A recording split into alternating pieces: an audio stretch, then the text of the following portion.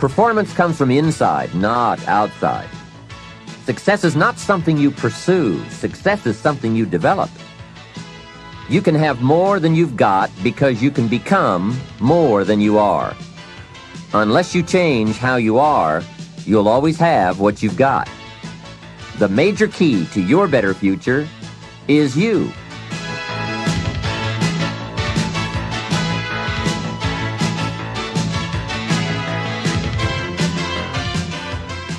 The key to a great future is within you, and you'll be able to find it and use it with Success Strategies, 7 Keys to Wealth and Happiness. These keys will help you unlock the door to success that faces every one of us. All we have to do is use the right combination of skills and knowledge. In this exciting program, Jim Rohn will help you find the way to achieve your goals in every area of your life. You don't have to sacrifice family and friends to gain wealth and professional prestige. You just have to have the right plan. And Jim will help you map out your personal path to success, just as he's helped companies around the world reach their goals. You'll benefit from his wisdom and knowledge, gathered in a more than 25-year study of behaviors that affect performance. Jim Rohn has first-hand experience of what these behavioral factors can do. His is the story of a small-town boy made good, very good. With the help of a wise mentor to whom he'll introduce you, Jim forged his way right to the top. He'll show you how you can do the same by implementing a few key strategies. In this program, you'll hear how to choose a lifetime of achievement instead of settling for one of mediocrity. You'll discover how to develop the critical advantages that lead to major accomplishments, and you'll learn how to get more satisfaction and enjoyment out of every area of your life, whether it's financial, personal, or professional. Jim Rohn's ideas work, as his clients around the world have discovered. He's earned a reputation as a dynamic and effective trainer all over North America, England, Spain, Taiwan, and Australia. In this program, you too will reap the benefits these companies have paid thousands of dollars for, and you'll have a private one-on-one session with Jim Rohn. And now, the Nightingale Conant Corporation is very pleased to present Mr. Jim Rohn.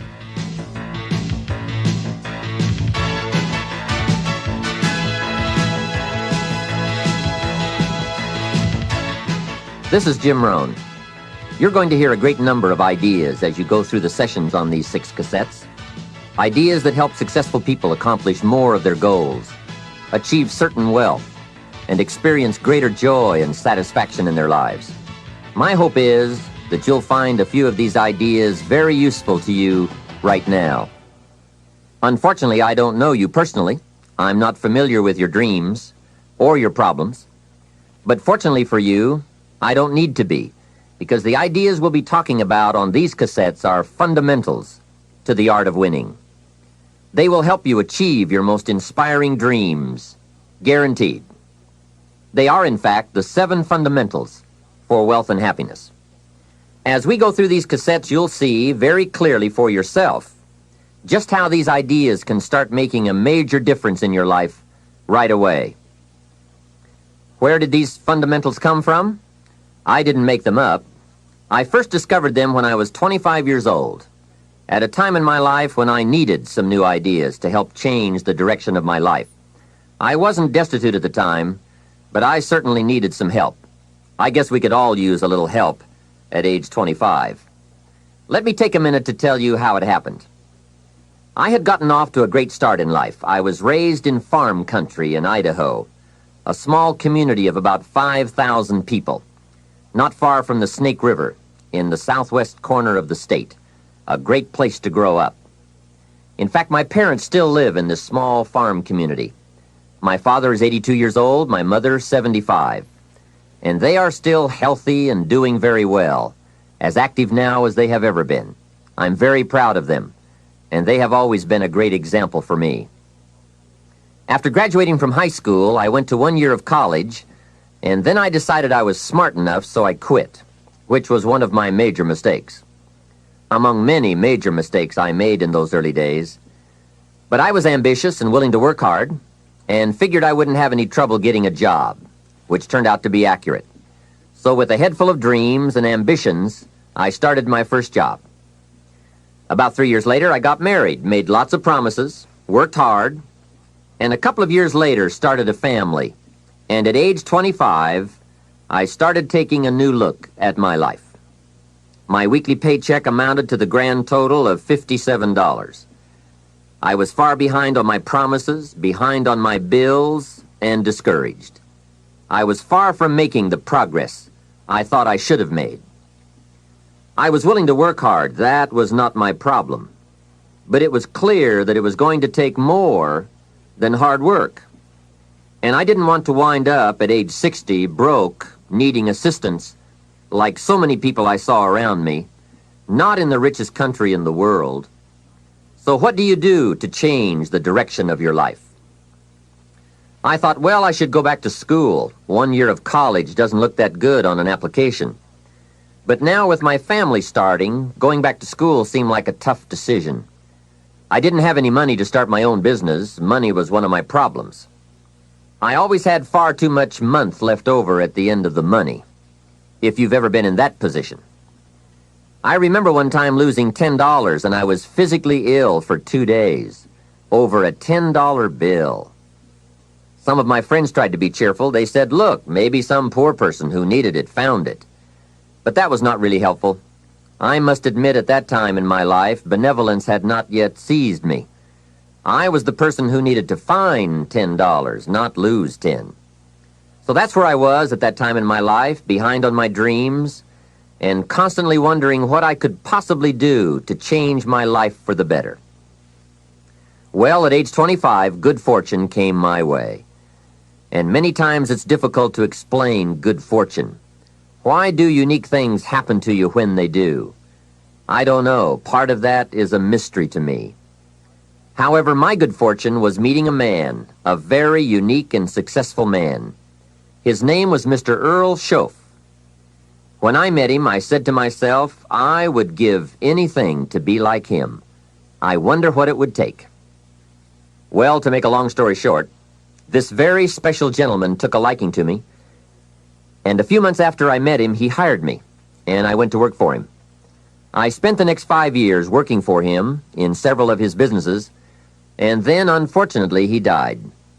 But I did get to spend 5 years with this remarkable man. And the best thing he gave me during that 5 years was not a job. The best thing he gave me was the benefit of his philosophy, the fundamentals of living successfully, how to be wealthy, how to be happy. And sure enough, his ideas worked for me. So I will always be grateful for meeting someone who made a difference in how my life worked out. I am sure if Mr. Schoaf were still alive, I would have called him one more time today and thanked him for sharing the ideas and inspiration that changed my life. For many years, I shared this philosophy for wealth and happiness with my business partners and met with equally exciting results. I am primarily a businessman, not a professional public speaker, but I have been intrigued with the challenge of trying to put into words the ideas that can make a difference in how a person's life works out. And now I have the chance to share these ideas with you. I don't claim to have all the answers on how to do well, but I do have some answers that have worked extremely well for me and thousands of others. Take these ideas and edit them all you wish. You certainly don't have to buy everything any one person says. But give me a chance. If something sounds good, try it. If it doesn't make sense, discard it. Remember, don't be a follower, be a student. All the ideas we'll discuss in these cassette sessions will stem from a group of very important key concepts. I'd like to begin this session by briefly but clearly looking at each of them. These key words are very important for us to understand if we're to get maximum value from this program and add significantly to our wealth and happiness.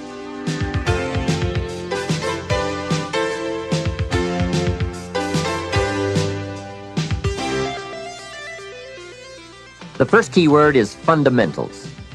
What a most important word, fundamentals. This word calls attention to the primary issue in our quest for greater success.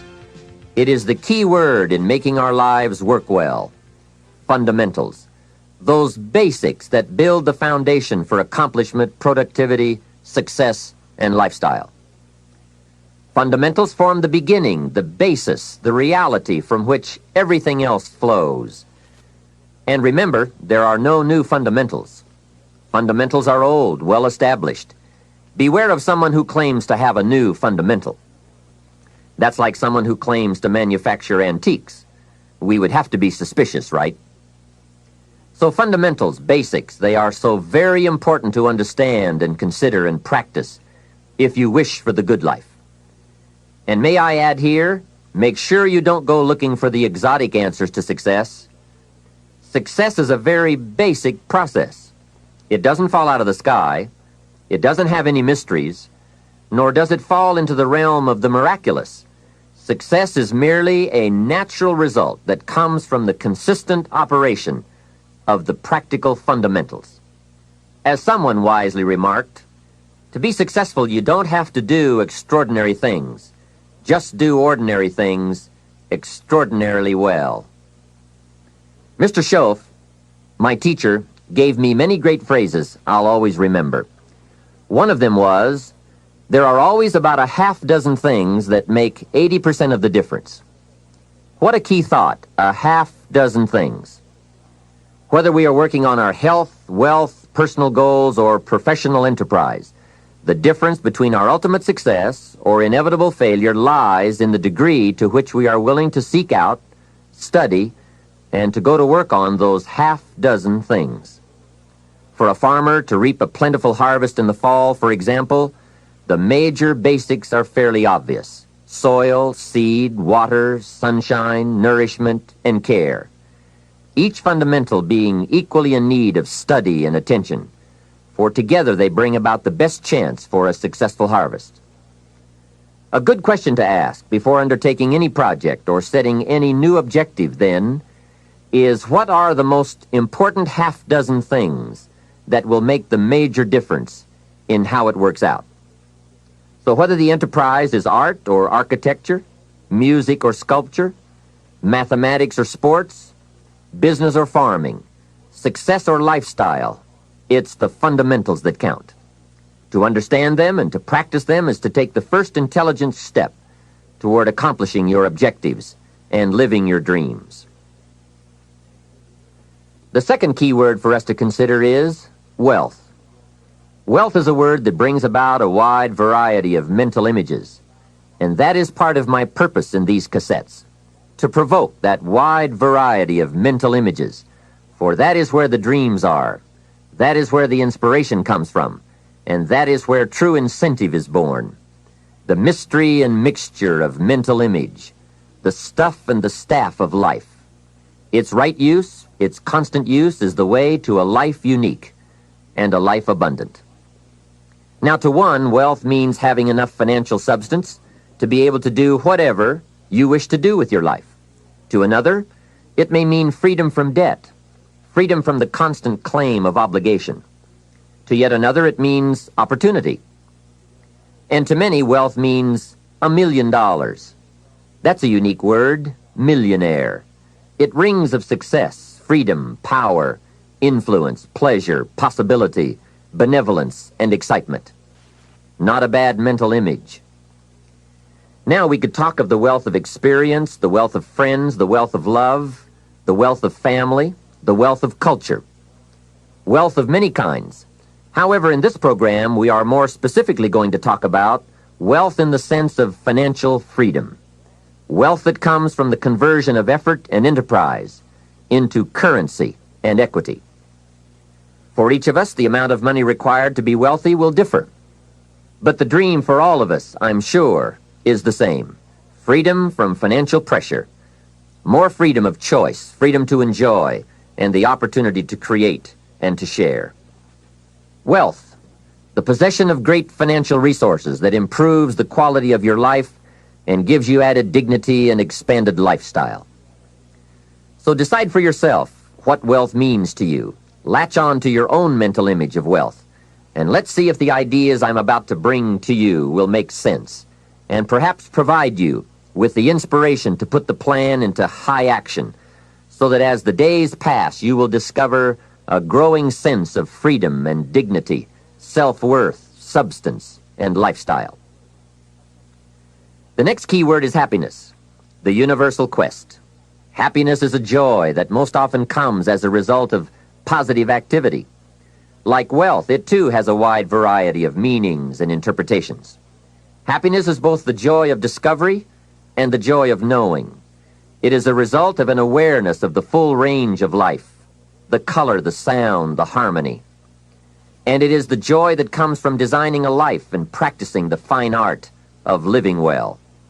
Happiness is being able to explore the offerings of life by perception, response, and enjoyment. Happiness is both receiving and sharing, reaping and bestowing.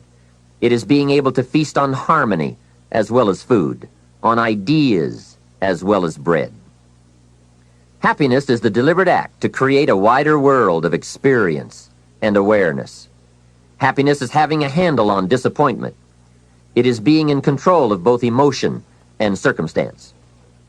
Happiness is freedom from the negative children of fear, such as worry, low self-esteem, envy, greed, anger, resentment, and so on. Happiness is an awareness and a grasp of the positive power of life and loving values. It is an order of thought, activity, and lifestyle. Happiness is values in balance. It is contact with people of substance. Happiness is contentment with the tasks of your life. It is thought inspired by, organized with, and rooted in your personal philosophy. Happiness is a life well lived, in which a wide variety of experiences are deliberately captured to become an invaluable form of currency for you to spend and invest in your own better future. Happiness is activity with purpose. It's love in practice. Happiness is both a grasp of the obvious as well as an awe of the mysterious. But for most people around us, happiness seems to be either something left behind or something yet to be discovered. Like all the good things in life, happiness is elusive by nature, but not impossible to capture. A major key for bringing joy into our lives lies in the next word we shall briefly examine: discipline. If there is a magic word that stands out above all the rest, this is the one: discipline. And in this program, you'll discover how positive this word is. Discipline is the bridge between thought and accomplishment, the bridge between inspiration and value achievement, the bridge between necessity and productivity. Remember, all good things are upstream. The passing of time takes us adrifting, and drifting only brings us the negative, the disastrous, the disappointment, and the failure. Failure is not a cataclysmic event. It is not generally the result of one major incident, but rather a long list of accumulated little failings. Failing in life is failing to think today, failing to act today, failing to care, to strive, to climb, to learn, to keep trying day by day. If your goal requires that you write 10 letters today and you write only 3, you are down 7 letters. If you want to make 5 calls and you only make 1, you are down 4 on calls. If your plan calls for saving $10 today and you save none, you're down $10 today. Now the danger is looking at an undisciplined day and concluding that no great harm has been done. It doesn't seem like such a bad day. But add up these days to make a year, and then add up those years to make a lifetime, and perhaps you can now see how repeating today's small failures can easily turn your life into a major disaster. Success, on the other hand, is just the same process in reverse. If you plan to make 10 calls, and you end the day making 15, now you're up 5 calls. If you then get up a few on letters, move up the savings numbers, you can see what a massive difference it could make in a year, and what wealth and accomplishment awaits for a lifetime. Discipline is like a set of magic keys that unlocks all the doors of wealth, happiness, sophistication, culture, high self-esteem, pride, joy, accomplishment, satisfaction, and success. The first key to discipline is awareness of the need for and the value of discipline, and especially the discipline to make the changes. What will it take? What must I do? And what must I become to get all I want from my life? The second key is the willingness. More than that, the eagerness to maintain your new discipline deliberately, wisely, consistently. And the third key to discipline is the commitment to master the circumstances of your daily life, to see and harness the opportunities to make something of the sun and the rain, the good as well as what comes in the guise of misfortune. Discipline does many things, but most important of all is what it does for you. It makes you feel better about yourself. Even the smallest discipline can have an incredible effect on your attitude. And the good feeling you get, that surging feeling of self-worth that comes from starting a new discipline, is almost as good as the feeling that comes from the accomplishment of the discipline. Second, a new discipline immediately alters your life direction. You don't change destinations immediately. That is yet to come. But you can change direction immediately, and direction is very important. Third, discipline cooperates with nature. Everything strives. It is a common life function. How tall will a tree grow? As tall as it can. Everything strives to become all it can possibly be, and that striving to become is what discipline is all about. Disciplining ourselves to fulfill our natural potential to become all that we can be. And finally, discipline attracts opportunity. Opportunity is always looking for ambition and skill in action. Discipline taps the unlimited power of commitment. The human will in action, driven by inspiration, enticed by desire, tempered by reason, guided by intelligence, can bring you to that high and lofty place called the good life. Discipline, those unique steps of intelligent thought and activity that put a lid on temper and a faucet on courtesy, that develop positive and control negative, that encourage success and deter failure, that design lifestyle and control frustration, that enhance health and curb sickness, that promote happiness and manage sadness. Discipline, the start and the continuing process that brings all good things. And remember, anyone can start the process. It's not if I could, I would. It's if I would, I could. If I will, I can. So start the new process. You can begin a new habit no matter how small it is. Small isn't important. Whether or not you start and whether or not you continue are all that is important. And don't be deluded by an affirmation. Only affirm what you are truly prepared to do. Many of us delude ourselves with our words into believing that we're making changes and making progress, when in fact our daily activity is taking us in the exact opposite direction of our affirmations. Why would you walk in the opposite direction of your dreams? The man dreams of wealth and walks daily towards certain financial disaster. The man wishes for happiness and thinks the thoughts and commits the acts that take him to certain despair. So to have a prosperous life, start a prosperity plan. To become wealthy, start a wealth plan. Remember, you don't have to be wealthy to have a wealth plan. A person with no means can have a rich plan. If you are ill, start a health plan.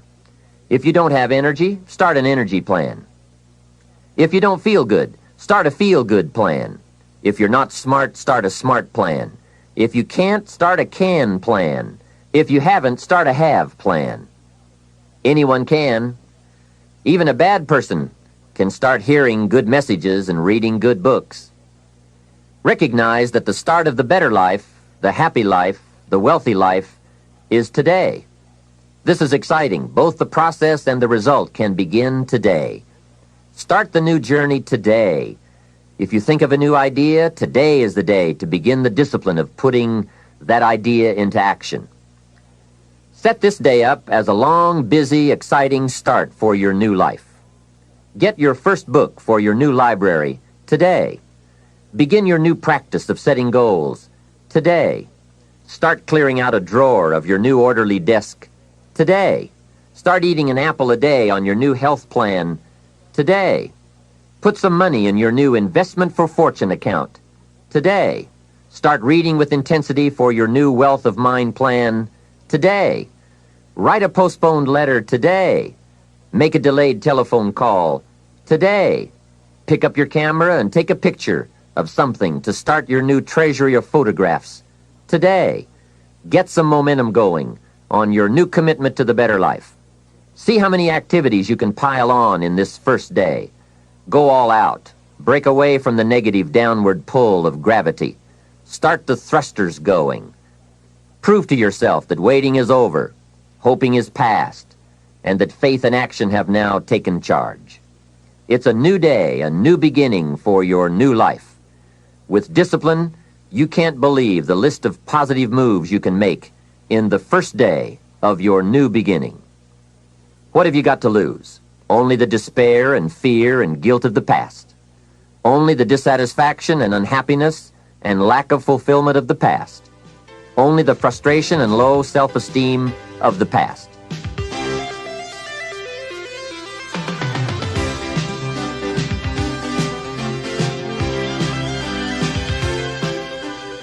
Take great pleasure in assisting in your own new birth, no matter how successful you may already be. Now I offer you the next challenge. Make this new first day a part of the week of new beginnings. See how many things you can continue and start in this week of new beginnings.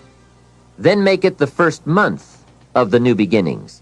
Then the first year of the new beginning.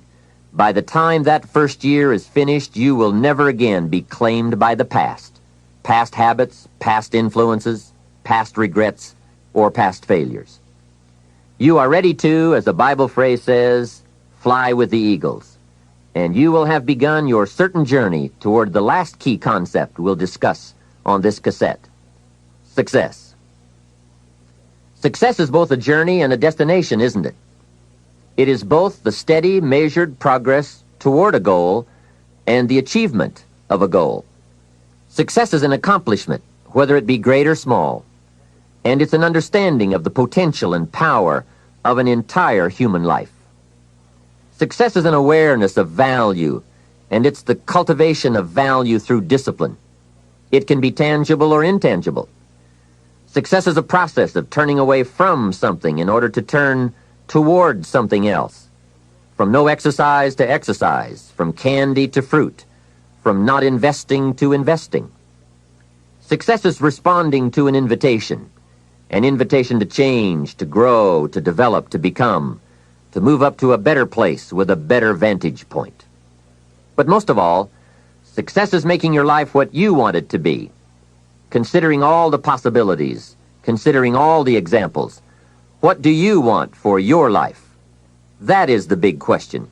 Remember, success is not a set of standards from our culture, but rather a collection of personal values, clearly defined and ultimately achieved.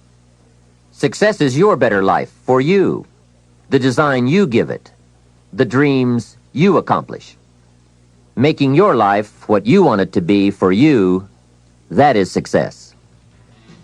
All right, with that overview of some of the key concepts we'll explore in this program, let's begin the further development of your success by looking at the art of properly selecting and setting goals. I think you'll hear a couple of thoughts you've never heard before. Of all the things that changed my life for the better most quickly, it was learning how to set goals. And mastering this unique process can have a powerful effect on your life too. One morning at breakfast, shortly after I met Mr. Schoaf, he asked me if he could see my current list of goals. He said, "Let me see your list of goals, and let's go over them and talk about them. Maybe that's the best way I can help you right now." And I said, "I don't have a list." He said, "Well, is it out in the car or at home somewhere?" I said, "No, sir.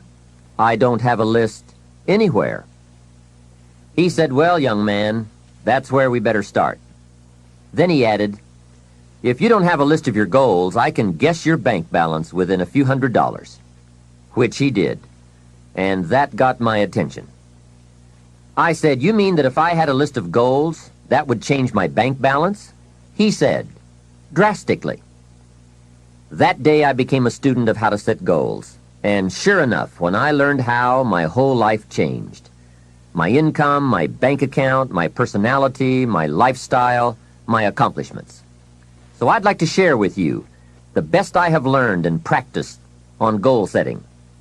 First of all, I'd like to say that we are all affected by 5 factors. The first is environment. The second is events. The third is knowledge. The fourth is results. And the fifth, and often overlooked factor that affects our lives is our view of the future, our dreams. I won't get into all of these influences here, but let me concentrate on the fifth one, dreams.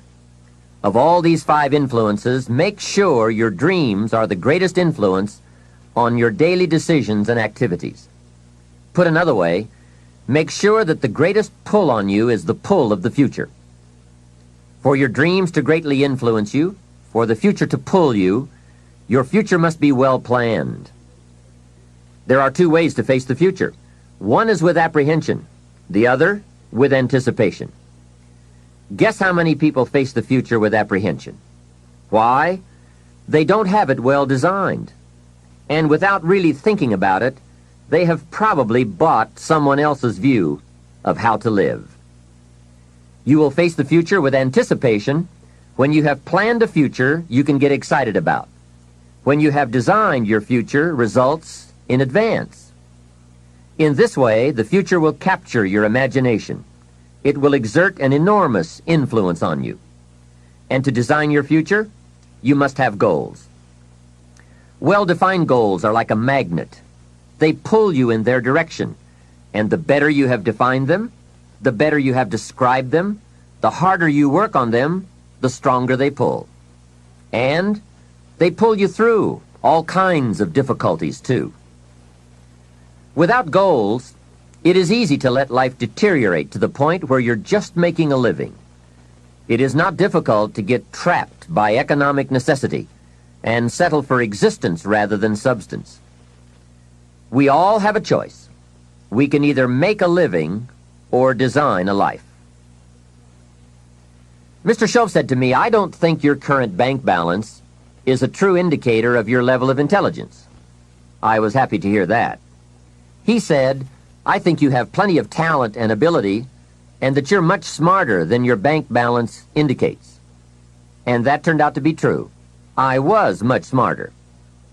My question to him was, then why isn't my bank balance bigger? And he said, you don't have enough reasons for accomplishing great things. If you had enough reasons, you could do incredible things. You have enough intelligence, but not enough reasons. That's the key. If you had enough reasons. In my years of study, I've also discovered this. Reasons come first, and answers come second. Life has a strange way of hiding all the answers and disclosing them only to people who have been inspired to look for them, who have reasons to look for them. Put another way, when you know what you want, and you want it badly enough, you will find ways to get it. The answers, the methods, the solutions will become evident to you. Hey, what if you had to be rich? Are there any books and tapes on the subject? The answer is yes. There are plenty of good ones. But if you don't have to be rich, you probably won't read the books or listen to the tapes. What drives us to find the answers is necessity. So work on your reasons first, answer second. Now, what are some of the reasons for doing well? It varies from person to person. I'm sure that if you did a little soul searching, you could come up with a fairly strong list of reasons why you want to accomplish great things. There are personal reasons, sometimes uniquely personal reasons. Some people do well for the recognition. Some do well because of the way it makes them feel. They love the feeling of being a winner. That's one of the best reasons. I have some millionaire friends who keep working 10 to 12 hours a day, making more millions. And it's not because they need the money. It's because of the joy, pleasure, and satisfaction that come to them from being constant winners. To them, money is not their main drive. It's not the money. It's the journey. Once in a while, someone says to me, if I had $1 million, I'd never work another day in my life. Hey, that's probably why the good Lord sees to it that he doesn't get his million. Because he'd just quit. Family is another reason, or motivator for doing well. Some people do extremely well because of other people. And that's a powerful reason. Sometimes we will do things for someone else that we would not do for ourselves. We are made that way. I met a man who once said to me, Mr. Rohn, to do everything I want to do around the world with my family, I need at least $250,000 a year. I thought, incredible. Could a man's family affect him that much? And the answer is, of course. How fortunate are the people who find themselves greatly affected by someone else. It's powerful. Benevolence, the desire to share, can be a powerful reason for wanting to achieve. Some people do extremely well gathering up resources, so they can then be benefactors. When Andrew Carnegie, the great steel magnate, died, his desk was opened, and in one of the desk drawers was found a slip of paper. On that slip of paper, Mr. Carnegie had written his goal for his life, and he wrote it when he was in his 20s. On that slip of paper he had written, I'm going to spend the first half of my life accumulating money. I'm going to spend the last half of my life giving it all away. That's terrific. He was so inspired by that goal that during the first half of his life he accumulated $450 million. And during the last half of his life, he gave it all away. How powerful.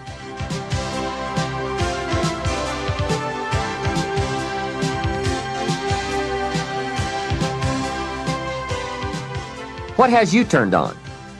What has you getting up early, hitting it hard all day and staying up late?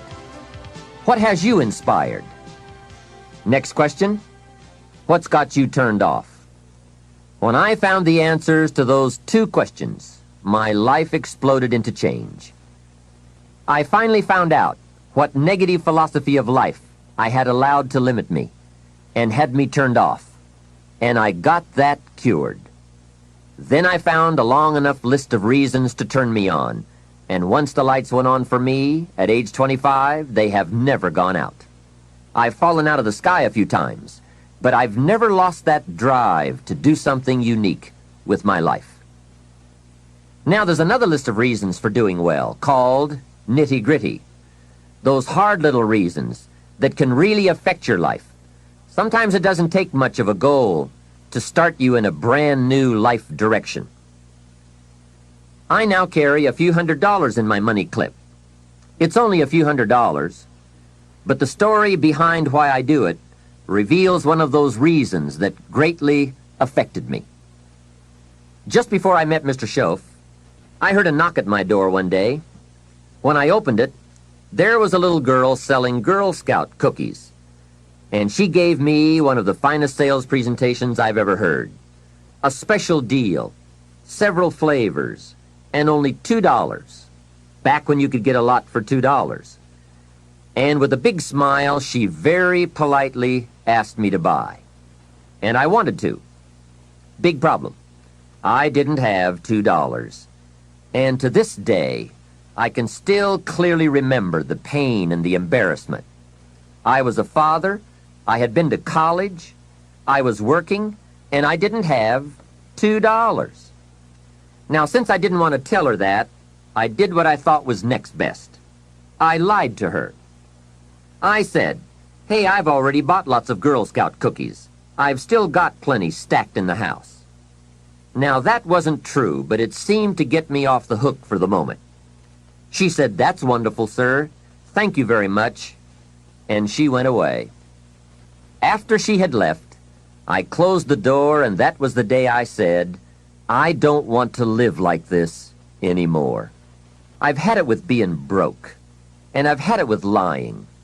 I've had it with being embarrassed over not having any money in my pocket. I promised myself that day that this would never happen again. I picked a day and an amount, and I said, I'll never carry less. It was one of those reasons that still affects my life after all these years. So I now carry a few $100s in my money clip. I do that for two reasons, I guess.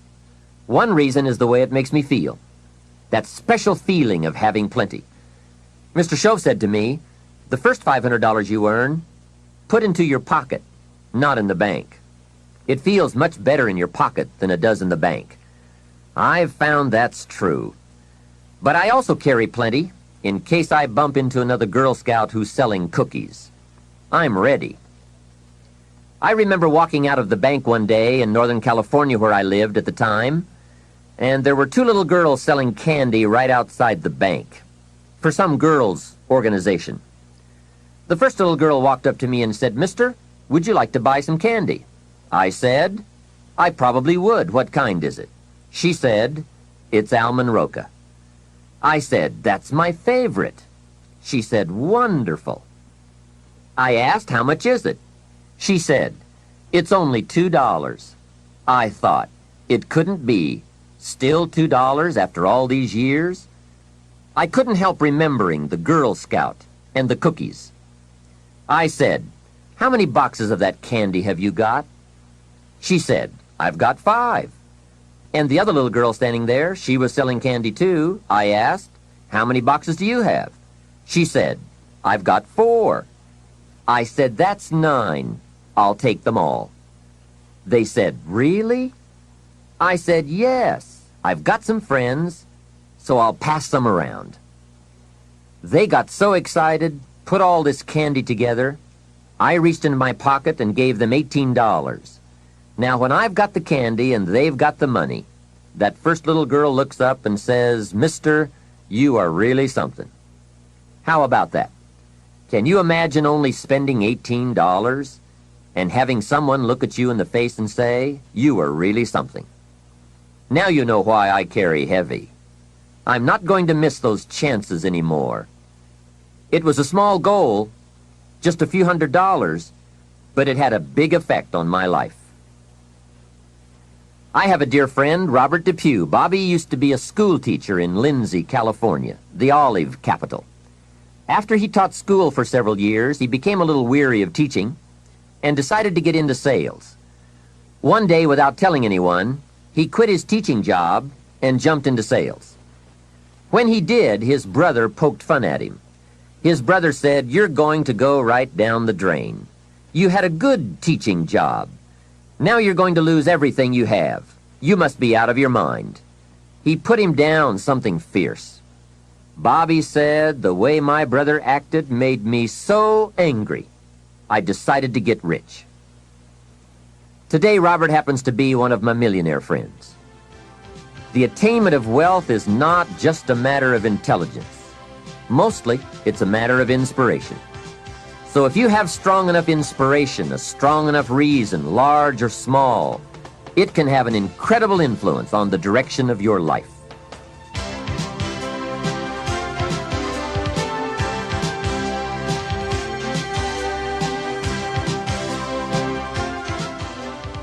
Now, we're going to take some time to actually start designing the next 10 years of your life. We're going to start setting your goals. Goal setting is one of the most important skills to develop if you want to design your future. I'm going to give you enough homework not only to keep you busy for the rest of your life, but also to help you create the kind of life you may have always dreamed about living, but never believed possible. So let's get on with it. The sooner you exert the discipline, the sooner you will be enjoying the results. Once the results start to come, believe me, you won't mind the hard work and discipline it's going to take. Now, get a sheet of paper, and at the top of it, write the words, long-range goals. I'm going to ask you some questions, and I want you to jot down the answers. If you don't have paper and pen handy, follow along with me now anyway, just listening. Then, later, listen again when you can write down your ideas. After I've asked the questions, which is the first part of this exercise, you can stop the tape and work on your answers. All right, let's start this exercise. The basic question you are going to answer is, what do I want within the next 1 to 10 years? I want you to take about 12 to 15 minutes and make a list of at least 50 things you want within the next 1 to 10 years. These are long-range goals. To help you get started with your list, consider these questions. What do I want to do? What do I want to see? What do I want to be? What do I want to have? Where do I want to go? And what would I like to share? Now, with these thought starter questions in mind, answer the basic question. What do I want within the next 1 to 10 years? See how many things you can write down. At this point, don't take the time to describe in detail everything you want. This is the time for you to let your thoughts pour, to write fast and to abbreviate. For example, if you just write down 380, you'll know what that means. You don't have to describe the color and the interior of the car. You'll do that later in this exercise. I want you now just to abbreviate and write fast. Make the list as long as you possibly can. Try to write down at least 50 items, 50 things you want within the next 1 to 10 years. These are long-range goals. Spend about 12 to 15 minutes on this. After you've completed your list, you're ready for the next part of the exercise. Go through your list, and next to the things you think you can accomplish or acquire a year from now, write a number 1. Next to the things you think it will take 3 years to realize, write a 3. Next to the things it will take 5 years to accomplish, write a 5. And next to the things it will take 10 years to accomplish, write a 10. Go through this list now to the best of your ability and say, that looks like it will take me about a year, or 3 years, or 5 years, or 10 years. Some big goals might be out there 10 years from now. Once you complete this part of the exercise, you might come to the conclusion that you need a lot more 3-year goals and less 1-year goals, for example, or that you need more 10-year goals. You see, while you're working on one goal, you must have something else in the planning stages. If you don't, what happened to some of the early Apollo astronauts could happen to you. After they came back from the moon, some of those astronauts experienced deep psychological and emotional problems. And the reason for that? Why, after you've been to the moon, now where do you go? That seemed to be the end, the finish. What later astronauts did was to make sure that they had major projects lined up after they returned from the moon trip. The way you enjoy life best is to wrap up one goal and start right on the next one. Don't linger too long at the table of success. The only way to enjoy another meal is to get hungry. Another thing to check for on your list is that you have included goals for each of these 3 important categories. First, make sure you've listed your economic goals. Your goals for income, profits, and productivity. Second, make certain your list includes material items you want. Tangibles, such as a home, a car, a boat, furniture, or jewelry. Don't attach the wrong importance to things, but they are important. Third, you'll want to include on your list goals for personal development. Write down all your personal development goals. Your goals to be more physically fit, to lose weight, to be more decisive, to be a more effective leader, to be a better communicator, to learn another language. Of course, there are other types of goals to consider: family goals, social goals, lifestyle goals. This is pretty heavy homework, but remember, whether or not you do your homework shows up in the marketplace as well as in the classroom. After you have determined which of your goals are 1 year, 3 year, 5 year, and 10 year, and after you've made certain your list includes economic goals, things, and personal development goals, I want you to go back to this list again. Now pick out the 4 most important 1-year goals, the 4 most important 3-year goals, the 4 most important 5-year goals, and the 4 most important 10-year goals. Those 16 goals will give you plenty of work for now. Get out some more paper, and in a brief paragraph, describe each goal. How high, how long, how much, what size, what model, what color, for example. Also describe why it is important to you. This is a process where you either talk yourself into it or talk yourself out of it, which is good. When you're unclear as to why something is important, usually you put only half-hearted effort into it. What you want is a powerful motivator, but the reason why you want it is an even more powerful motivator. It has greater pull. You may find that some of your goals you thought at first glance were important are not important after all. Do some reflecting, refining, and revising. The point is, right now, try to have approximately 4 1-year, 3-year, 5-year, and 10-year goals that you truly believe in, that inspire you, that you've sold yourself on. When these goals and the reasons you want to obtain them are each clearly described in a brief paragraph, transfer this information to a journal or some type of notebook that you can carry with you easily and refer to often. It's essential to set aside some time every week to review all of your goals, to rearrange them, redo them, restructure them, to add goals, or to tear up the whole list and start over. Goal setting is not something you do just once. It's a continual process. Also, you must constantly check your progress toward your goals. You don't want to fall too far behind on, or worse, lose sight of, your important goals. Now, just as important as your long-range goals are your short-range goals. Your goals for tomorrow, next week, next month, 6 months from now. These are goals you can accomplish within the next year, the immediate future. We call these goals confidence builders. When you work hard, burn the midnight oil, and accomplish these little things, it builds your confidence to go for your long-range goals.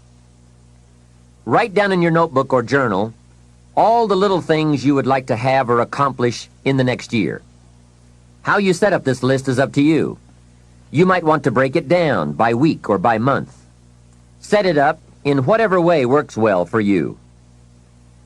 Part of the fun of having a list is being able to check off something as obtained or completed.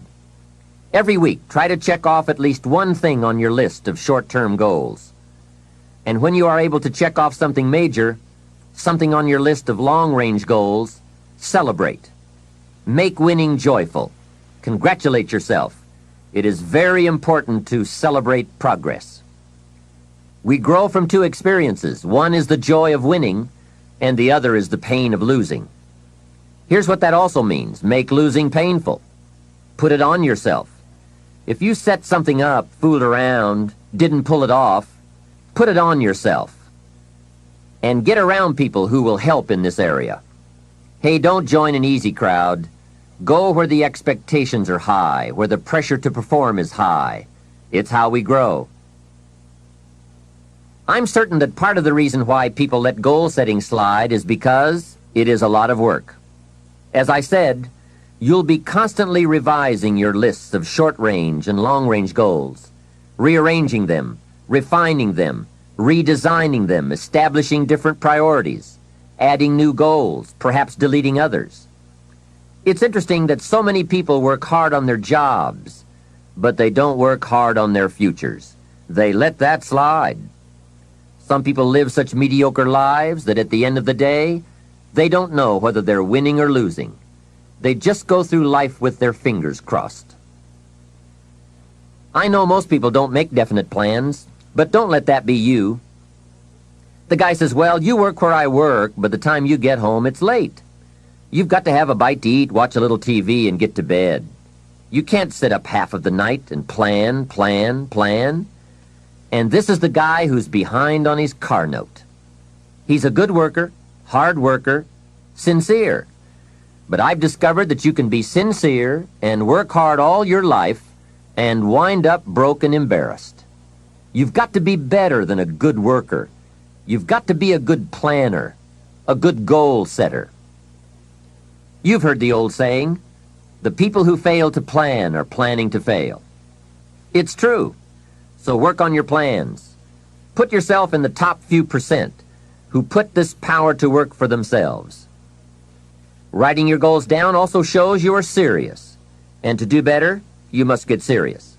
You don't have dreams. I'd like to share with you some further observations I've made on goal setting. Understand that your goals, whatever they are affecting you all day long. Your goals affect your handshake, your attitude, how you feel. Your goals affect how you look, how you dress, how you walk, how you talk, all day, every day. Your personality, conversation, activity, it's all affected by your goals. I asked a man one time, "What are your goals for this month?" And he said, "If I could just scrape up enough money to pay these lousy bills." That was his goal. Hey, I'm not saying it isn't a goal. It is, but it's such a poor goal. It certainly isn't inspiring.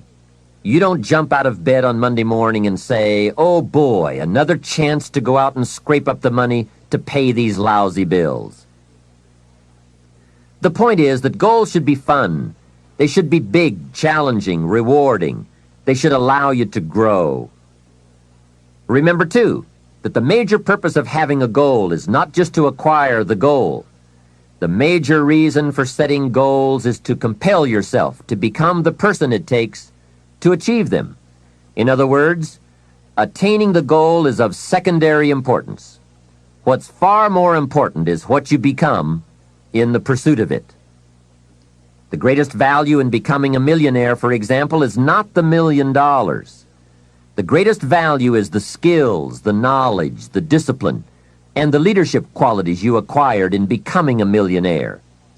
It's the experience you acquired in planning, development, strategy. It's other qualities you acquired, such as courage, commitment, and willpower, to attract $1 million. You could lose everything you attained, but you could not lose the skills, knowledge, and experience you have obtained. Even better than having is being. Here's a most important question to spend some time answering. What kind of person will I have to become to get all I want? Write down a few thoughts on that.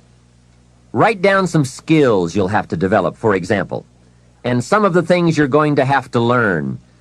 Just spend a little time writing a few sentences on this. What kind of person will I have to become to get all I want? The answer to this will give you some personal development goals. Remember that income does not far exceed personal development. All of us have to do this kind of self-examination. I have to look at my own life and say, well, here's what I want, but am I willing to become what it takes to get what I want? If I'm too lazy, if I don't want to learn, read, study, and grow to become that kind of person, then I cannot attract what I want. Now, either I have to change my wants, or I have to change myself. Here are a few more key points I'd like to share with you on goals and designing your future. First, if you don't right now feel as if you're equipped to get all you want, just remember, ability will grow to match your strong dreams. That's why the goal-setting process we've discussed is so important. The more you work on this, the more ideas you will get on how you can change, how you can grow. I am nowhere near the person I was when I met Mr. Schoaf 25 years ago. I'm not that person anymore. I've changed. There's nothing you can do about the past, but you can do a great deal about your future. You don't have to be the same person you were yesterday. You can make changes in your life, absolutely startling changes, in a fairly short period of time. You can make changes you can't even conceive of now, if you give yourself a chance. Your abilities will grow. You have untapped talents and potential that you haven't even reached for yet. And as time goes on, you'll be able to reach deeper and deeper. The first thing you'll know, you'll be able to do things you never thought you could do. You'll be able to handle things you never thought you could handle. You'll have ideas that you've never had before. All of this is sparked by the goal-setting process. When you know what you want, and you want it badly enough, the answers will come to you. I can't tell you why it works. All I know is it works. Give yourself a chance to become all you can become and to accomplish all you can accomplish. Let me give you a Bible philosophy that teaches how to get whatever you want. Here's what it says. Ask. That's it. Ask. Of all the important skills to learn in life, be sure to include the skill of asking. What does ask mean? Ask means, what do you want? And the complete formula is staggering. It says ask, and you will receive. Hey, we ought to look into that. The man says, yes, but you work where I work. By the time you struggle home, it's late. You've got to get a bite to eat, watch a little TV, and get to bed. You can't sit up half the night and ask. And this guy is behind on his bills. He's a good worker, hard worker, sincere, but you've got to do better than work hard and be sincere all of your life. You'll wind up broke and embarrassed. You've got to be better than a good worker. You've got to be a good asker. Let me give you some key points on this asking and receiving, setting goals, asking of life. Here's part of the philosophy that helped me to change. First, asking starts the receiving process. Asking is like pushing a button, and all this machinery starts working, mental and emotional machinery. I don't even know how it works, but I do know it works. There are a lot of things you don't need to know how they work. Just work them. Some people are always studying the roots. Others are picking the fruit.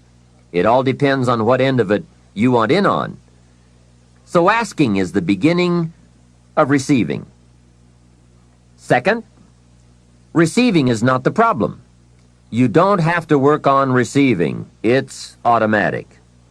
So if receiving is not the problem, what is the problem? It's failing to ask. The man says, I see it now. I got up every day this year and hit it hard, but nowhere in my house is there a list of what I want from my life. Can you see? Good worker, poor asker. Third, receiving is like the ocean. There's plenty, especially in this country. It's like an ocean here. Here, success is not in short supply. It isn't rationed so that when you step up to the window, it's all gone. No. Well, if that's true, what is the problem? Well, the problem is some people go to the ocean with a teaspoon. Have you got the picture? A teaspoon. What I suggest you do in view of the size of the ocean is trade your teaspoon for at least a bucket, and you will look better at the ocean with a bucket. Kids won't make fun of you. Now, here's something else to remember about asking. There are two ways to ask. One is ask with intelligence. It didn't say ask intelligently, but I'm sure it meant that. Don't mumble. You won't get anything by mumbling. Be clear, be specific. Intelligent asking means how high, how long, how much, when, what size, what model, what color. Describe what you want. Define it. Remember, well-defined goals are like magnets. The better you define them, the stronger they pull. And give your goals purpose. Answer both questions. What do I want? That's the object. And the second question, what for? That's purpose. Purpose is stronger than object. What you want is powerful and it will pull, but what you want it for is more powerful. Here's the second way to ask. Ask with faith. Faith is the childish part. It means believe you can get what you want like a child, not an adult. Many adults are too skeptical. They've lost that wonderful childlike faith and trust. Don't let that happen to you. Believe in, have faith in yourself and your goals. And get excited like a child. Childlike enthusiasm. Nothing can beat it. Kids think they can do anything. How exciting. They hate to go to bed at night and can't wait to get up in the morning. Develop that kind of enthusiasm toward your life and your goals. And be curious like a child. Kids can ask 1,000 questions. Just when you think they're finished, they come up with 1,000 more. They'll drive you to the brink. But it's really a virtue. Have plenty of curiosity. Ask questions. That's how you learn. Another fringe benefit of setting goals is what it does for your ability to manage your time effectively. This is no small thing. We'll look at time management in detail in a later session, but now, while we're talking about goals, I'd like to share a few ways. And here's a good question to constantly ask. Is this a major or a minor? By asking that question, you will reduce the amazingly natural tendency to spend major time on minor things. In sales training, we are taught that major time is the time spent in the presence of the prospect, while minor time is the time spent on the way to the prospect. If you're not careful, you will spend more time on the way to than in the presence of. So in sales we teach, don't go across town till you've gone across the street. Wouldn't it be wise to make an evaluation if you're in sales and ask, how much time am I spending in the presence of, and how much time on the way to? Majors and minors. What a great discipline to exercise. It also reads, don't spend minor time on major things. It's easy to get values mixed up. The man spends 3 hours watching television and only 30 minutes playing with his kids. Something is probably out of line there, right? It also reads, don't spend major money on minor things. If you spend more on candy than on audio cassettes like this, or books, that would be foolish, right? Here is a great goal-achieving tip. Don't mistake movement for achievement. It's possible to be busy all day, come home exhausted, and only then realize that very little of your day consisted of productive activities in the pursuit of your goals. Don't get faked out by being busy. The man says, I've been going hard all day. I've really put in the hours and the effort. But here's the major question. Doing what? It isn't going hard all day that counts. It's the doing what, the value that counts. Another essential is concentration. This is one of those difficult things, especially in a society where there are so many voices asking for our attention. The television voices, the radio voices, your family voices, the friends' voices, social voices, business voices, advertising, commercials. Isn't it amazing? You can turn off the television and the commercials keep running. How do you turn them off in your mind? That is the challenge to be mastered. The best use of time comes from putting plenty of value in it, and concentration means you take that challenge seriously. It's called careful investment for maximum results. Concentration. The big sports stars will tell you the cost of not concentrating. Just a little slip of concentration, and they put one by your feet. And there goes first place, and maybe the big money. So writing a letter, concentrate. Making a call, having a conversation. Trying to solve a problem, concentrate. You won't believe the effect this will have on your life. Now, there is a time to let your mind wander, but it's a time you designate specifically for that purpose. At that appointed time, you can go off for that walk on the beach or that drive to the mountains, away from business. Let the breezes blow and your mind soar. Do some dreaming. That's healthy. But do it at that pre-planned time. At all other tasks, concentrate. Another aspect of managing goals and time is constant review. There's just no way to keep on target with your priorities without this. Whether it's business goals, personal goals, family goals, or investment goals, they must all be reviewed to see if you are on track, which is all the more reason for writing them down. Careful goal setting could be the time management answer you've been looking for. Goals well defined and well described and well thought out make us look carefully at the time we have and how to get the most from it to make all of our dreams come true.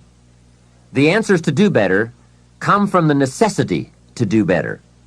You will undoubtedly be amazed at the ideas you can come up with for the use of your time when goals and purpose have you stimulated to the maximum.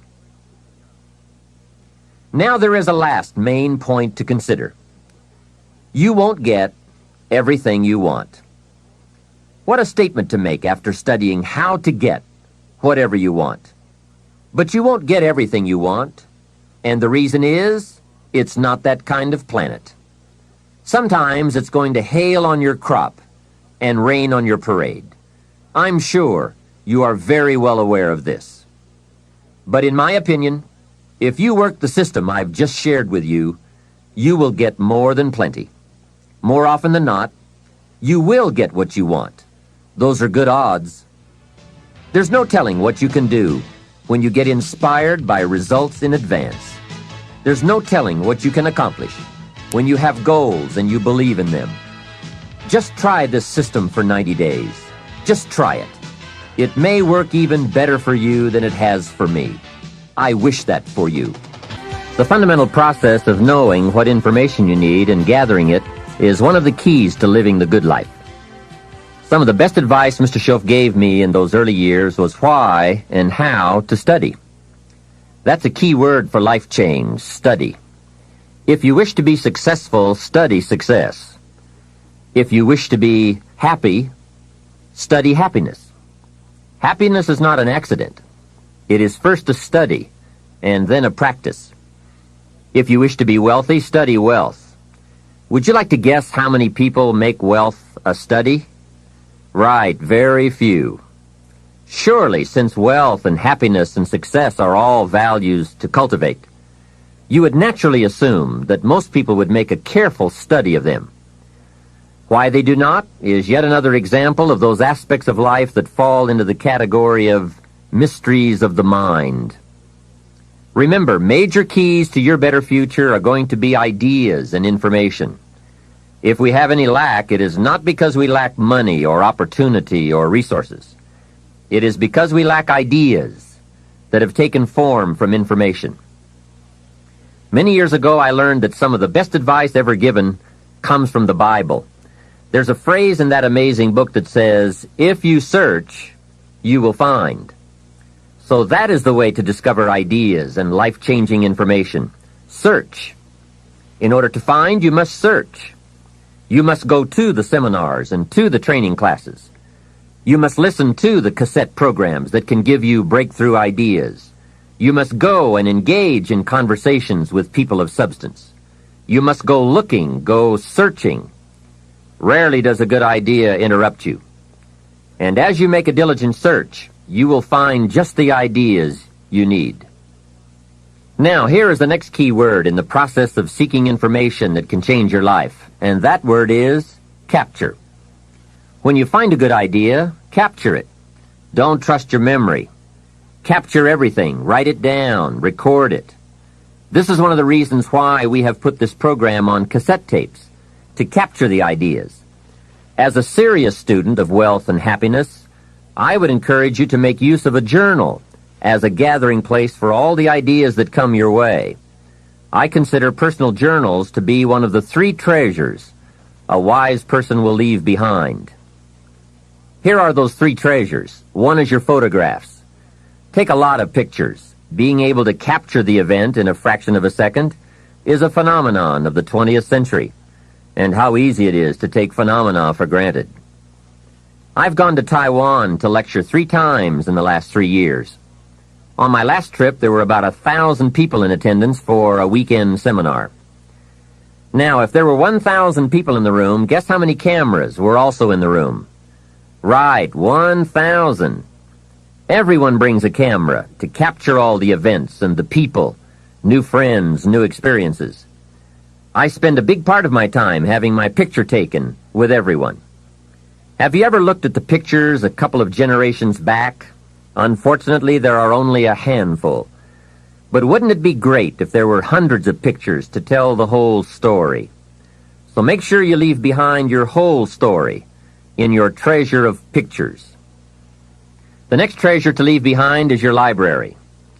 all the books you have chosen, books well read, well underlined, with notes and observations and reflections you have written in the margins, the books that have helped shape your philosophy and the values of your life. That is a treasure, your library. And your listening library, too. All these terrific cassettes. They are a treasure. The third treasure to leave behind is perhaps the most important, and that is your journals, containing all the ideas you have captured in your lifetime. Business ideas, social ideas, culture ideas, investment ideas, lifestyle ideas. Can you imagine the value these journals would have? They will certainly be more valuable to leave behind to your children than your couch. So, get serious about your search for information and ideas, and about leaving that information behind for future generations. Here is the next key word for expanding your life for the better. That word is review. Go back over all your life experiences. Learn a skill called reflection, pondering life's events with the intent of learning. That is so important. I call it running the tapes again. The events of your life are some of the best sources of information. Don't merely go through your days, get from your days. Be aware of what's going on around you so that you will drive the grooves in the record of that day deep into your consciousness. Here are some good times to reflect. First, at the end of the day, take a few minutes and go back over your day. Where you went and what you did and what you said, what worked and what didn't. What do you want to do again? What do you want to correct? The colors, the sights, the sounds, the conversations, the experiences. You see, experience can become commodity, currency, coin, an incredible source of value, but only if you take time to reflect on the experience and turn it into something of value. As we mentioned in our first fundamental, it's not what happens that makes the difference in how your life works out, but rather what you do about what happens. And part of doing something about what happens is this process of reflection, studying an event in order to glean valuable information from it. Another time to reflect is at the end of the week. Take a few hours.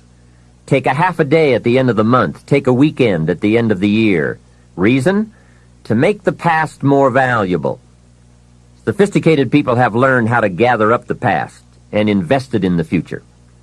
When my father was about to celebrate his 76th birthday, I said to him, "Father, can you imagine what it's going to be like to gather up the last 75 years and invest them in your 76th? That's how life can become productive and exciting. Not just living one more year, but gathering up the years and investing them in the next one." By reflecting, you can gather up all the conversations you have ever had and invest all that you have learned and all that you have felt in the next conversation. Gather all your experiences and invest all that you have learned and felt in your next experience.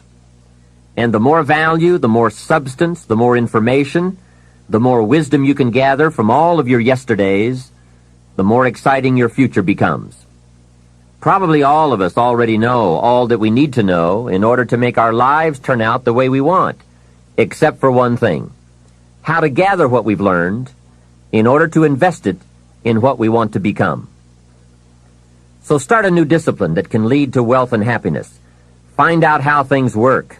Never let it be said you didn't find out. Now let me give you a qualifying phrase. You may not be able to do all you find out, but make sure you find out all you can do.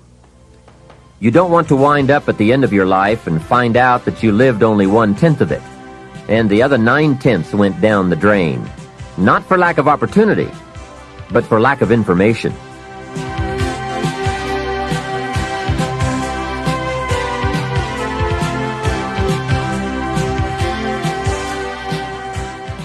Let me share with you two of the best sources of information available. First, as we have mentioned, learn from your own experiences. Become a good student of your own life. It's the information you are most familiar with and feel the strongest about. So make your own life one of your most important studies. And in studying your own life, be sure to study the negative as well as the positive. your failures as well as your successes. Our so-called failures serve us well when they teach us valuable information. They're frequently better teachers than our successes. One of the ways we learn how to do something right is simply by doing it wrong. Doing it wrong is a great school for learning. Now I would suggest that you not take too long. If you've done it wrong for 10 years, I wouldn't suggest another 10.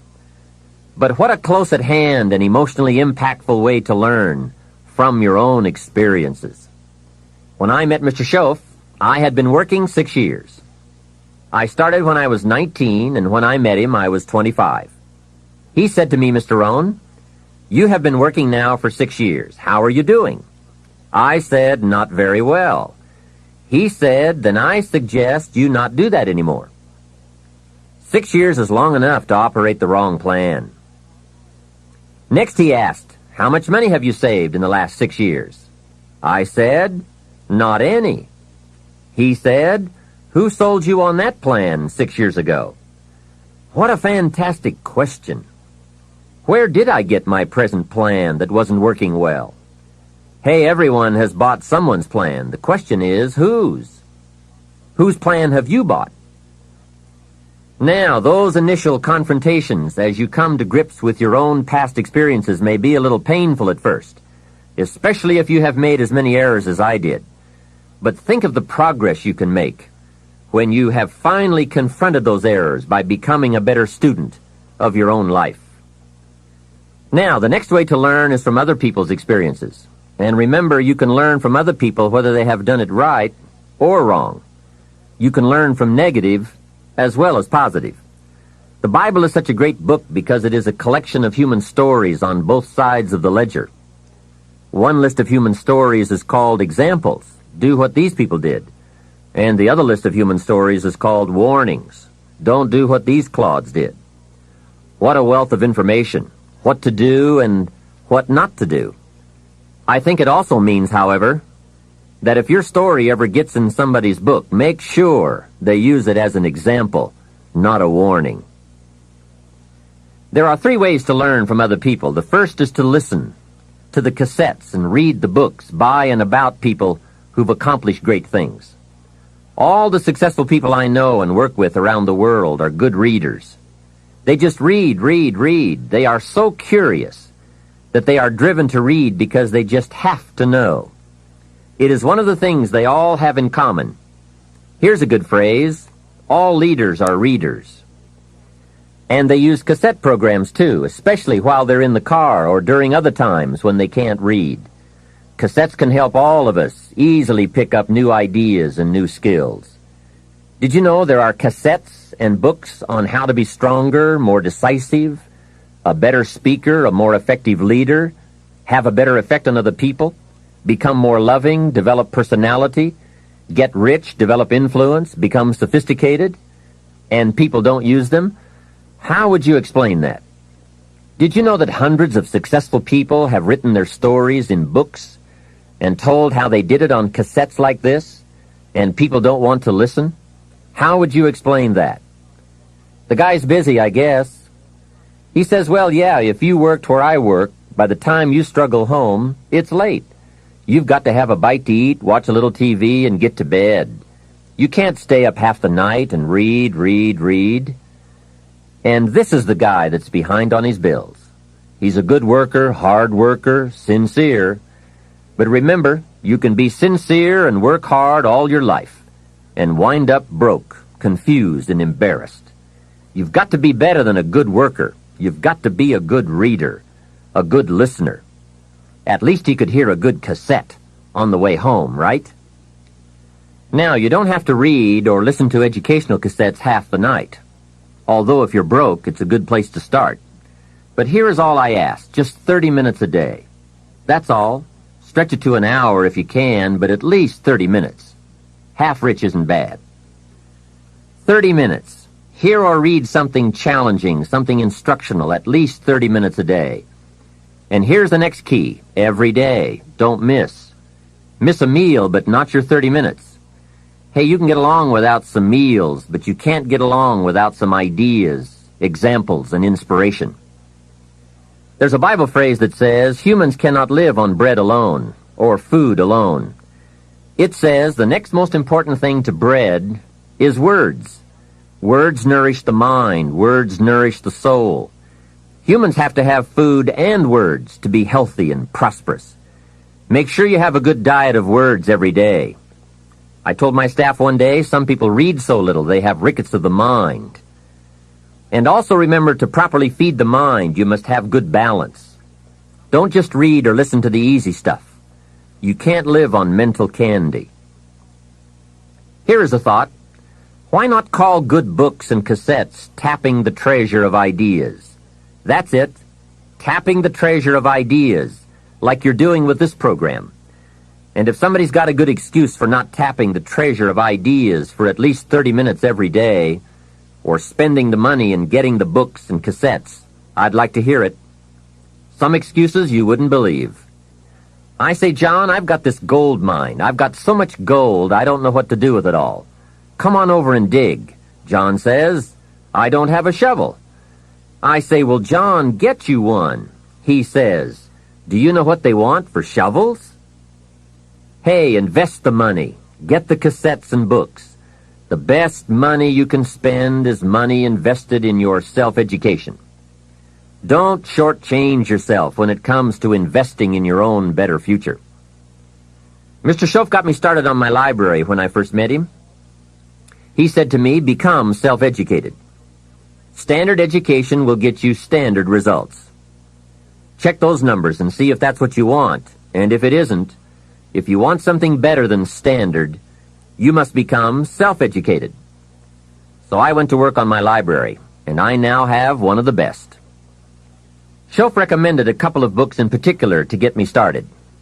Now, I had a Bible, that's 66 books, so that was a pretty good start, and my parents saw to it that I had a good study of the Bible. But the first book Mr. Schoaf told me to get was the book Think and Grow Rich by Napoleon Hill. If you don't already have it, it's a great one to add to your library. Earl Nightingale has put it on cassette. The title should intrigue you, Think and Grow Rich. I read it several dozen times. Schoaf said repetition is the mother of skill. And if you could have seen my bank account at the time, you would have known I needed lots of that kind of repetition. Some of the ideas in that book made major changes in my life. As I look back now, the book was worth thousands, and I bought it for pennies. I learned a very valuable lesson. There can be a great deal of difference between cost and value. Before I met Mr. Schoaf, I used to ask, how much does it cost? After I met him, however, I soon learned to ask, how much is it worth? I started basing my life on worth instead of cost, and everything changed. So that was one book he recommended, Think and Grow Rich. The next book he recommended I get was a book on nutrition. Schoaf said, study nutrition. Vitality plays an important part in doing well. Some people don't do well because they don't feel well. It's not that they're not intelligent. It's that they're ill. They don't have the fire and the vitality to do well. So he really got on me about nutrition. Now, some of those health books are a bit weird, but you can separate out the weird stuff. There are cassettes on nutrition, too. Remember, don't be a follower. Be a student. Someone says, I read this book. Should I follow? And the answer is no. Read at least 2 books and make up your own mind. Don't be a follower. Be a student. So take care of yourself. There's a Bible phrase that says, many times the spirit is willing, but the body's weak. So you have to work on both. You wake up in the morning and the mind says, let's go get 'em. And the body says, I can't even get out of bed. So work on your health. A person's library of books and cassettes reveals his or her most dominant desires. It's interesting to walk into someone's house and browse through the library. What does your library say about you? So read all the books. Now here's good news. You don't have to read them all at once. Try this, 2 books a week. In 10 years is 1,000 books. If you read 1,000 books in the next 10 years, do you think they would greatly influence all the dimensions of your life? The answer is, of course. Well, here's what's exciting. It's only 2 books a week. However, I would suggest if you haven't read 2 books a week for the last 10 years, you are about 1,000 books behind. Can you imagine the incredible disadvantage it will be 10 years from now to stride into the marketplace 1,000 books behind? For some confrontations, you won't be a match. And for some opportunities, your knowledge will be too lacking. For some values, your philosophy will be too shallow. Missing skills, missing knowledge, missing insights, missing values, missing lifestyle. It could happen if you don't read the books. Remember, the book you don't read won't help. You can't read too many books, but you can read too few. Now, the next way to learn from others is to listen. Become a great listener. Get around successful people and listen. Listen to what they say, and listen to how they say it. There is something to be said for style as well as content. And never has listening to successful people been easier or less costly than it is today. With cassettes like the one you're listening to now, you can own cassette programs by and about the most successful people in any field. And you can listen to their ideas while you do something else. While driving your car, exercising, getting dressed in the morning, anytime. Listen over and over again until their ideas become your ideas, their inspiration, your inspiration. A lot of the books you're anxious to read, such as Think and Grow Rich, have been condensed and narrated on cassette. Your cassette library of great authors and ideas can be the investment with the greatest return of all. Great cassettes will do more than teach you great ideas. They'll also remind you of the important things you already know but sometimes forget. They'll lift your spirit. They'll keep your mind on what's important, on your goal and how you can achieve it. And what a modest investment for the seeds of fortune. Ideas well written, well spoken, well received, well learned, and well invested can be your driving life force for wealth and happiness. Here's another way to succeed by listening. Choose a really successful person and take him or her out to dinner and listen. Ask questions and listen. If a man is poor, he can really help himself by taking a rich person out to dinner and listening. Spend $50, $60, $80, or $100. Go for the full 9 courses. Start with the hors d'oeuvres. Ask questions. The salad takes 15 minutes. Keep the conversation going. The biggest steak in town takes 45 minutes. Keep it rolling. Ask more questions. Pour on the dessert. Stretch the meal about 2 hours. See, if you get someone successful to eat and talk for 2 hours, he or she may drop ideas in your lap that could change your life. Multiply your income by 2, by 3, by 5. But you're right. Poor people don't usually take rich people out to dinner. That's the problem. The man says if he's rich, let him buy his own dinner. I'm not coming up with any money. And besides, if you worked where I work, by the time you struggle home, it's late. You've got to have a bite to eat, watch a little TV, and get to bed. You can't spend all that time trying to find a rich man to feed. And this man's behind on his installment payments. Behind. He's a good worker, hard worker, sincere. But remember, you can work hard and be sincere all your life and wind up broke and unhappy. You've got to be better than a good worker. You've got to be a good listener.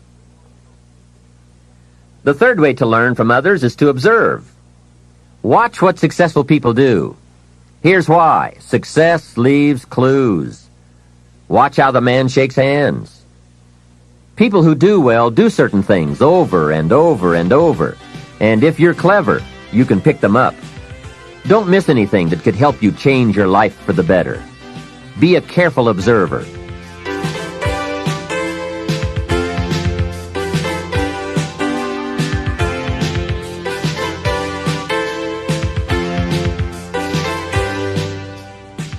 We have covered a lot of ideas in this part, but what a major fundamental to wealth and happiness. The consistent, disciplined, purposeful, constant search for knowledge. It's where the life-changing ideas are. Pursue it with high expectations. Spend the money and time and the effort. They're all investments, time, effort, and money.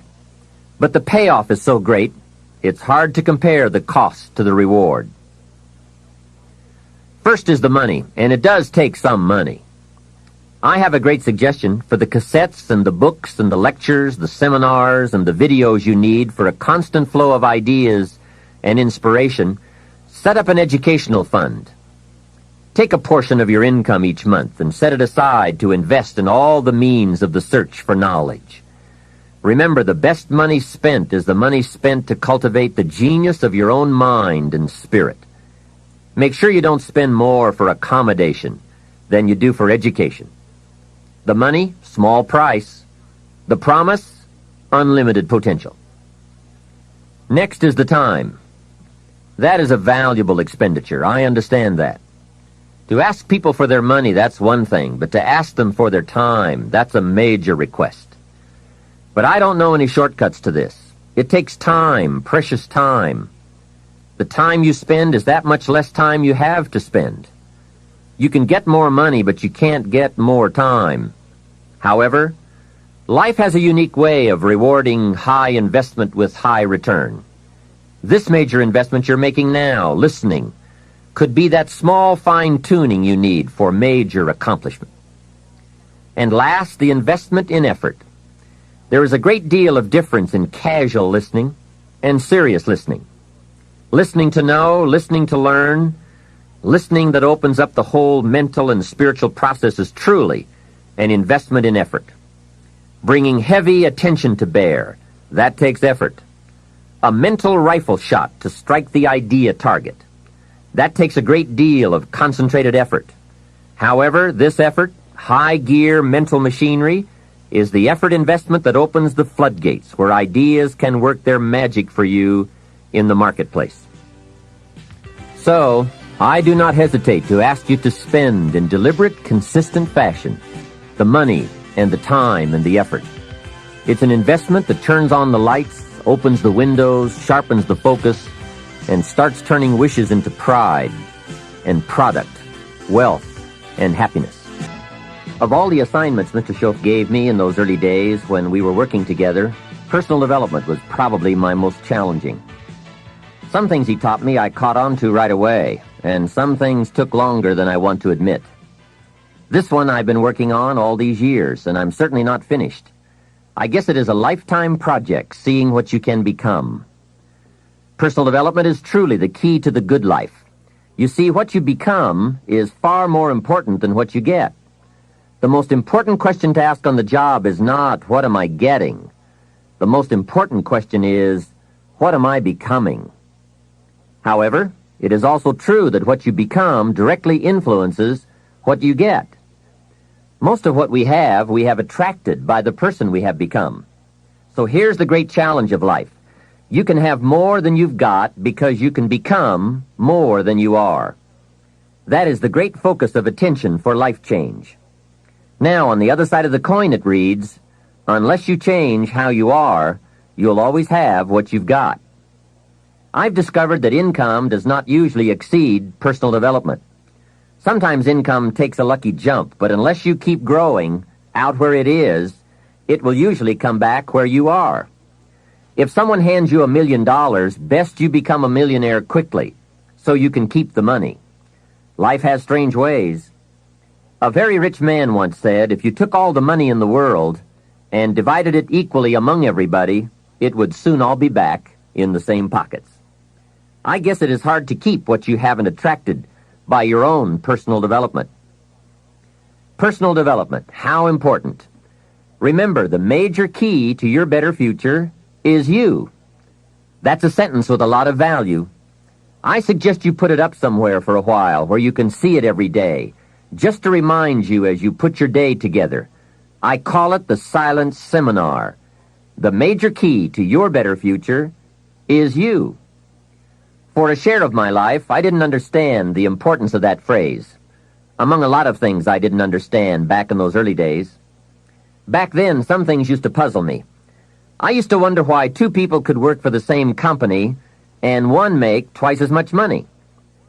Why would one person be paid $2,000 a month and the other person 4,000 if it was the same company, same product, same service, same training, same weather, same traffic. Maybe they were the same age and went to the same school. Wouldn't that be a puzzle? Why would one person do twice as well? Speaking economically, I know there are many ways to do well, but in this narrow area called compensation, what is the difference? What is the difference between 2,000 and 4,000 a month? And I don't mean 2,000. I could figure that out.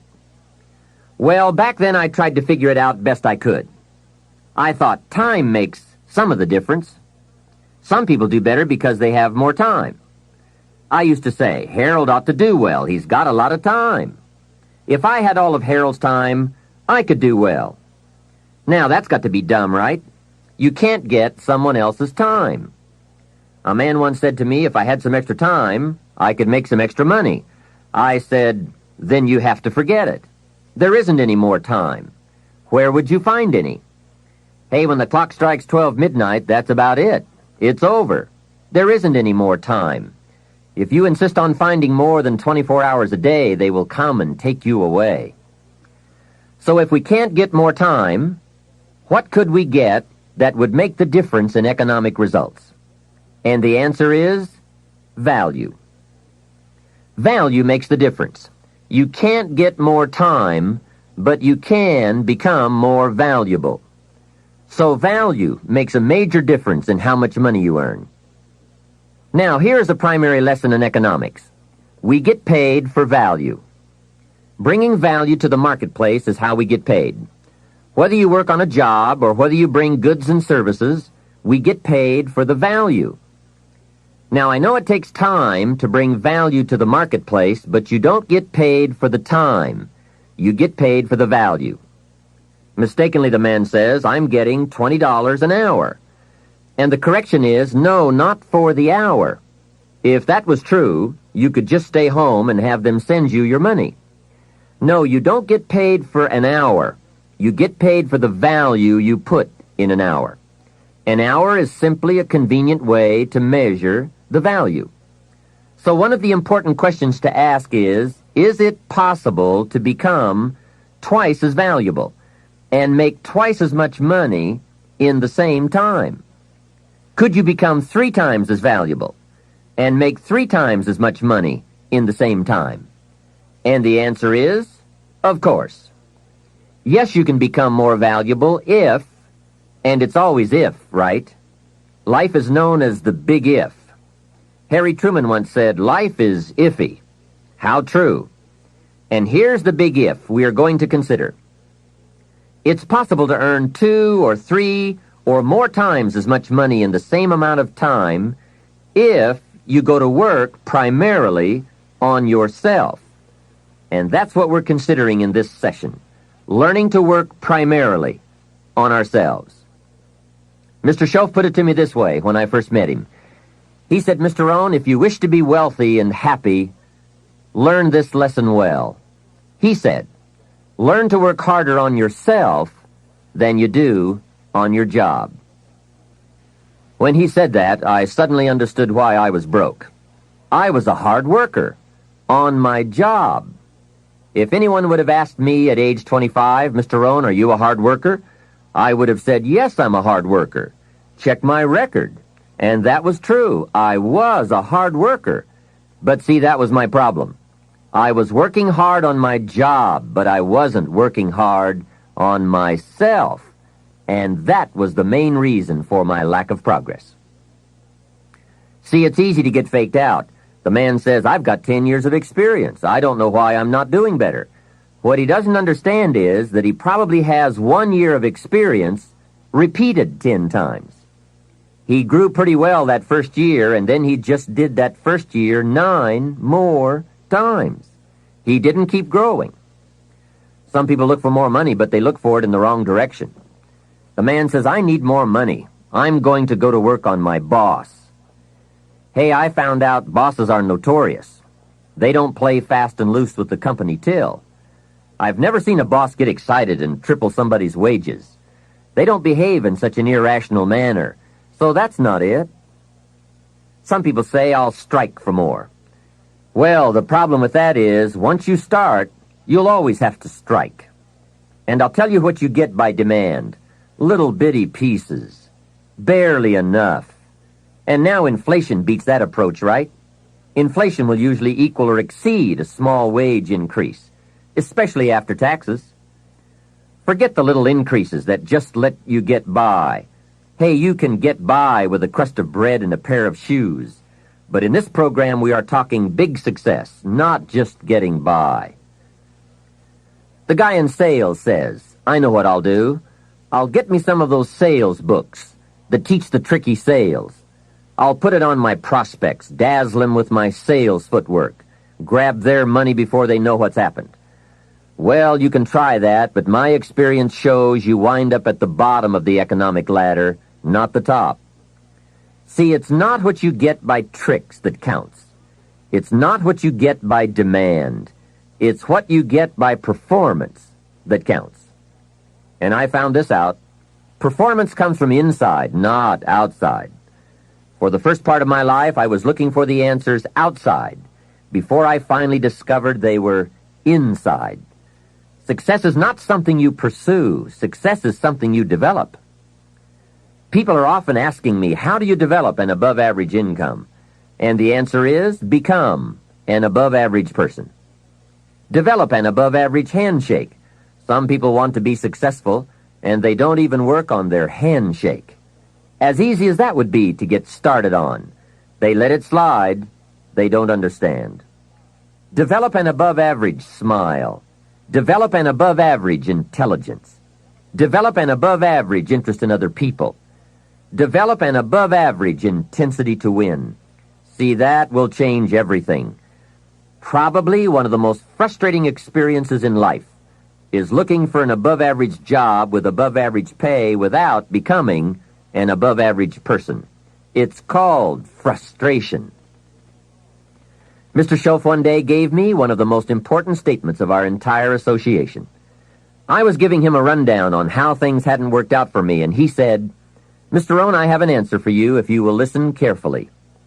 And listen carefully I did that day and for the next 5 years. If someone is wealthy and happy, you've got to listen.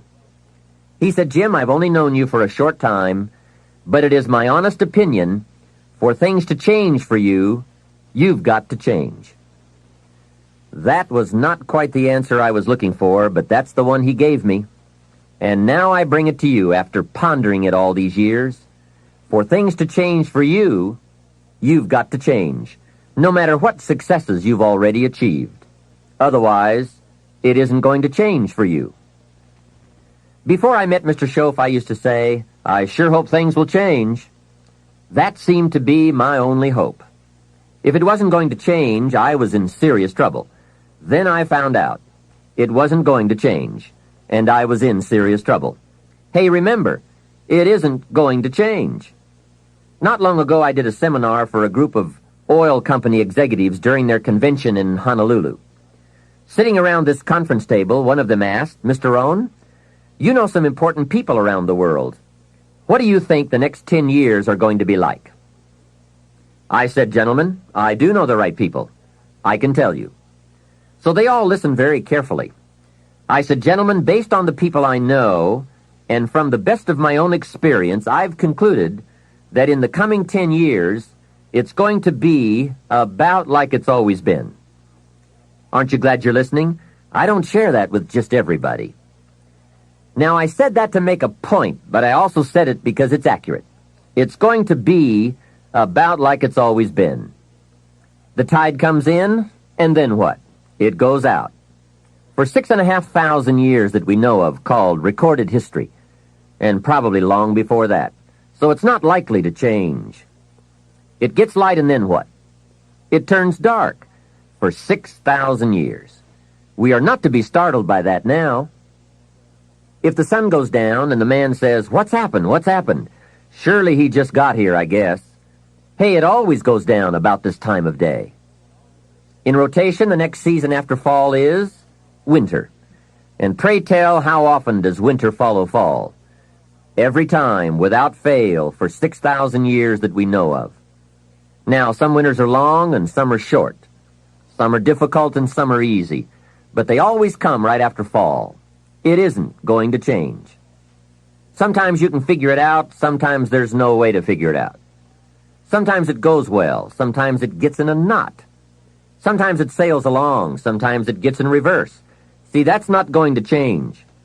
The last 6,000 years reads like this: opportunity mixed with difficulty. That's how it reads. It isn't going to change. The man says, well, then how will my life change? And the answer is, when you change. Whether I'm talking to high school kids or business executives, my message is always the same. The only way it gets better for you is when you get better. Better is not something you wish. Better is something you become.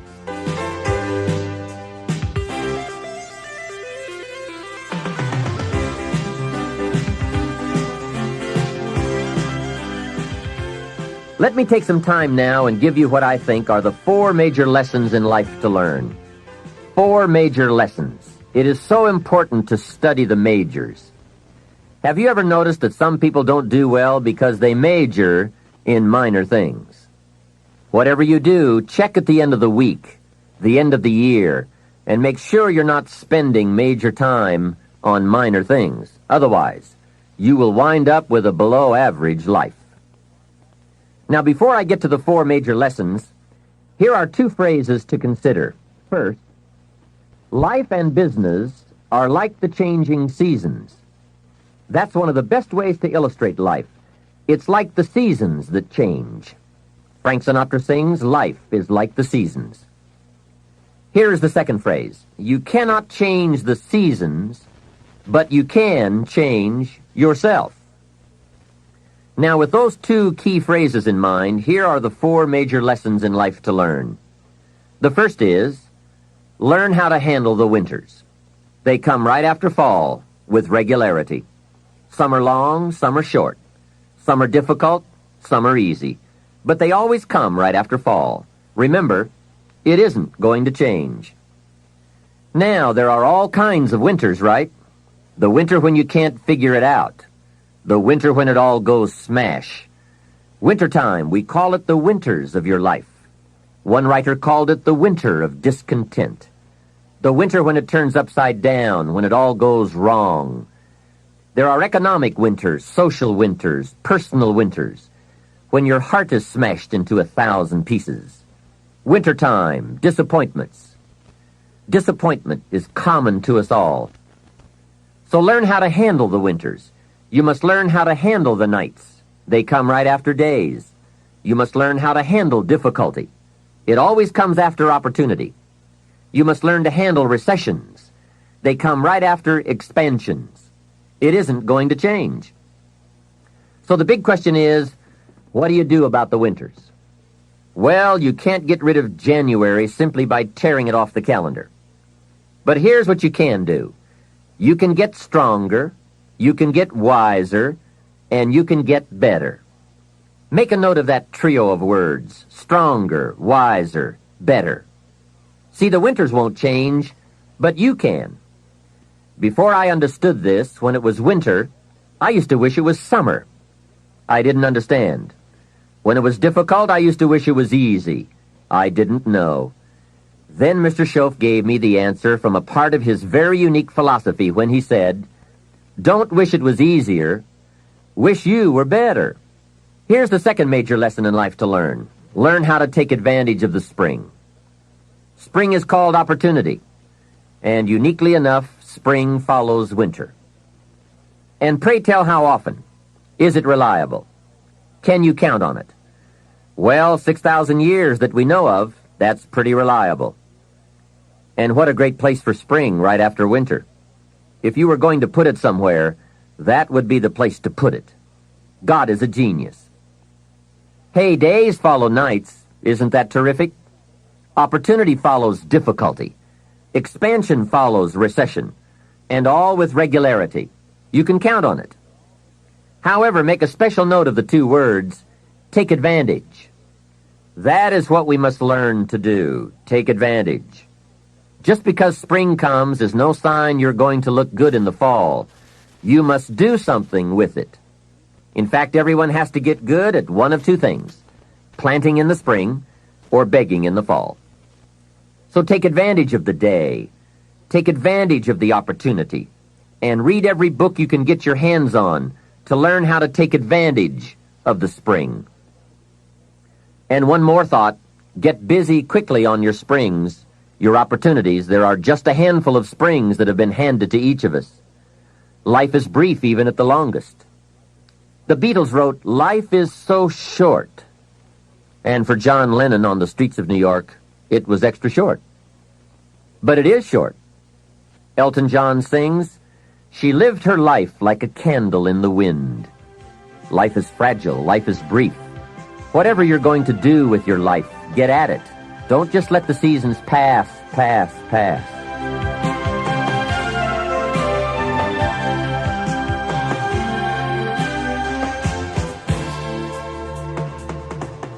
The third major lesson in life to learn is learn how to nourish and protect your crops all summer.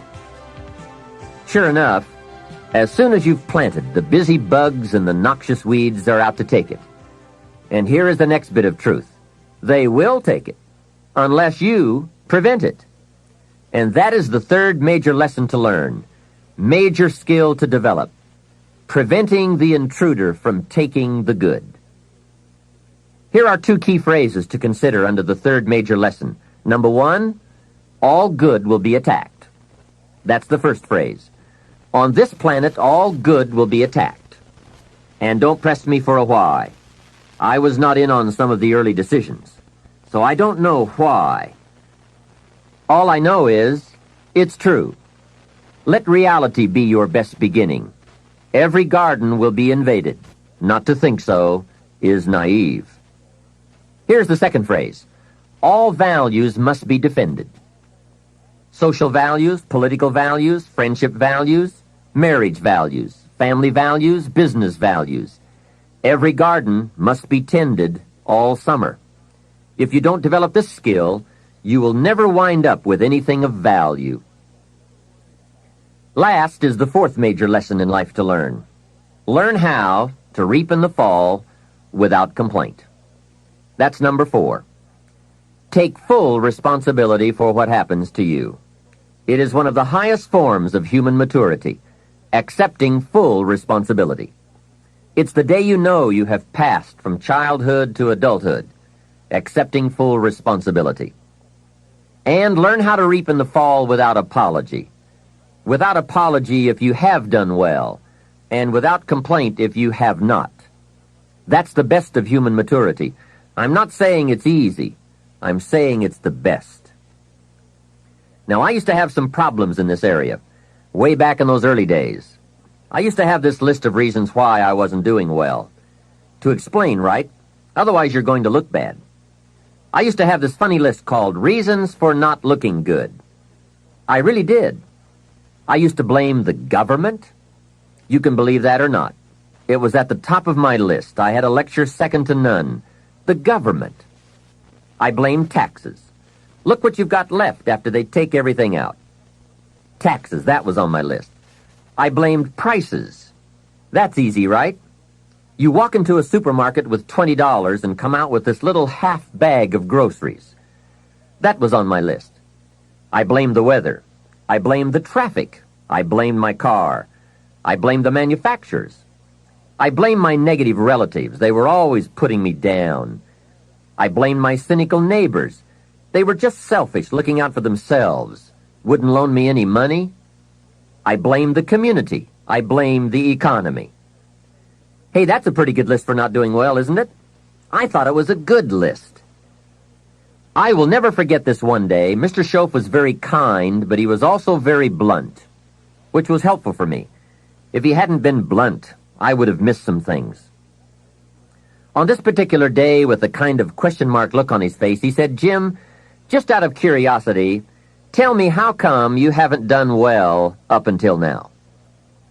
Excellent question, right? Well, so I wouldn't look too bad, I decided to go through my list.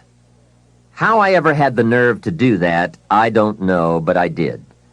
I went through the whole list. The government, taxes, prices, everything. He was very patient and let me go through it all. When I finished, he looked over my list very carefully and said, "Mr. Rohn, big problem with your list. You aren't on it." How brilliant and how true. When I went to work for him a few months later, I learned very quickly to tear up my list of reasons for not looking good and threw it away. And then I got a fresh piece of paper and I put one word on it: me.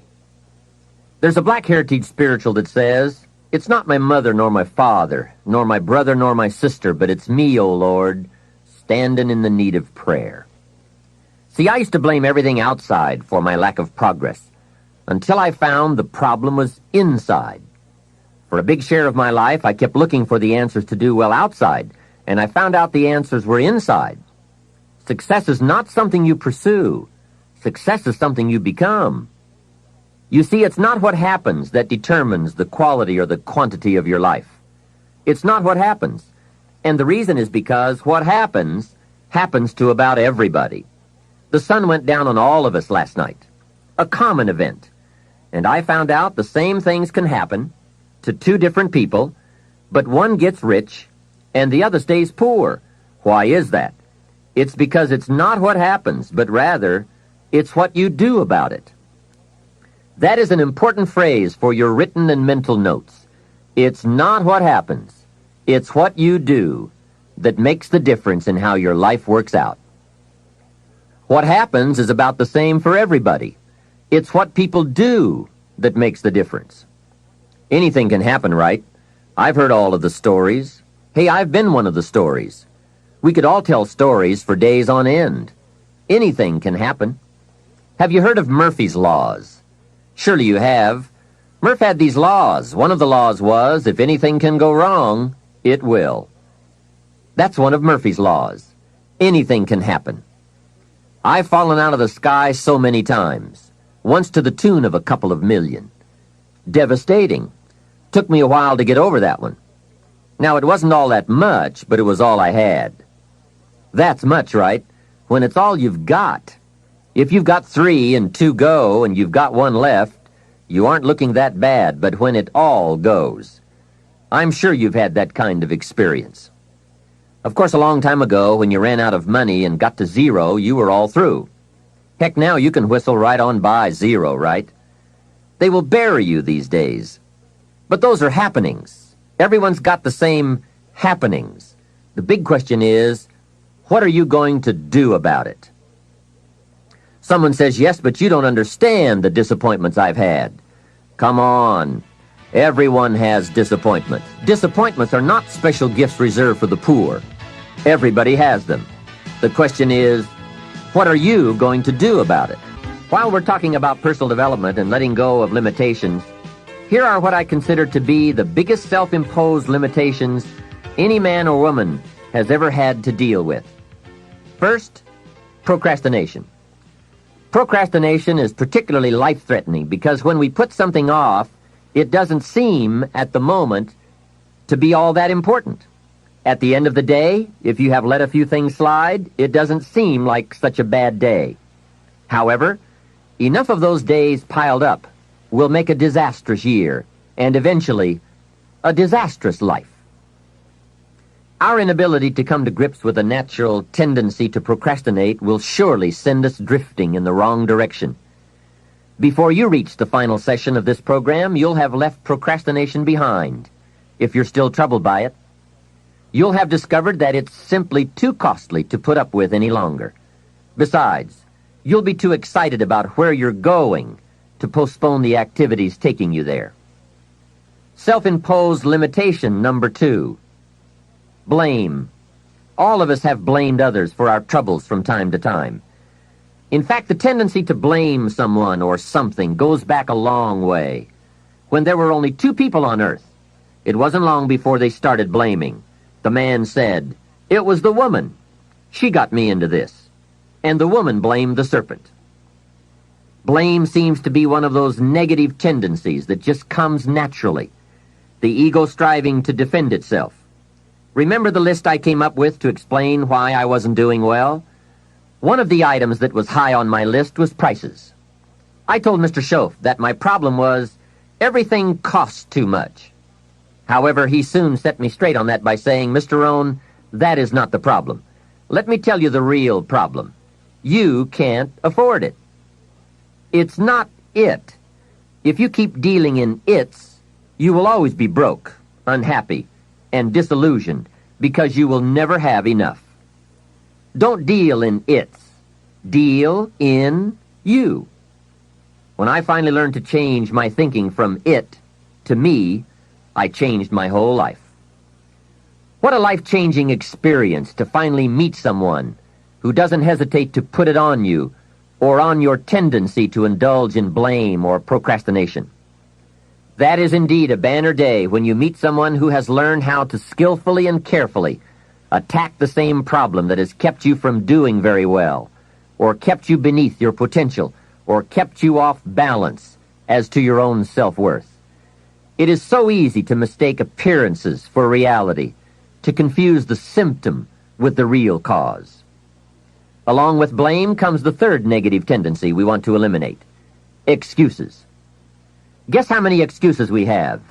1,000,000.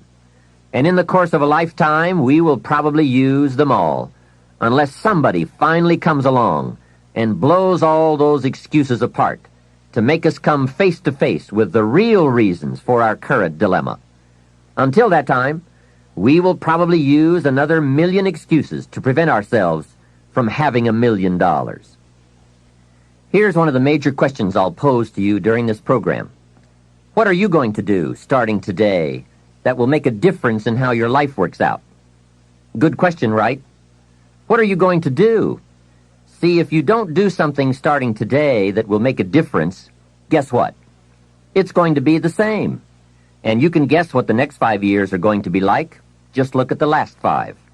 The next 5 years will be like the last 5 unless you, Major Key, make all the changes. Now here's another key question. What can you do starting today that will make a difference? That's a good question. What can you do? What can you do with economic chaos? What can you do with massive disappointment when it's all gone wrong? What can you do when it won't work, when you've run out of money, when you don't feel well, and it's all gone sour? What can you do? Well, let me give you the broad answer first. Here's what you can do. You can do the most remarkable things, no matter what happens. Hey, people can do incredible things, unbelievable things. A man can do the most amazing things with the most impossible circumstances. A woman can do the most remarkable things with the most disastrous circumstances. Hey, I found out kids can do remarkable things. That is, if they have remarkable things to do.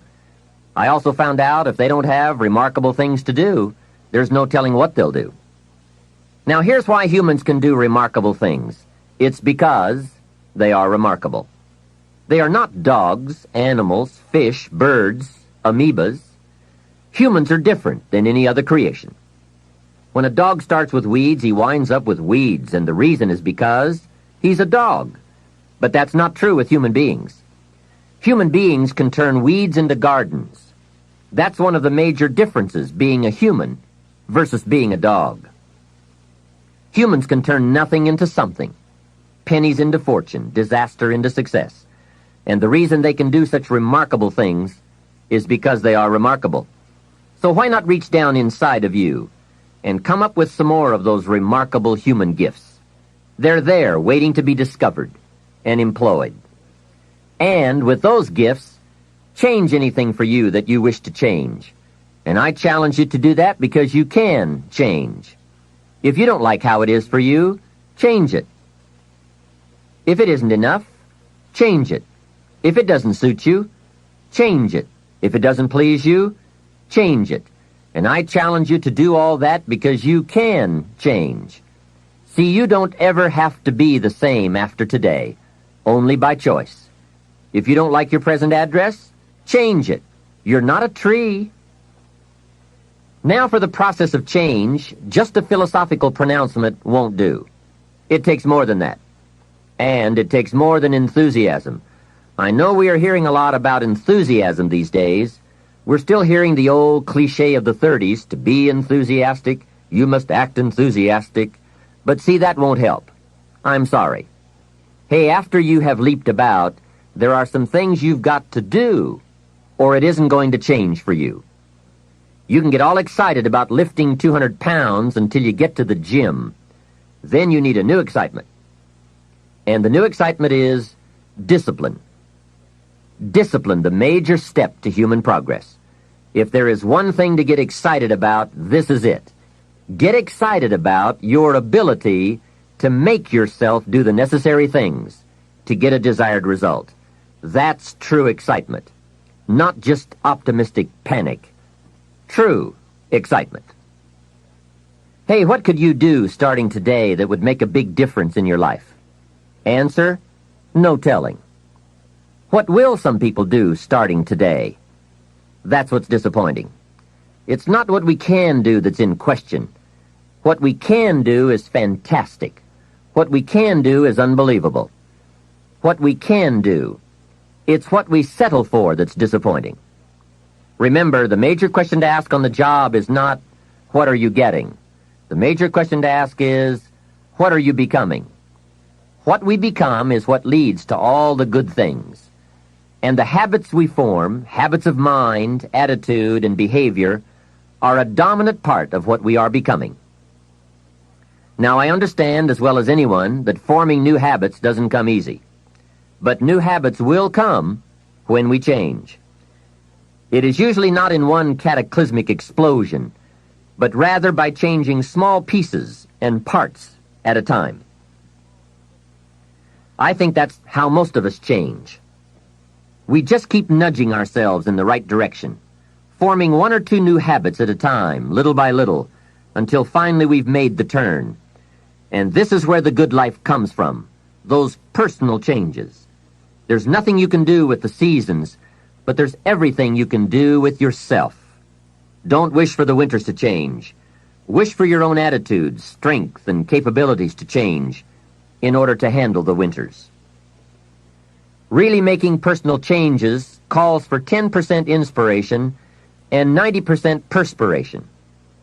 Wishing we could change is a beginning, but now wish must be translated into activity, and inspiration and affirmation must lead to discipline. We can affirm that we are going to change, but we must now form new habits and develop new disciplines for the affirmation to come true. Make sure your activities are not going in the opposite direction of your affirmation. Make sure your daily thoughts and activities take you in the direction of your affirmation.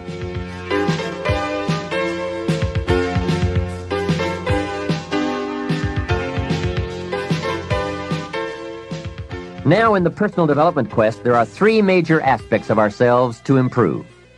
We can look at developing ourselves spiritually, physically, and mentally. With respect to our spiritual development, this may be a major or a minor issue for you, depending on your values and your goals. I confess to being an amateur in this field, but I think it's very wise for you and me to look at the spiritual side of our lives and decide what growth we want to experience here. Come to your own decisions as to what it will take to nourish your spiritual nature. Next, let's look at physical development. The body and the mind work together and depend on each other, so they both need attention. There's a Bible phrase that says, treat your body like a temple. So just put it in your notes, body like temple. Not a bad suggestion. Treat your body like a temple, not a woodshed. Now, in taking care of the physical, we must learn to be conscious of ourselves, but not self-conscious. We need to be aware of our physical appearance, our physical well-being, but not to the point of being self-conscious. We need to be aware, we need to take care, but some people devote too much of their day to physical appearance. Physical appearance is going to have something to do with your future, your well-being, your income, so do spend some time on physical appearance. How we appear to other people does make a difference in terms of our acceptance and our ability to function and do well in the marketplace. In fact, there's another Bible phrase that says, take care of the outside for people and take care of the inside for God. People look on the outside, and God looks on the inside. Now, you might believe that people shouldn't judge you by physical appearance. Well, let me give you a clue. They do. Make sure you don't order your life based on shoulds and shouldn'ts. You'll always be confused, and you'll always have trouble.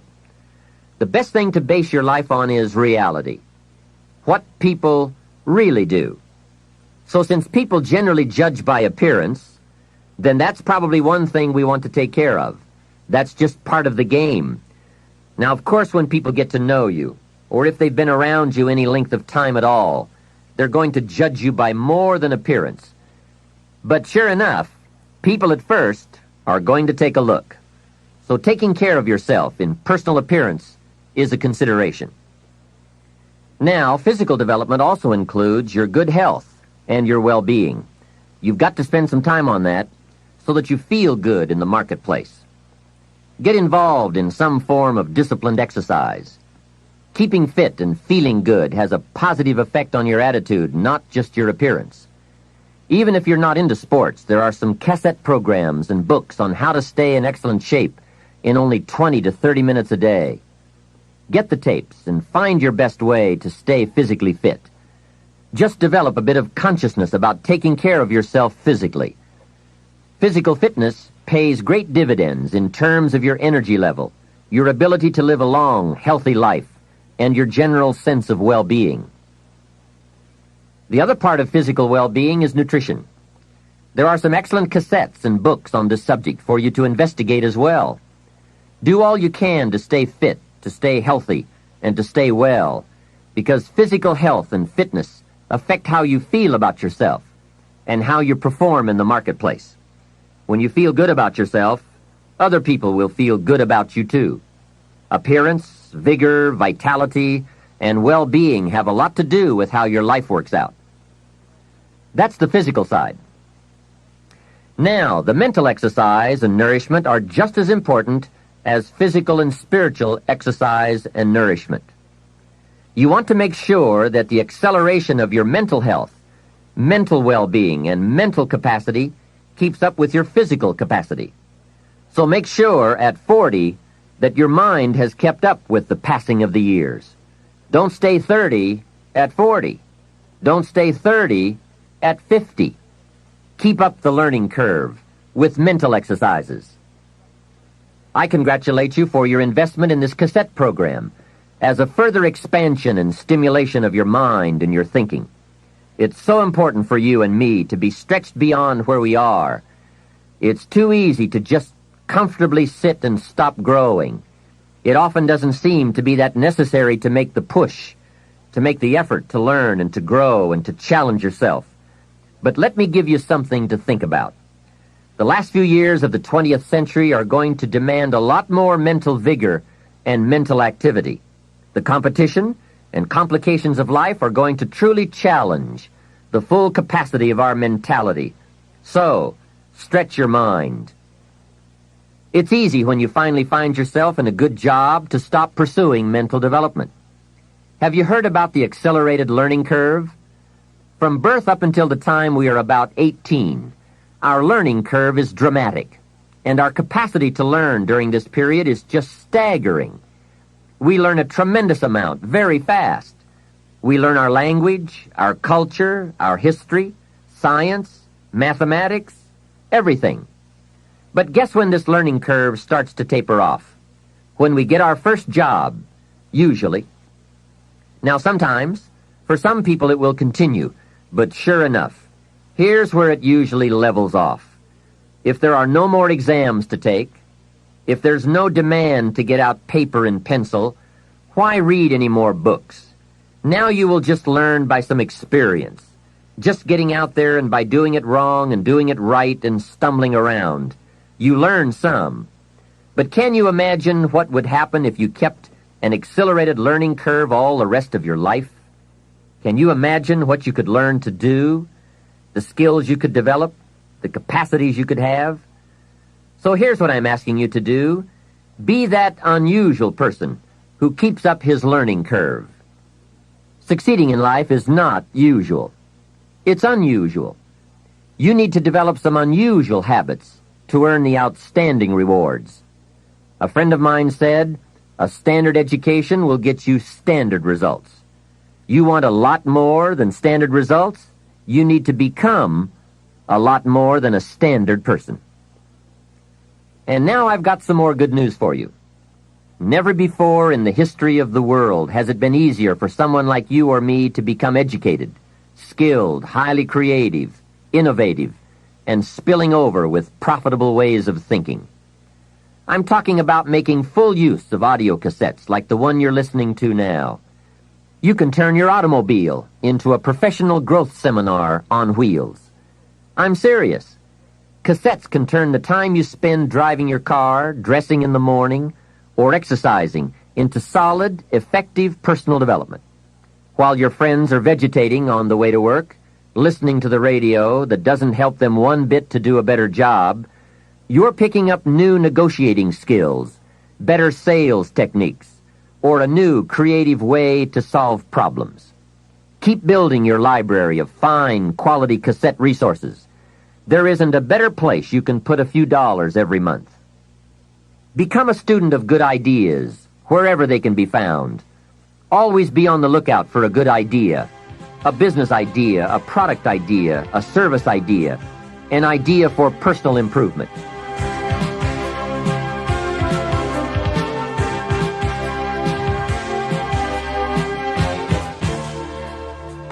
Now, since forming these new habits of personal growth will require some discipline in the beginning, let me give you a key to discipline. Discipline starts with the little ones and works up to the big ones. Start with all the things you can do to make your life better and make you feel better about yourself. Make a list. Life will give you some pretty big challenges if you can handle the small ones. But unless you practice on the small ones and master those, you don't have a chance for the major ones. A man strides out of his house to go straighten out the corporation, and he has not yet straightened out his garage. Who's kidding who? So work on all the disciplines that will improve the quality of your life. And here's an important thought. Everything affects everything else. Every lack of discipline affects every other discipline. Mistakenly, the man says, "This is the only place I let down." See, that's not true. Every letdown affects the rest of your performance. Now here's the positive side. Every new discipline affects every other discipline. Every new thing you try affects the rest of your performance. Isn't that exciting? So get started on every small discipline you can think of. You can't believe what it will do for your self-confidence. And remember, the greatest deterrent to success is lack of self-confidence. And lack of self-confidence comes from not doing what you could do. Next comes self-motivation. And really, it's the only kind of motivation there is. Self-motivation. I was on a lecture tour in Australia not long ago, and the press interviewed me. And they asked me, "Mr. Rohn, are you one of those American motivators?" I said, "No, I'm a businessman.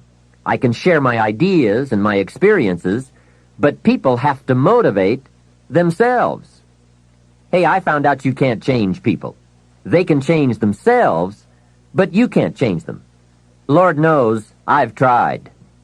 I had a super group of salespeople back in those early days, and I said, "I'm going to make them successful if it kills me." Guess what? I almost died. You can't do that. In management, we learn good people are found, not changed. If you want good people, you have to find them. That's the best answer I can give you. If you want motivated people, you have to find them, not motivate them. The first rule of management is don't send your ducks to Eagle School. Why? Because it won't work. I've tried it all. I picked up a magazine not long ago in New York, which had a full-page ad in it for a hotel chain. The first line of the ad read, "We do not teach our people to be nice." Now that got my attention. And the second line said, "We simply hire nice people." I thought, what a clever shortcut. Motivation is a mystery. Why some people are and some are not. Why does one person in sales see his first prospect at 7 in the morning, and the other salesperson sees his first prospect at 11 in the morning? Why would one start at 7 and the other start at 11? I don't know. I call it mysteries of the mind. I give a lecture to 1,000 people. One walks out and says, I'm going to change my life. Someone else walks out with a yawn and says, I've heard all this stuff before. Why is that? Why aren't they both affected the same? I don't know. I call it mysteries of the mind. A wealthy man says to 1,000 people, I read this book, and it started me on the road to wealth. Guess how many people of the 1,000 go out and get the book? Answer, very few. Isn't that incredible? Why wouldn't everyone go get the book? It's called Mysteries of the Mind. To one person you say, you better slow down. You can't work that many hours, do that many things, go, go, go. You're going to have a heart attack and die. And to another person you say, when are you ever going to get off the couch? What is the difference? It's called mysteries of the mind. Why wouldn't everyone strive to be wealthy and happy? I don't know. It's a mystery. So, be self-motivated. Don't give that job away to someone else. The guy says, boy, if someone will just come by and turn me on. Hey, what if he doesn't show up? You've got to have a better plan for your life. Since you're self-motivated, and I would assume that you are since you've invested your money, and now you're investing your time to gather good ideas for more success, I want to share the best of what I've learned and experienced in my life. You deserve the best I have to give, and more. Now, I'm sure you'll agree that this fundamental personal development is a major part of the platform, the foundation on which you can build. So let's get on now with the rest of the fundamentals for wealth and happiness. Of all the subjects that stir the imagination, this has to be one of the major ones: financial independence, freedom from financial concerns, owning the financial resources that give you the means to really do what you want to do, to make your life all that you want it to be. We don't have time to go through all the interesting ideas that have been written and discussed on the subject of financial wealth, but I will offer you a few major ideas that have really made a difference in my life, financially and otherwise. Mr. Shoaff said to me that he thought it was a worthy goal to become financially independent for 3 major reasons. First, with money no longer a time-consuming consideration, I could then begin devoting heavy time to all the other dimensions of my life. Second, he suggested I become financially independent because it would tremendously increase my ability to help others. Only from positions of strength, including financial strength, can we help someone else. Finally, and most important, he said, I believe it is worthwhile to become financially independent for the sake of developing the person you must become to achieve that goal. What a major secret he taught me. Set a goal to entice you to become the person it takes to achieve it. Reaching the goal is the lesser value. The primary value lies in the person you become by reaching it. You see, it's not the $1 million that's most important. It's what you must do and become in order to be a millionaire. We're all aware that many people feel that we must be careful of focusing on money or affluence or abundance, that in it or in the pursuit of it there is danger. We often hear quoted from the Bible, the love of money is the root of all evil. And I do agree. If you make money your love, and you pursue affluence to the exclusion of or at the expense of other values of life, you have lost, not won. However, let us consider this question. If you could do better, should you? That's not a bad question. In the time allotted to labor, in the time given to economics, care for family, success, achievement, productivity, the creation of value, the development of skills and creativity, if you could do better, should you? I think that one of the greatest satisfactions of living life to the fullest is doing the best you can with whatever you have. Doing less than your best has ways of eroding the psyche. We seem to be creatures of enterprise. Surely it is the reason for the seasons. The soil and the sun and the rain and the seed all say, "What can you do with us?" The seasons say, "Do you have the genius to make something unique of us?" Life says, "Here's the raw material. What splendid things can you produce from all there is?" So, go for high productivity, the full employment of your genius, the full development of your potential in all areas of your life, including earning money. That is the essence of life.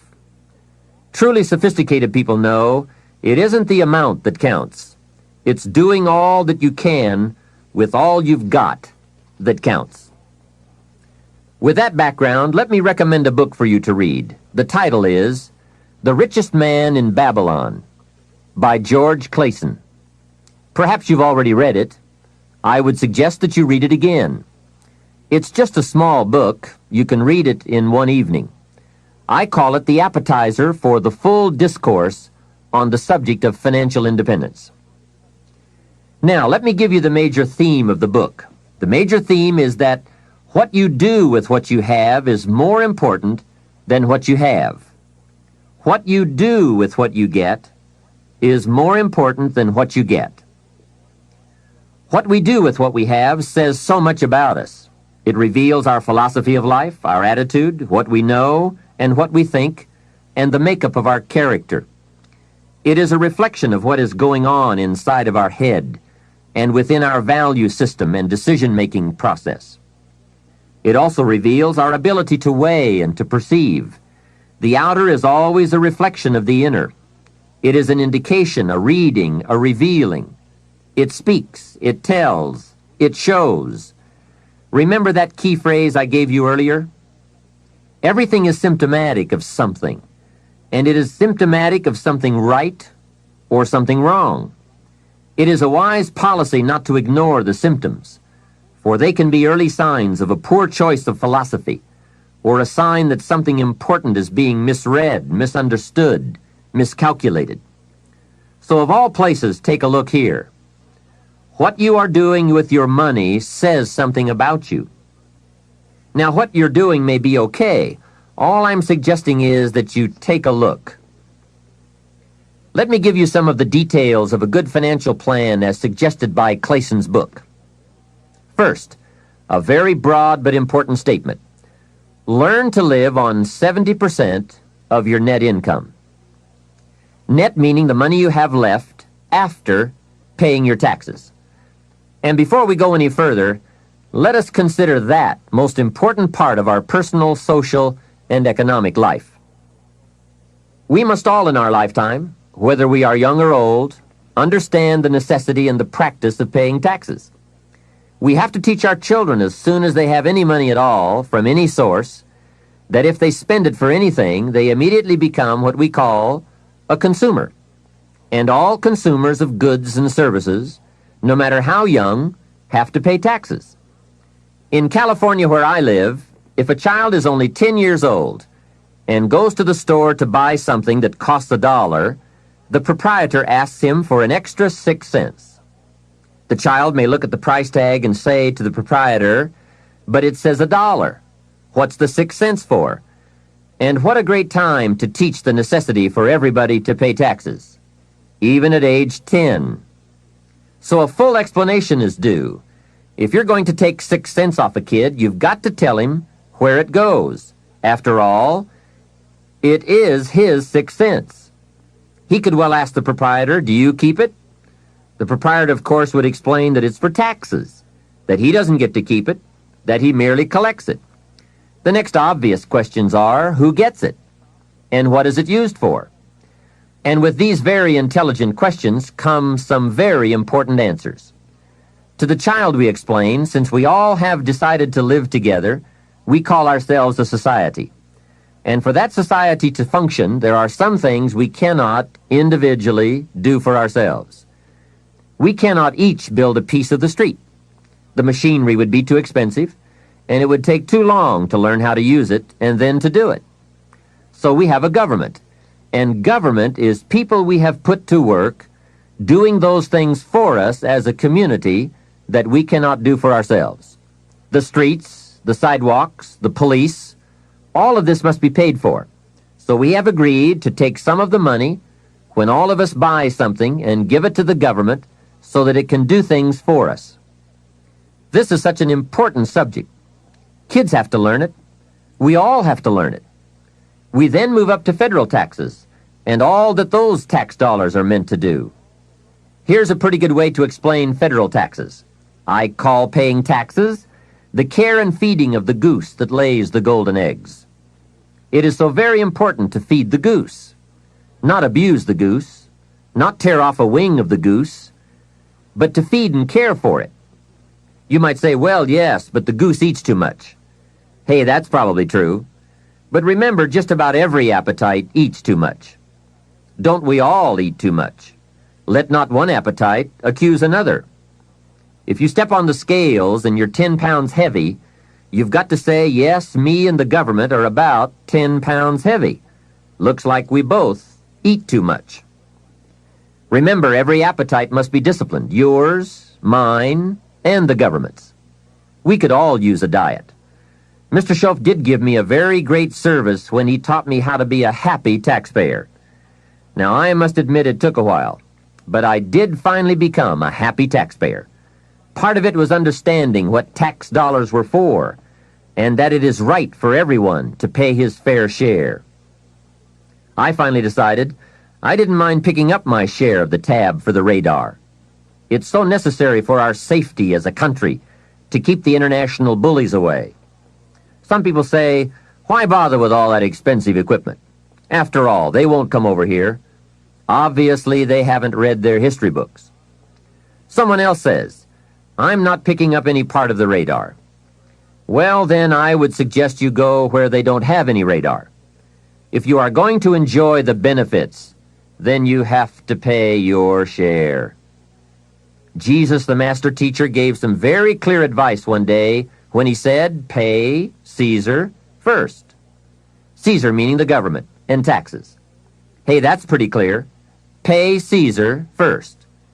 And for some unique reason, he didn't see fit to criticize Caesar. He just said, pay. I don't think we need a prophet to explain that one to us.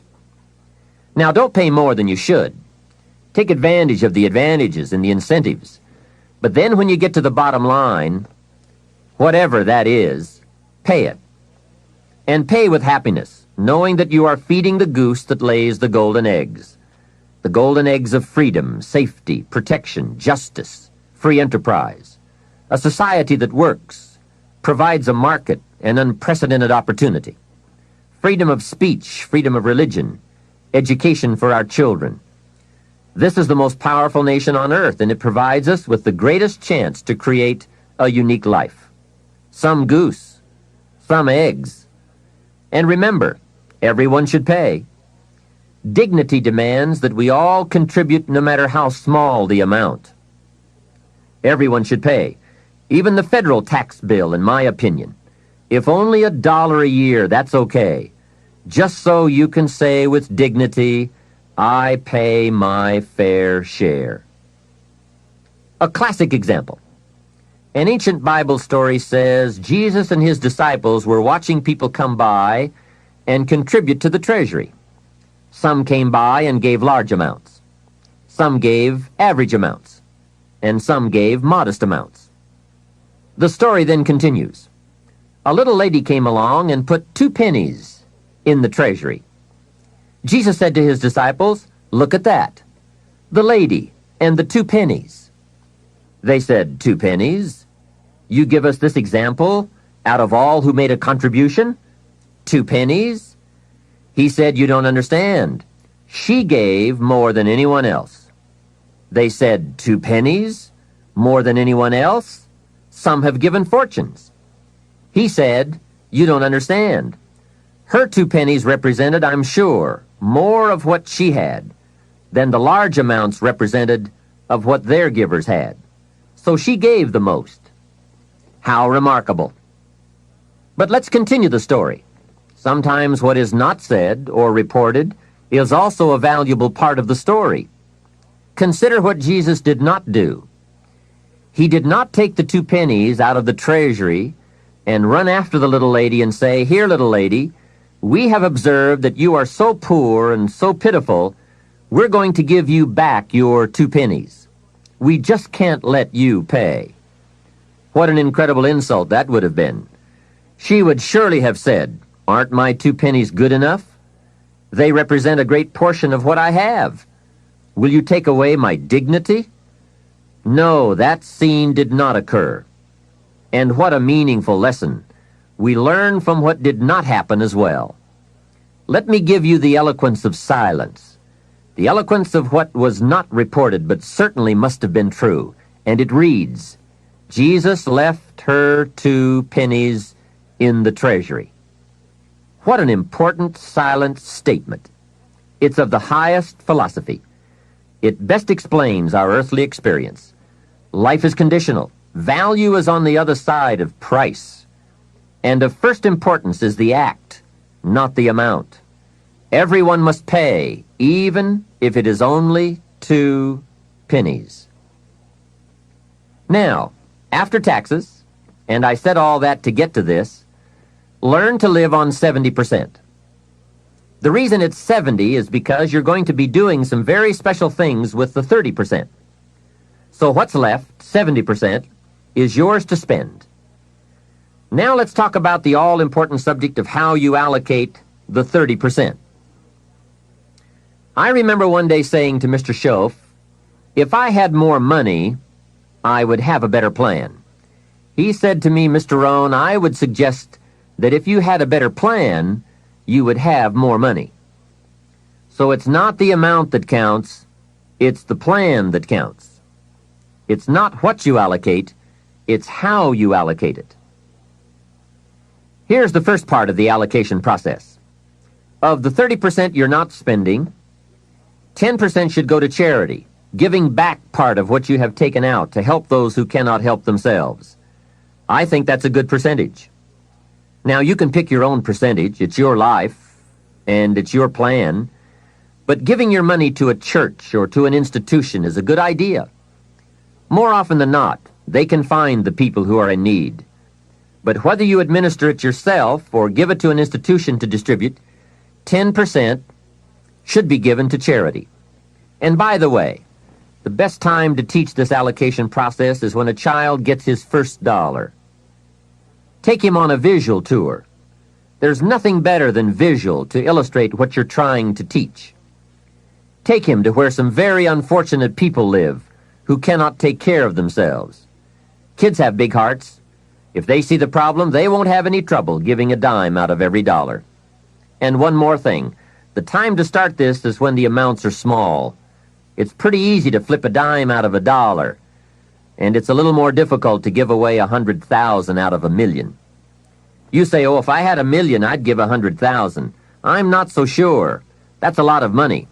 Best we start you early, so you will have the habit before the big money comes your way.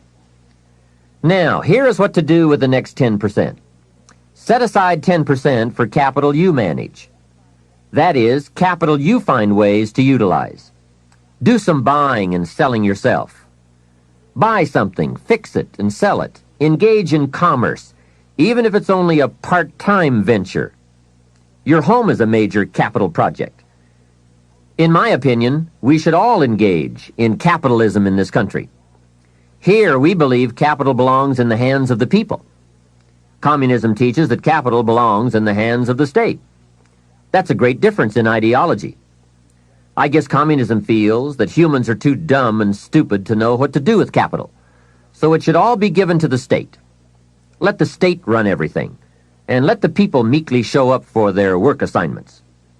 In our country, we believe the genius to know what to do with capital resides in the populace, the people, the genius to come up with ideas for goods and services brought to the marketplace. It has built a dynamic enterprise known as capitalism and has created opportunities in abundance. And again, remember this thought. The best time to teach capitalism is when a child is old enough to be stimulated by ideas for goods and services. Kids learn the concept of performing services in exchange for capital early, right? They mow the lawn, help in the house, earn an allowance. But take it a step beyond that, as soon as possible. They will pick it up fast. Kids ought to have 2 bicycles, one to ride and one to rent. It doesn't take much to be in business. It doesn't take $1 million. And the same business principles apply whether it is a bicycle business or General Motors. Show kids how to buy a bottle of soap for $2 and sell it for $3. Right in the neighborhood. It's called capitalism in action. Profits, products, and services brought to the marketplace. It is most exciting once you understand the mechanics and the dynamics. It's the stuff of which fortunes are made. And teach kids the advantage of being kids. Some people will buy from you just because you're little. So you must get on with it. You won't be little forever. So Johnny goes a few doors down from your home in the neighborhood and knocks on a door. Mrs. Jones answers, and Johnny says, "Mrs. Jones, I have this bottle of soap. It is the best there is. My mother uses it, and lots of people I know wouldn't use anything else. You should really have some. It only costs $3, and I'm your neighbor, so I can take care of you. And besides, I'm little." There, isn't that simple? Commerce in action. Capitalism at its foundation. You see, the only danger in capitalism is if capital gets in the hands of too few people. As long as it is in the hands of the many, it is a dynamic force for profitable and exciting enterprise. Back to our story. Mrs. Jones says, "Johnny, I appreciate your coming by, and I think your product is unique, but really, to be honest with you, I have plenty of soap." Johnny says, "Let me come in and check." Hey, kids know how to overcome objections. They have been mastering that skill all their lives. Johnny knows how to get in the door. Mrs. Jones says, "You've got me. I'll be a customer." Now, when he comes home, you must get ready to teach all the other principles of enterprise and successful living. The two should go together. First, Johnny says, "I've got $3 to spend," and you point out the obvious. If you spend all $3, you will be out of business. He says, "I can see that." Then you explain, you must set aside $2 to invest in another bottle of soap. You can't spend your capital. Capital must be carefully preserved. What would you think of a farmer who ate his seed corn? Dumb farmer, right? So capital must be defended. It is your only chance for another harvest. Now here's another thought for your notes. Make sure you turn part of your income into capital. I would suggest 10%. And use that 10% yourself to give your own skill a chance to do something remarkable in the marketplace. No telling what genius lies, unused, waiting for the spark of opportunity. It is part of the path of fortune. Use this thought. Why not work full-time on your job and part-time on your fortune?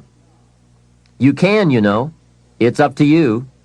And you can't believe the feelings every day when you can honestly say, "I'm working to become wealthy. I'm not just working to pay my bills." It makes a different kind of day.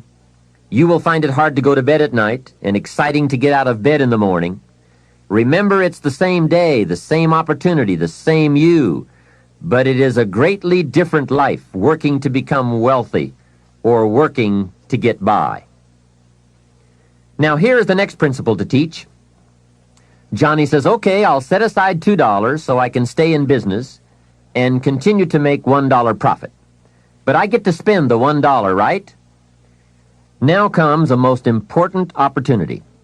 You must explain that if he spends that whole dollar, he will wind up broke and unhappy. And then take him on another visual tour to some part of town where he can get a good look at people who spend all they make and are broke and unhappy, and say, "Do you want to live like this?" He will say, "No." Then you say, "All right then, you can't spend the whole dollar." He says, "Well then, tell me what to do with it." And with that open door comes the obvious opportunity to teach all the principles of wealth and happiness and lifestyle. One of the major factors that affects your life, all your life, is what you do with your money. So here's what you do. First, pay your taxes, right? And for kids, that is easy. They pay when they spend, unless they make a lot of money. Then you must teach them to pay federal taxes. Remember the care and feeding of the goose that lays the golden eggs. Next comes the 10 cents for charity, which we have already covered. Johnny says, "Oh yes, here is a dime for those who cannot help themselves. Now I can spend the rest." Answer, no. You will wind up broke and unhappy.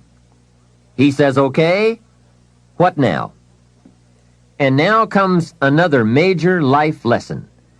The next 10 cents out of every dollar of wages or profit is for the increase of capital you manage.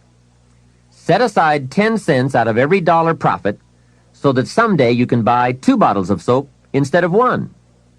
I'm sure Johnny will catch on to that one right away. He says, "Of course. If you buy 2 bottles instead of 1, you save yourself a trip." How clever.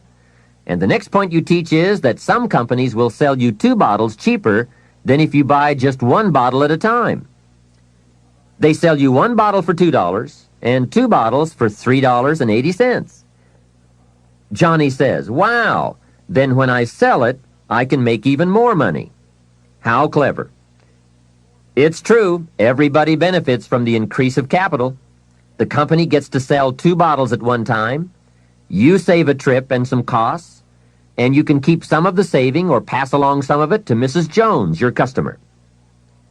Let's review so far. First, pay taxes. Next, 10 cents for charity and 10 cents for capital you manage, and for the increase of that capital out of every dollar of wages or profits. Now, here's the third 10 cents from every dollar, and that is capital you provide. Take 10 cents out of every dollar and put it in a financial institution. And now we have come to a major benefit for all of us if you bring this 10% of your earnings to the marketplace. You see, some projects in our society need more capital than one person can provide. So we have a system whereby all of us can loan or invest our money in capital provided, so that large businesses can be built to provide more jobs and products and service and help create an even more dynamic society. So 10 cents out of every dollar should go into a savings account. I really prefer to call it an investment account because, and kids will love this, they pay you for the use of your money. You can get back the money you loaned, and you will have more profit from what you are paid for the use of your money. And be sure that you teach this, that if kids start this program from whatever they earn on a job or in engaging in enterprise or both while they are in their teens, by the time they are 40, they will be wealthy enough to be able to do what they want to do the rest of their lives, instead of all their lives doing what they have to do. Now, from your teenage years, it could take a much shorter period of time to become financially independent, depending on what ideas and opportunities you take advantage of. Mrs. Fields developed a new chocolate chip cookie and became a millionaire before she was 30. Mrs. Fields chocolate chip cookies. What an example of capital in the hands of the people, not in the hands of the state. A 10-year-old takes $1, searches around the community and finds a broken, abandoned wagon, pays $1 for it, brings it home, cleans it up, sands off the rust, paints it till it's shiny and new, straightens out the wheel, and sells the like-new wagon for $11. You ask, does a 10-year-old deserve $10 profit? And the answer is, of course. Society now has a mended wagon. And that's what it's all about. Find something and leave it better than you found it. Create a value. Build an equity. It's how we build this most dynamic society called America. And everyone can contribute. Everyone can bring some value to the marketplace. We can all be students of capital, profit, equity, and value. We can all engage in enterprise. We can all participate in the disciplines that bring wealth of lifestyle and treasure. All of us and our children can build the most powerful and attractive society ever. We have the knowledge, the tools, the schools, the market, the resources. All we need is the will. Let each of us begin. Its riches are for the having. All of these principles in action furnish, to the best of my knowledge, the best soil from which to have a high chance for fortune and lifestyle at a very early age. It is so simple, but it is so powerful. Just try it. Just try it. You can always go back to the old way. But if you just try it, I predict you will be so excited about your new commitment and discipline for wealth that you will never turn back. What we're seeing here is that wealth is a matter of allocation, not opportunity, especially in this country. There are subtleties on both sides of any issue of health and sickness, the issues of success and failure.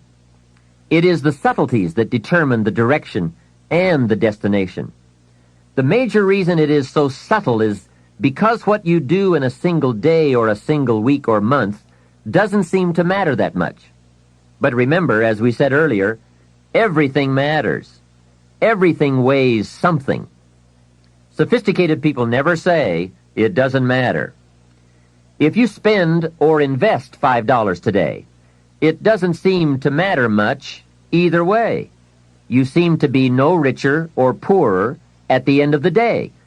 But it does make all the difference in the world as you save $5 every day, and the days accumulate into weeks and into months and into years. You see, it's the accumulated total of the allocation of each day that makes all the difference in the world, whether you become rich or poor, healthy or ill, successful or mediocre. Now back to Johnny. He is going to ask about his investment account, where he's putting 10 cents out of every dollar. What kind of interest do they pay kids? So you give him the blockbuster, same as adults. That will be almost unbelievable. At last he can be treated like an adult, getting that adult interest when you're only a kid. And one added note, just by working this part of the financial independence plan alone, by putting aside less than $200 a month, will make you a millionaire in 30 years. Remember, it's called the subtlety of wealth or poverty. What you do in one day doesn't seem to matter. But as all sophisticated kids and adults know, it is the accumulated days of proper allocation of your money that makes you wealthy. It is using the ideas we're discussing, coupled with the passing of a little time, that creates fortunes. Now, the passing of time is automatic, but using the ideas is a matter of your own discipline. Whether you want to or not, or whether you care or not, bottom line, it's all up to you. Let me give you the definition of rich and poor. It is brief, but I'm sure you will get the message. Here it is. Poor people spend their money and save what's left. And you guessed it already. Rich people save their money and spend what's left. Remember, it's the same money, just a different philosophy. If 20 years ago, two people each earned $1,000 a month, and they each had an average increase in income over the last 20 years, one had the philosophy, spend your money, save what's left, and the other had the philosophy, save your money and spend what's left. Today, 20 years later, we call one poor and the other rich. The difference was in philosophy. But I can't stress too much the subtlety of it all. At the end of a day or a week or a month, it doesn't seem to matter. A rich plan or a poor plan to an unsophisticated person. But to make wise decisions, we must all weigh a larger measure of the result. We don't just weigh a week. We weigh 5 years of weeks, 10 years of weeks, and let the weight of that measure determine the change in our weekly activity and commitment. Wise decisions for wealth and lifestyle come from the wise measure of results.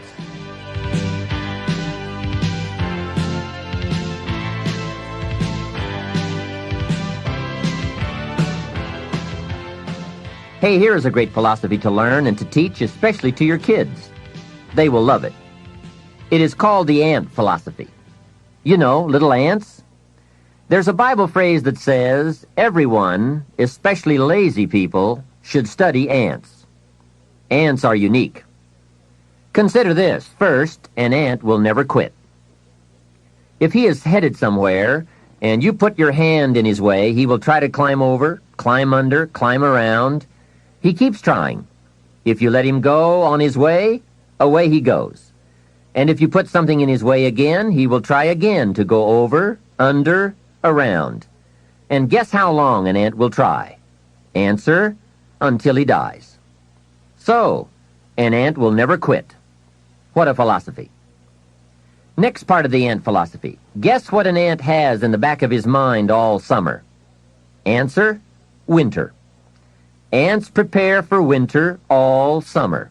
How very bright. Now, some adults aren't that smart. They think summer all summer. That philosophy we call fatal. Now, here's another piece of ant philosophy. Question. How much will an ant gather in the summer to prepare for the winter? Answer, all he possibly can. That's it. The secret to the higher life, doing all you possibly can. That is the great life quest, seeing what all you can become. A man says to me, Mr. Rohn, I'm making about $50,000 a year. Isn't that enough? I'm taking care of my family, and we are comfortable. Isn't $50,000 enough? And my answer is, yes, it is enough, if it's the best you can do in the time allotted to labor and enterprise. However, if you are capable of making $500,000 a year and you only make $50,000, we call you loser. Remember, it's not the amount that counts. It's the extent of your reach that counts. If your best is $10,000 a year, that's enough. If your best is $1 million a year, that's enough. It's not the amount. It's your best we count. How tall will a tree grow? Answer, as tall as it can. Did you ever hear of a tree growing half as high as it could? No. Only humans with the power of choice settle for less than they can be. But I would ask you to walk the high road. Earn as much money as you can. Share as much as you can. Create all you can. Read as many books as you can. See as many places as you can. Become as skillful as you can. It's your birthright. Now, part of the learning to live on 70% falls under another fundamental, which we will cover in another session in this cassette program, that talks about lifestyle. How to get joy from your 70%. And that's what life is all about. Doing the things that bring us satisfaction and joy. But before we move on to this subject, let me add a few closing notes on the subject of a good financial plan. I've come up with the major role of grandparents in this country. Here it is. The major role of grandparents in this country should be to teach their grandchildren how to be wealthy, cultured, and happy, just like me.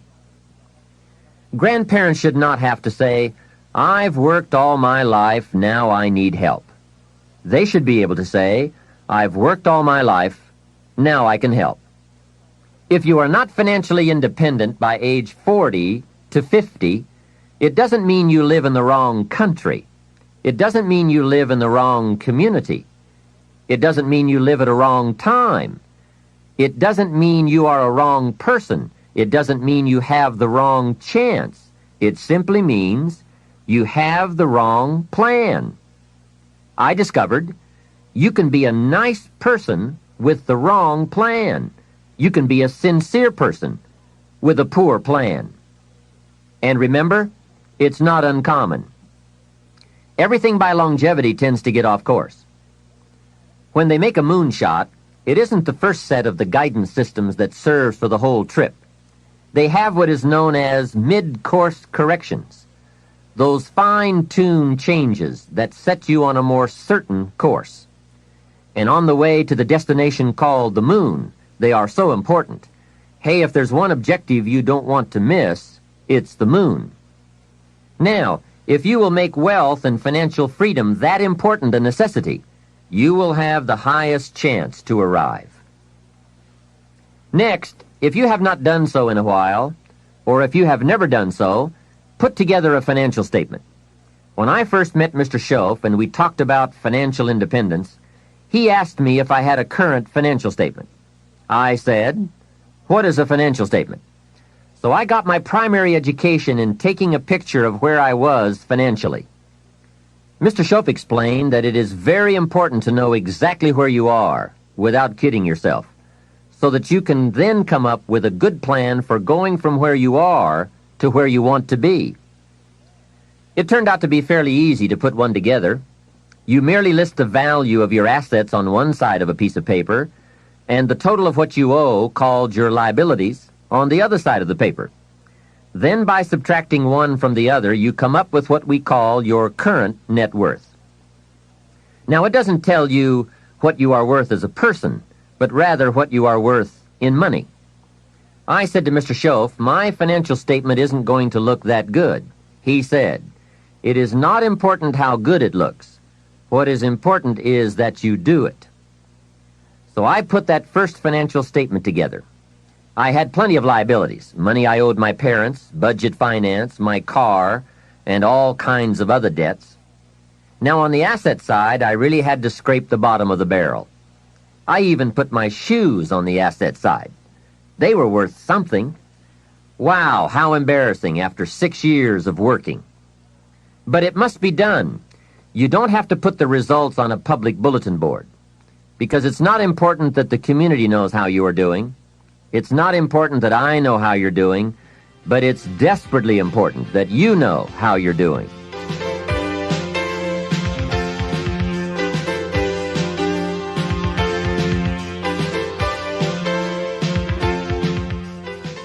Here are some other points. First, keep excellent books, not only for tax purposes, but for yourself, your financial future, and for your own sense of self-worth. Have you ever heard the expression, "I don't know where it all goes"?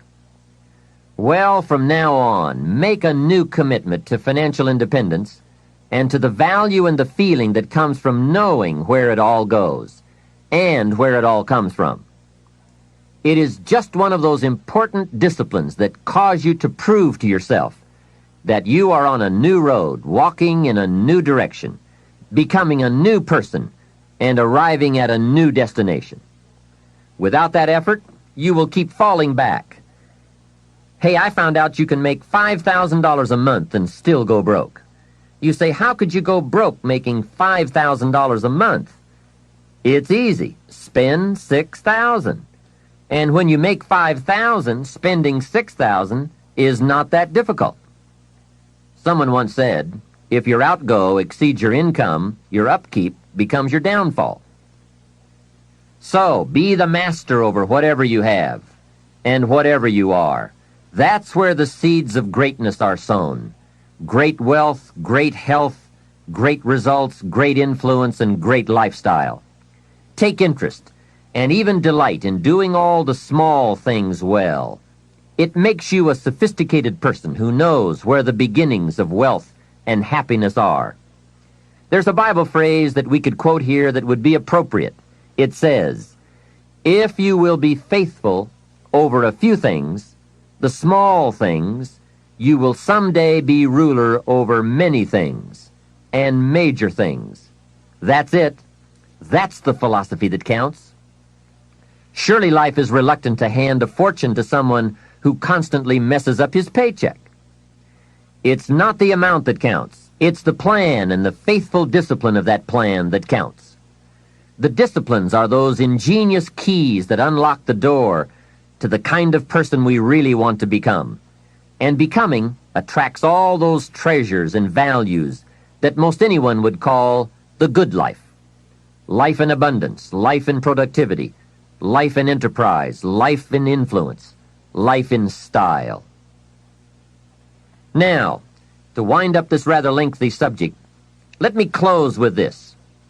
Mr. Shope's best instructions to me in those early years were to develop a new attitude about myself, and a new attitude about all the principles that it takes to make life unique. Develop a new attitude about taxes, about paying your bills, about the marketplace, opportunity, your chances, wealth, activity, prosperity, service, productivity. Let me give you a good example of my old attitude. I used to say, I hate to pay my taxes. Shoaff said, "Well, you can live that way if you want to. That's one attitude." I was a bit perplexed. I thought it was the only attitude. How strange. I used to say, "I hate to pay my bills." And he said, "Well, you can live that way if you want to." I thought it was the only way. I used to say, "I hate to part with my money." He said, "That's one choice for lifestyle and attitude." I thought, could it be that there is another way to feel about it? He said, "What if you said, 'I love to pay my taxes,' knowing it's the care and feeding of the goose that lays the golden eggs? What if you said, 'I love to pay my bills, reduce my liabilities, and increase my assets'? What if you said, 'I love to part with my money, put it into circulation, help build this dynamic society'? Wouldn't that be a better way to live if you loved to instead of hated to?" What an incredible way to look at it. I bought the idea and started the practice. I will admit that it took me a while to actually say truthfully, "I love to." But when I did, I found a completely unique new way to live. To love to instead of hate to. Shoaff even taught me to pay my bills with enthusiasm. He said, the next time you pay $100 on an account, put a note inside with your check that says, "With great excitement, I send you this $100. He said, you won't believe what happens on the other end. They don't get many notes like that. But best of all, you won't believe what happens on your end. The new feeling of being in control and having a philosophy of life that brings joy instead of frustration.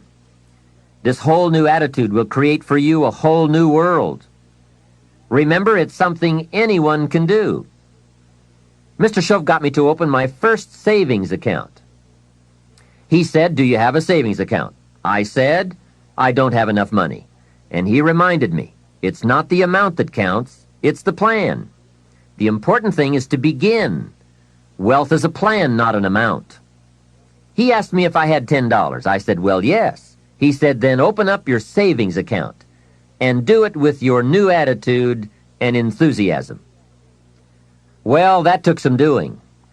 I went to the bank in the town where I lived and walked in to open my account. I went to the window and told the lady I wanted to open up a savings account. She said, "Great. What is your name?" I said, "Mr. Rohn." She said, "Fine, Mr. Rohn, just fill out these papers." I filled them out, handed them back to her, and she said, "That's all in order. Now, how are we going to get this account started?" I said, "Put 10 in." She said, "10 what?" I said, $10. Now, can you imagine the scene? I'm a grown man, 25 years old. I have a family. I'm working, and opening up my first savings account with $10. I said, "Hey, this may not seem like much, but I have a great plan. In fact, before long, I'll probably have the largest savings account in this bank." She said, "Well, if you say so." It was a bit embarrassing, I must admit, but Shoaff said, "Get excited about where you're going, and excited about the fact that you are one of the few who have a wealth plan in place and working." To make a long story short, guess what? Within less than 3 years, I did have the largest savings account in that bank. Now, it was just a small country bank, but I did reach my goal. What magic! And how quickly it works once you develop a new plan and a new attitude and commit to the discipline to do it. Wealth plans, anyone can have them. Wealth goals, anyone can design them. Wealth habits and disciplines, anyone can develop them. Why not start today? This can be a new day that opens up a new future and creates a new excitement about life and its possibilities for you. The management of time. Wouldn't you agree this has to be one of the master keys to wealth and happiness? I was in South Africa for a lecture tour some years ago, and I picked up this short article by Arnold Bennett on the subject of time. I thought it was excellent, and I'd like to share it with you now.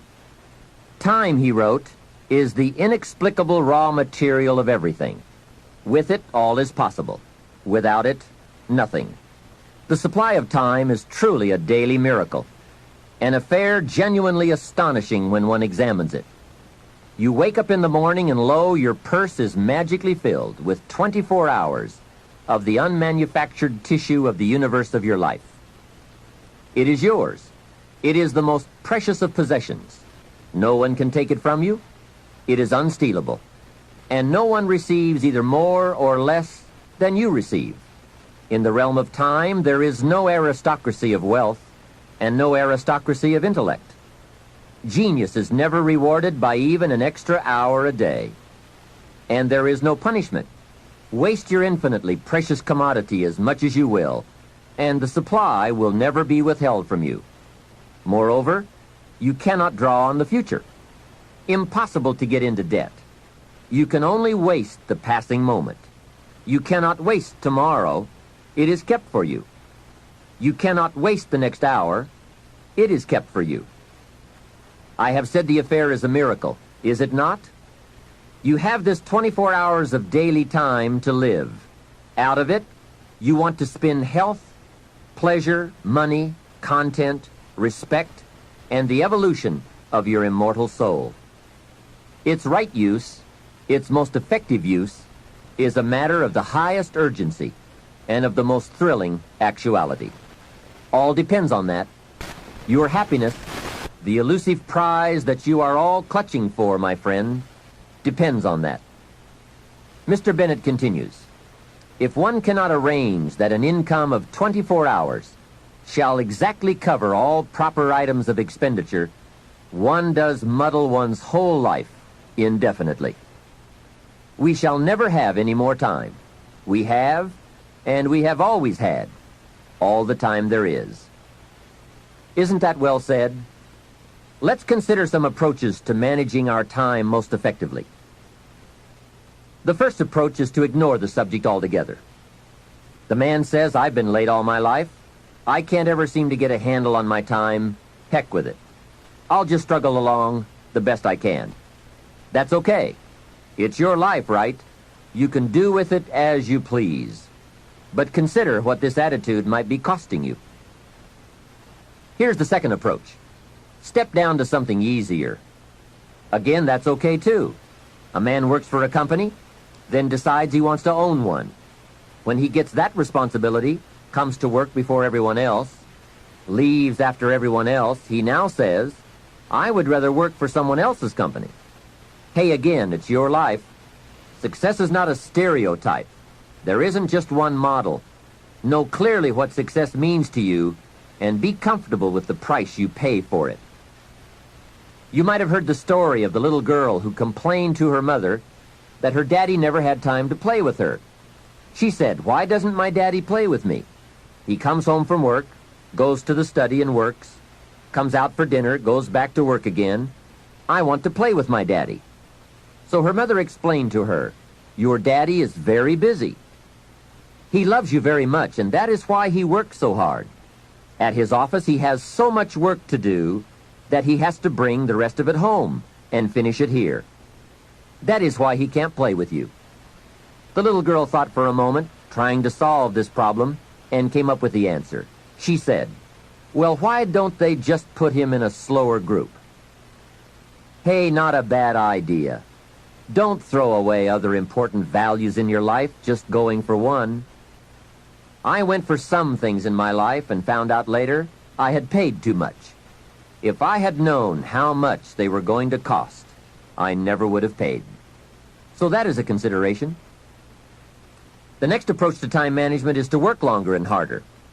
And we all know the dangers there, right? Unless you aren't working at all, then you probably need to work longer and harder.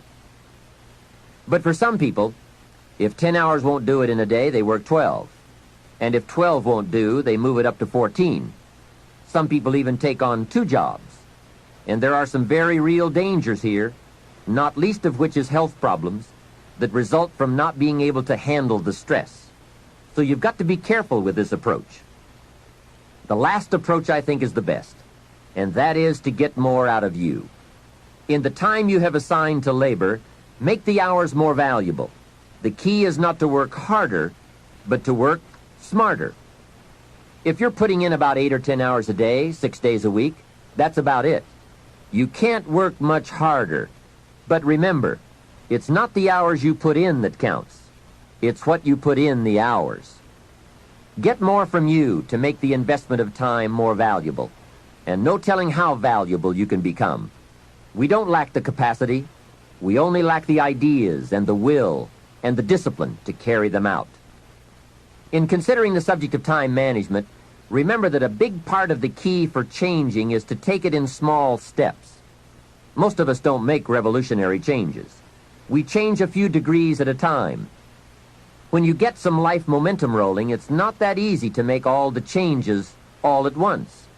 Hey, you can't whip a U-turn with the Queen Elizabeth II. When that big ship gets moving, they say it takes 7 miles just to get it stopped. So when it's really moving, you just have to nudge it a little, and finally you get it turned. That's a lot like our lives. A few nudges at a time. But if you're consistent, you can't believe the progress you can make in a fairly short period of time.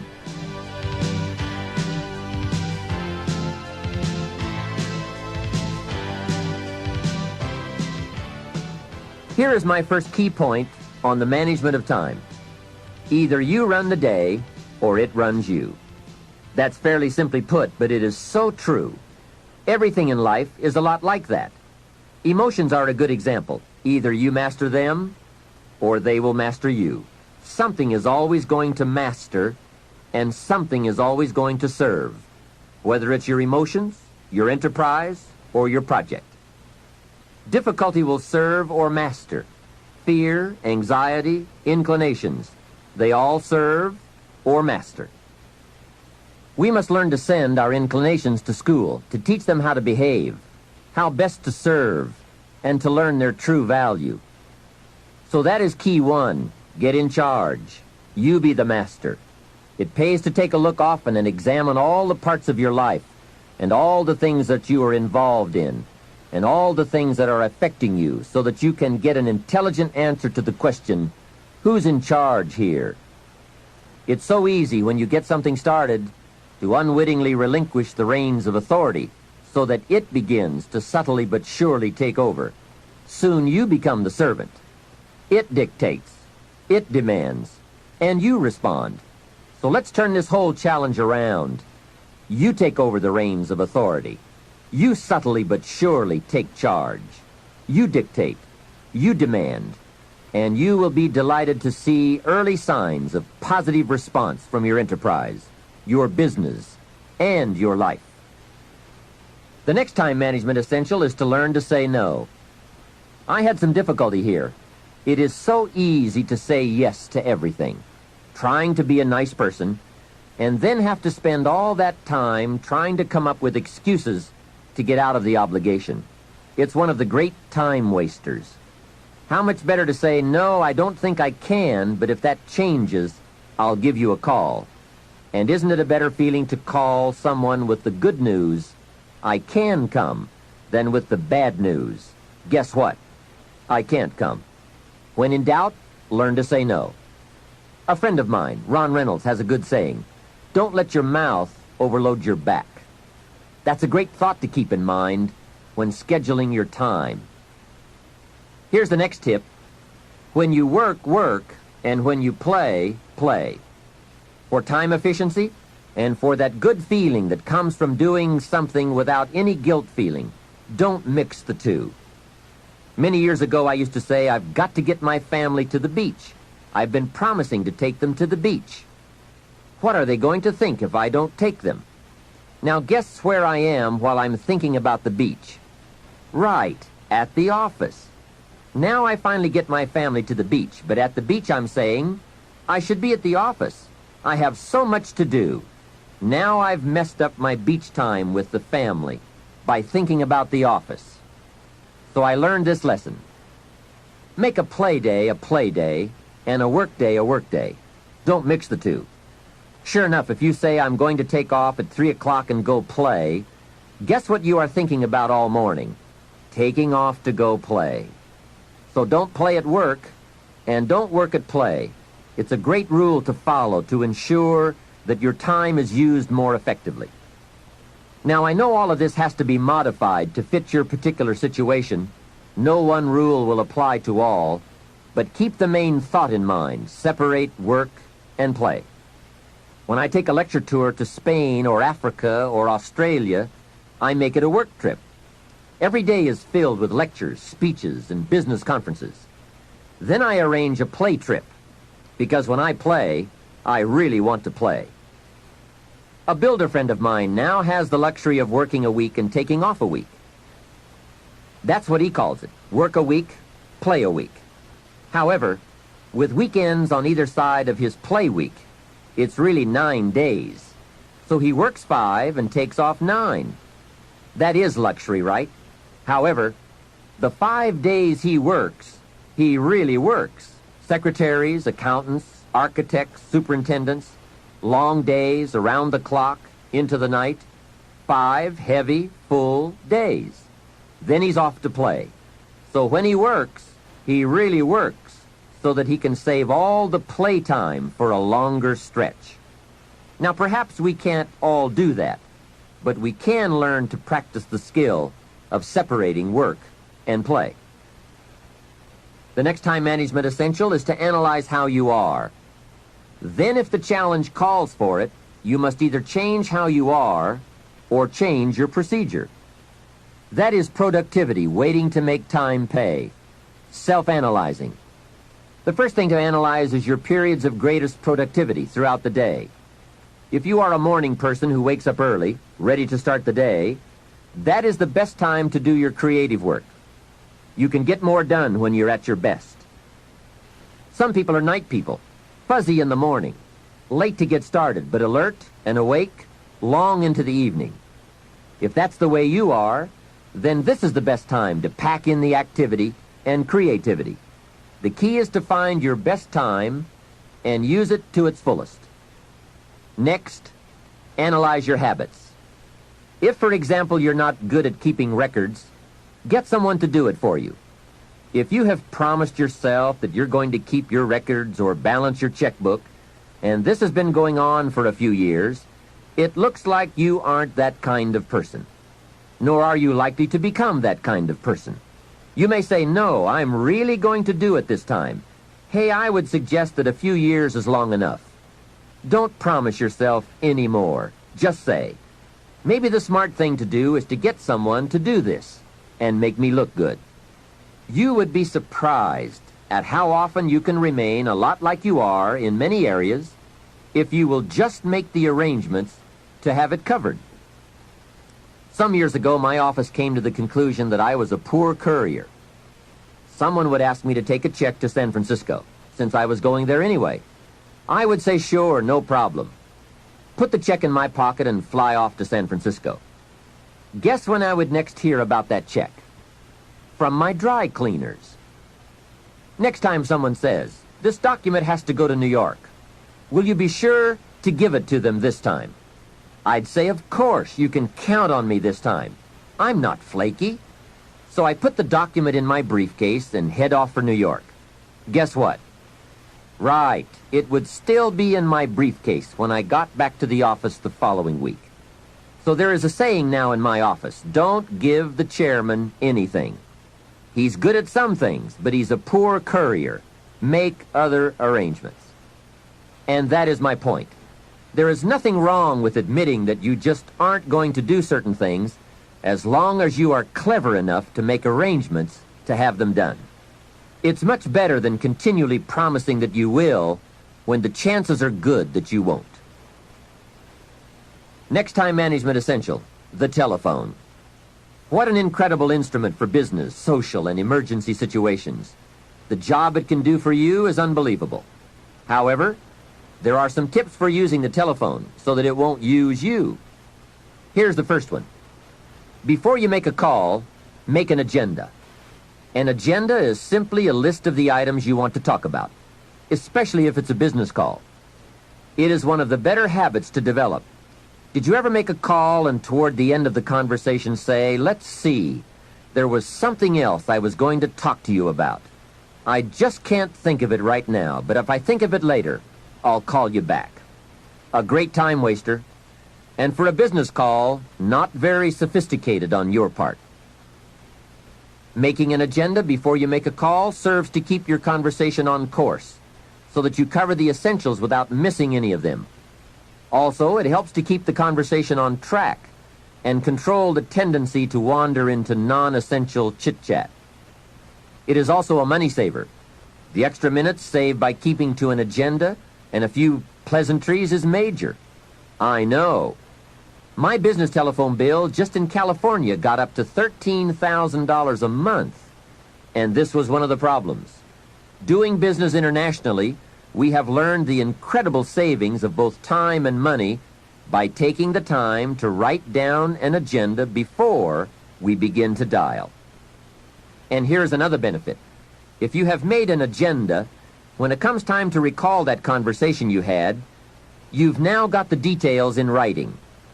When you say, "John, how are you doing on those 4 things we talked about the other day?" And John says, "What 4 things? We didn't talk about that." You now have a written record to show that you did. Remember, people can talk you out of what's in your head, but it's hard to talk you out of what's in your book. Next, if you can afford the luxury, have your calls screened. Then when you pick up the messages, you can decide who to call and when to call, and have the time to formulate the important information before you make the call. Now, this is a luxury, I will admit. It may be that you just have to answer the phone when the call comes in, but at least file this idea away for the future, when you might be able to use it. And one more, the telephone at home. Here you have to exercise great care to not let the telephone intrude. During social time with family or friends, my suggestion is that you shut the phone off. They have all those neat devices now, so you can. Put on the recorder to take messages or just pull the plug. Family is a high priority. Take care that valuable family time is not subject to frequent intrusions. If you set up this rule, you will not only have uninterrupted time with your family and friends, but also they will give you high marks for caring about them enough to make them a priority. Every situation calls for an evaluation of values. You've just got to weigh everything and make the necessary adjustments if you want to get full time and full value out of your life.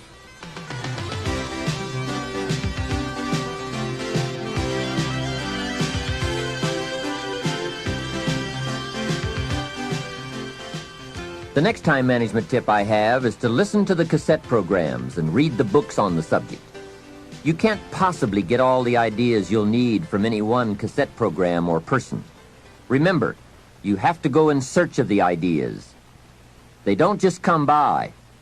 Make a thorough investigation of the subject on your own. Sort out the ideas. Choose those that you think are most valid and put them to work in your life. Next point, be more alert and analyze all your procedures and tools. Old filing methods, old bookkeeping methods. Some things we do can become quickly outdated, especially these days.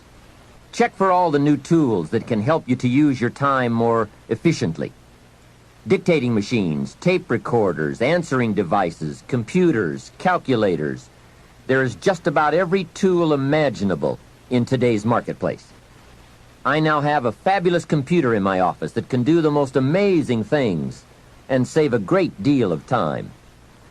I also have a portable computer typewriter that I can take on an airplane or in my motorhome. Then I merely transfer what I have typed onto special cassettes or send the information via telephone back to the main terminal. When I get home, all of my letters and scripts are typed and waiting for my signature or my attention. So take a look. Do some research, do some shopping, find out. No telling how much you can improve your efficiency or multiply your skills by eliminating the barriers and the hindrances so that you are now free to do all the creative things that make for fortune and lifestyle. Now here's an important time saver. Learn to ask questions. This habit will serve in so many ways. Have you ever talked to someone for an hour and then asked some questions and found out that you just wasted the last hour? Make a note. Almost everything is symptomatic of what's really wrong. Surface details don't usually give us enough information to effectively communicate. So, ask questions before. If John isn't making sales, we say, okay, let's get on him about making sales. But perhaps we should ask, why isn't he making sales? Someone says, he isn't making enough calls. We say, okay, let's get on him about making calls. Well, maybe we should ask another question first. Why isn't he making calls? Well, it's because he isn't getting up early and getting out into the marketplace. We say, okay, let's get on him about getting up early and getting out into the marketplace.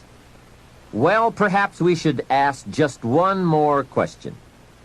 Why isn't he getting up early and getting out into the marketplace? Now we have probably gotten to the heart of the problem. Perhaps it's something personal, problems at home, not his sales skills. The real problems are usually about 3 or 4 questions deep. So if you get good at asking questions, you can save yourself a lot of time by getting right at the heart of the matter when dealing with other people. Otherwise, you tend to waste valuable time just finding out what the problem really is. Now here's the last part of time management. Learn to think on paper. From all of my experience working on many projects and in many countries, one of the major time savers is thinking on paper. It is so important to take things out of your head and put them on paper, then work from the paper. Building your business is a lot like building a house. You take the ideas out of your head, put them on paper, and then build from the plan. We have a saying on this idea: operate from document, not from thought. It's just about over when a person wakes up in the morning and says, let's see, what shall I do today?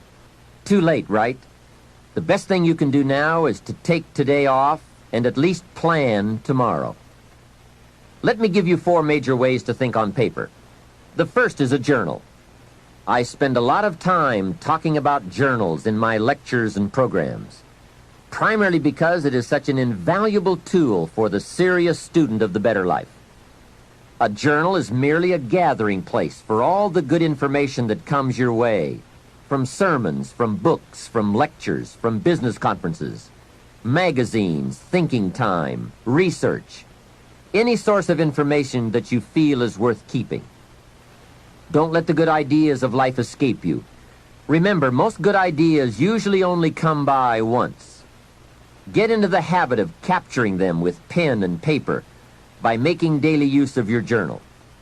Now maybe you won't write in it every day, but at least make sure it's with you every day. Here's the second way to think on paper: a projects book. This is simply a ring binder with tabs in it to help you keep track of all the current people and projects you are involved with and need to work on to make all the parts of your life work to the maximum. If you are working with people, give them each a tab in your projects book. Then under this tab, you keep a running account of all the current information you need to know about that person: performance, family, goals, strengths, needs, perhaps even some graphs showing recent progress or comparisons to past performance. Essentially, you make a note of all the information you need to know so that when you sit down to have a meeting with this person, you have all the pertinent facts there before you in order to have a meaningful and productive conversation. Without this habit, it's so easy to take up time talking with someone and get so very little accomplished, because most of the meeting ends up by being devoted to bringing you up to date on the facts you could have already had in your projects book. Now, depending on your particular business or enterprise, you might want to have a tab for each office or each department or each ongoing project. On a more personal level, you might want to have a tab for each family member or for your personal projects, investments, finances, game plans, and so forth. It's just an effective way to keep all the key pieces of information readily available so you won't have to be continuously hunting through files and drawers for the data. It is the best way I know of to study your business and life projects. A projects book is a guideline for this study. We simply don't study files. They are for storing information. The projects book is for the daily or weekly summary accounting of all the pieces. like a financial statement of your business at the end of the month. In fact, that is one of the sections in your projects book. And another secret. With a guideline to study, it keeps you on good mental track. If you try to study your business and your life in your head, you will for sure miss something, miscalculate, or let your mind go undisciplined in those high thought areas where the ideas and plans and inspiration for fortune lie. It's the organized, better disciplined thought that produces abundance. Everyone is thinking, but mostly about how to get by. I'm asking you to develop these tools and disciplines to think about how to become wealthy and happy, powerful and influential, sophisticated and unique. The next way to think on paper is to keep a day timer, a daily log of your list of things to do and your appointments and schedules. This is where I also keep the agenda for my telephone calls. It becomes a clear and useful record. If you have a business and need to keep track of expenses for income tax purposes, your day timer should also accommodate this need. A day timer is also a good place to record telephone numbers and other key information that you need on a daily basis. Basically, it's a way of keeping a record of your daily activities. Your day timer can also be used as a gathering place for all the details or highlights from your day which need to be logged into your journal or projects book at a later time. It's just an efficient means of keeping track of your days and scheduling your projects and appointments. I strongly recommend that you develop the day timer habit. It only takes a few minutes a day to keep your records up to date, and the time and information you save by using one is massive. Now here's the fourth way to think on paper.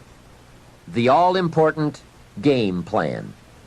A game plan can make all the difference in the world in how your months and years work out for you in terms of both accomplishment and satisfaction. Whether you do business at home, down the street, within the community, or around the world, game plans are essential for maximizing productivity. Here's a phrase worth remembering, and that is, don't start the day until you have it finished. That idea is worth the money. A plan before you start. A day is a major piece of the whole strategy of your wealth plan, your success plan. I know it is laborious, but it's labor and effort that pays in cash and accomplishment. And remember, value is on the other side of effort, not hope. Now, if you want to make a lot more progress and income, here's the key. Don't start the week until you have it finished. Of course, it is more challenging to finish a week than to finish a day, but the pay and the results are so exciting, you won't mind the challenge. And if you want to make a lot of money and big success, don't start the month until you have it finished. That one is a stretch, but high in reward. Now, if you want to start walking among the heavyweights, here's the key. Don't start the year until you have it finished. I don't want to kid you. This one is difficult. It's reserved for those few who do and become the superstars in accomplishment, enterprise, wealth, influence, and lifestyle. It's a high road of sophisticated disciplines, but I'm positive you will like the view and the taste and the company. A game plan is merely a spreadsheet for your activities. It can be a game plan for a day, a week, a month, a year, several months, or several years. And a game plan can be for a single project or for a variety of concurrent projects. Here's how it works. On a sheet of graph paper, you make vertical columns for the weeks or months that this plan is to cover. Then, on the left side of the paper, you make a heading called Activities. Under this heading, you list all of the activities to be performed within that time frame. Let's say that part of your business requires providing ongoing training programs for your employees. Under the column marked Activities, you merely list the various training programs you wish to conduct for the next 12 months. Then under the vertical columns for each month, you block off particular periods of time for these training classes. Game plans can be used to help you plan almost any aspect of your business or enterprise. They can also be used to help you organize all areas of your life, from investment plans to reading plans. Game plans are particularly useful when it comes to scheduling family time, vacations, special weekends and trips, and so forth. Everyone who is important to you wants to see where he or she is on your game plan, especially if your business often requires you to spend a lot of time away from home. And remember, there's nothing like a visual plan. It's so much more effective to be able to show members of your family where they are on your game plan, as opposed to merely telling them in conversation.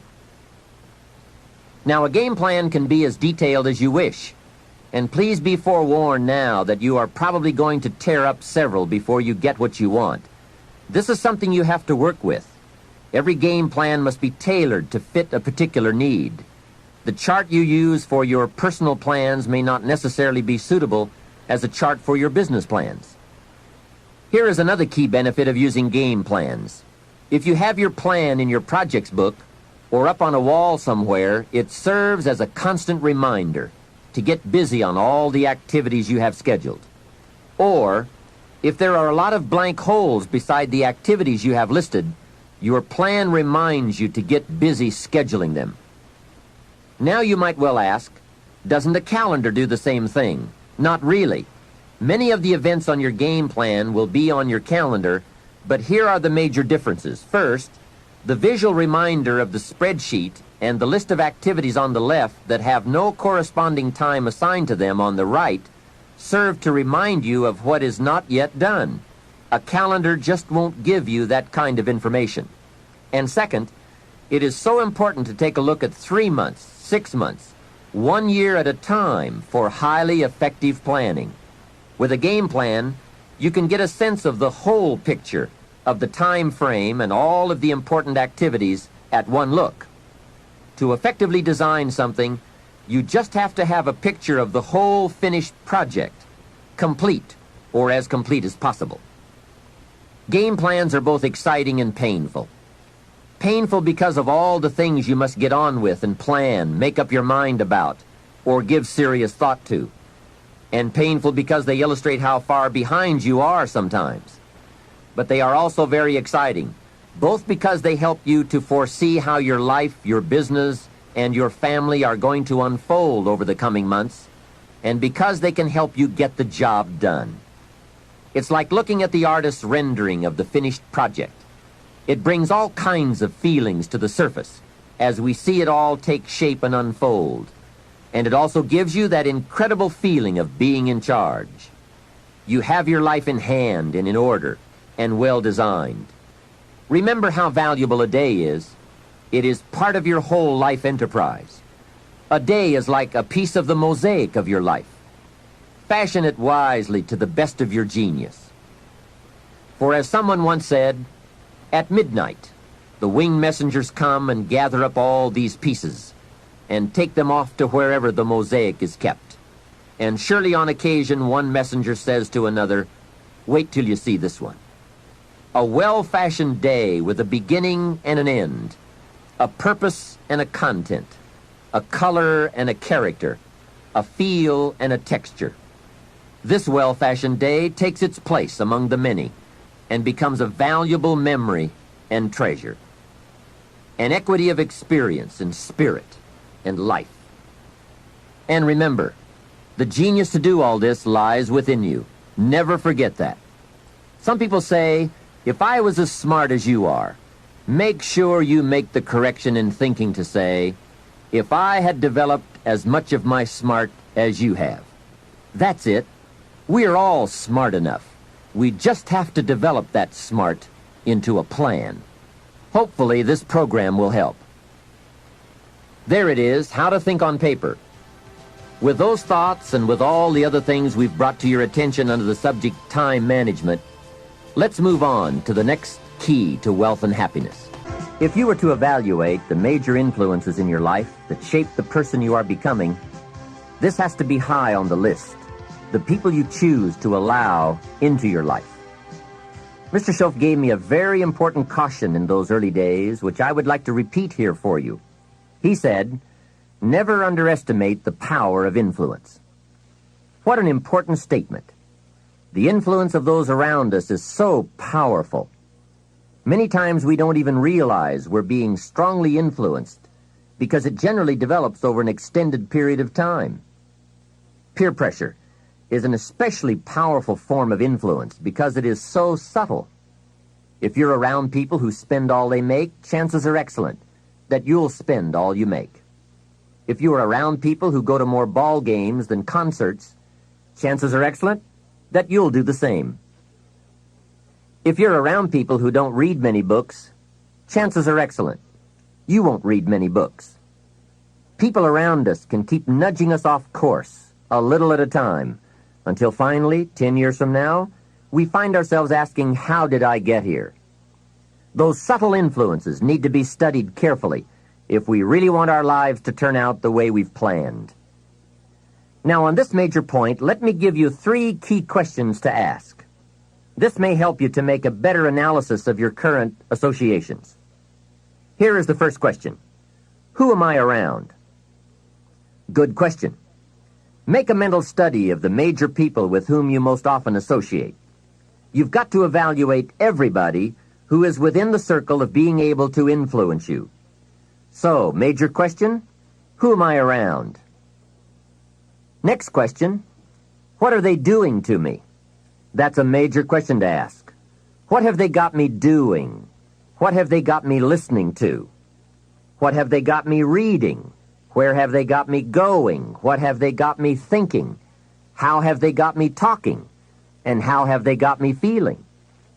What have they got me saying? You've just got to make a serious study of how others are influencing you, both negatively and positively. Now, maybe the influence of all those around you is okay, but just ask yourself. It doesn't hurt to ask. Who am I around, and what are they doing to me? Now, here's the final question. Is that okay? Maybe the people you associate with and their collective influence is okay, but then again, maybe it's not. All I'm suggesting here is that you take a close and objective look. Everything is worth a second look, especially the power of influence. Positive influence can have an incredible effect on your life, but so can negative influence. Both will take you somewhere, but only one will take you in the direction you truly wish to go. It's so easy just to dismiss the things that influence our lives. The man says, I live here, but I don't think it matters. I'm around these people, but I don't think it hurts. I would take another look at that. I've got a good phrase for you. Everything matters. Now, sure, some things matter more than others, but everything matters. Everything weighs something. So you've got to keep checking to find out whether associations are tipping the scales toward the positive or toward the negative. It doesn't hurt to look, right? Ignorance is never the best policy. Finding out is the best policy. Remember, part of the purpose of this program is to get us to say, the days of kidding myself are over. I really want to know what I have become and what I am becoming. I want to know where my strengths and my weaknesses lie. What has power over me? What's influencing me? What have I allowed to affect my life? Perhaps you've heard the story of the little bird. He had his wing over his eye and he was crying. The owl said to the little bird, "You're crying." "Yes," said the little bird, and he pulled his wing away from his eye. "Oh, I see," said the owl. "You're crying because the big bird pecked out your eye." And the little bird said, "No, I'm not crying because the big bird pecked out my eye. I'm crying because I let him."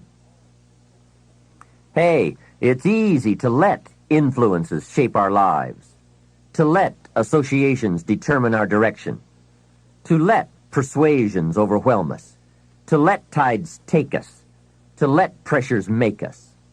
The big question is, are we letting ourselves become what we wish to become? In this most important subject of association, here are some actions you may want to take. First, disassociation. You may, after a study of those 3 questions, who am I around, what are they doing to me, and is that okay, you may come to the serious conclusion that there are some people you just have to break away from. I'm not saying that it's an easy step to take, and it's not to be taken lightly. However, I am saying it may be an essential task.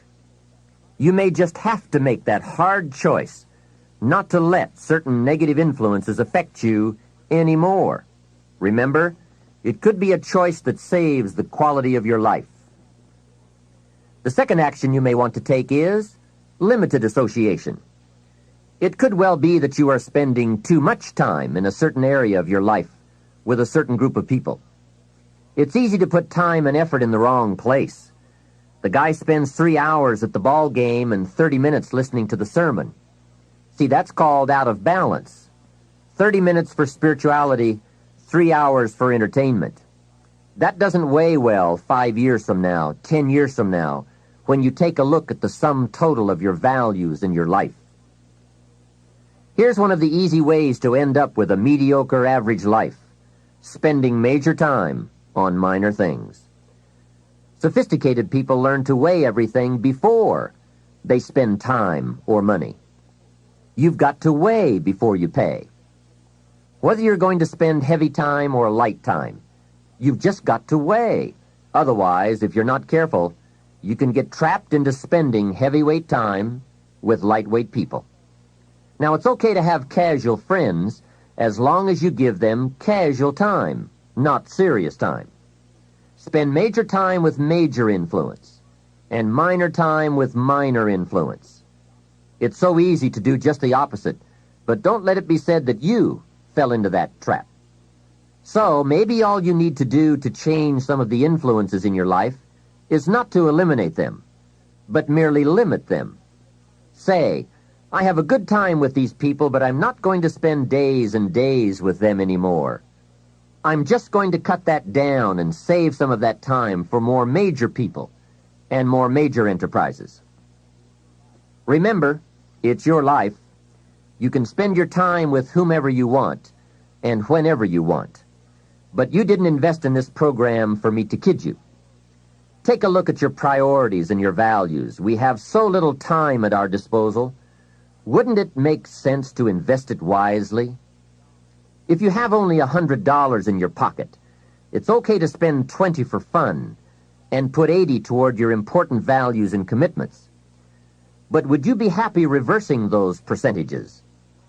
Better to put the majority of your money where you know it will get you a positive return, rather than put it where the taste is brief and the results are poor. Of course, you must be the judge. You must determine whether the situation and the people call for disassociation or limited association. But remember, if it isn't taking you where you want to be 5 years from now, 10 years from now, now is the time to fix it. The third process is the one I most strongly suggest you begin, and that is called expanded association. That is, spending more time with the right people. People of substance and culture, people who understand philosophy and discipline, people of accomplishment and character. Many years ago, Mr. Schoaf said to me, Mr. Rohn, if you truly wish to be successful, you've got to get around the right people. Then he said, it looks like in your present circumstances you're going to have to plot and scheme. And that was true. I had to plot and scheme to get around the right people. On some of those early opportunities I had to be around successful people, I would park my car a couple of blocks away. I knew that if they saw my car, I'd never get in. On more than one occasion, I got the question, how did you get here? To which I would respond, oh, someone dropped me off. And that was me dropping me off a couple of blocks away. Whatever you have to do it. Keep asking the question, who can I get around? Who could I spend some time with who would have a positive influence on my life? I played every trick in the book I could think of to get around the right people, but it was worth it. Now here's the surprise. It is possible for a modest investment to get around major people. If you had a chance to sit down for an hour or two with a wealthy person, and all that you had to do was to pick up the lunch tab, wouldn't that be a bargain? That person might drop an idea on you that could change your life. For a lunch tab, And that's where we need to go to get our success plan, from successful people. Don't pick up your plan, especially your financial plan, from unsuccessful people. Here is something else exciting. It's possible for people of modest means to start a wealth plan. You don't have to be wealthy to have a wealth plan. You don't even have to be healthy to start a health plan. All you have to be is smart. Smart enough to say, hey, I've got the wrong plan, and I'm going to get around someone who has a better plan and make it my plan. So, find some successful people to help you fill out your success plan. Find somebody healthy to get your better health plan going. Find somebody living a unique lifestyle to develop your lifestyle plan. This is called association on purpose, getting around the right people by expanding your circle of influence. I have a really unique friend. I'm always trying to find more ways to spend more time with him. He's the big game hunter, millionaire, businessman, traveler, and in my opinion, one of the world's great philosophers. He has two special gifts among many that make it worth all the time I can possibly spend with him. And those gifts are, 1, the ability to absorb, the ability to soak up a day and all of its events. His memory is uncanny. I swear he remembers in detail almost every day of his life and every book he's read. I think it is more exciting for him to go to Spain and come back and tell you about it than it is to go yourself. And the reason is, when he's there, he doesn't miss anything. He picks up the sounds and the colors, the experiences and the happenings. He absorbs like a sponge the sights, the people, the whole scene. Then he has this second unique gift, the gift of expression. He can put all he saw and touched and felt into words, exciting words. When he talks, you can feel the water lapping on your feet. You can see the colors. You can smell the aroma of the flowers and the food. What great gifts to absorb and to express. If I spend a day with him, I get my time's worth. He can put a year into a day's conversation. It leaves you spellbound. He can read a book and with flawless detail give you a capsule version, and more often than not, make it more exciting than if you read the book yourself. From Shakespeare to the Beatles, from Africa to Beverly Hills, he's got it, recorded it, and can express it with spirit and precision. You can imagine what a valuable association this is for me. From this association, I've multiplied my knowledge, my perception, my skill, my enterprise, and my lifestyle many times over.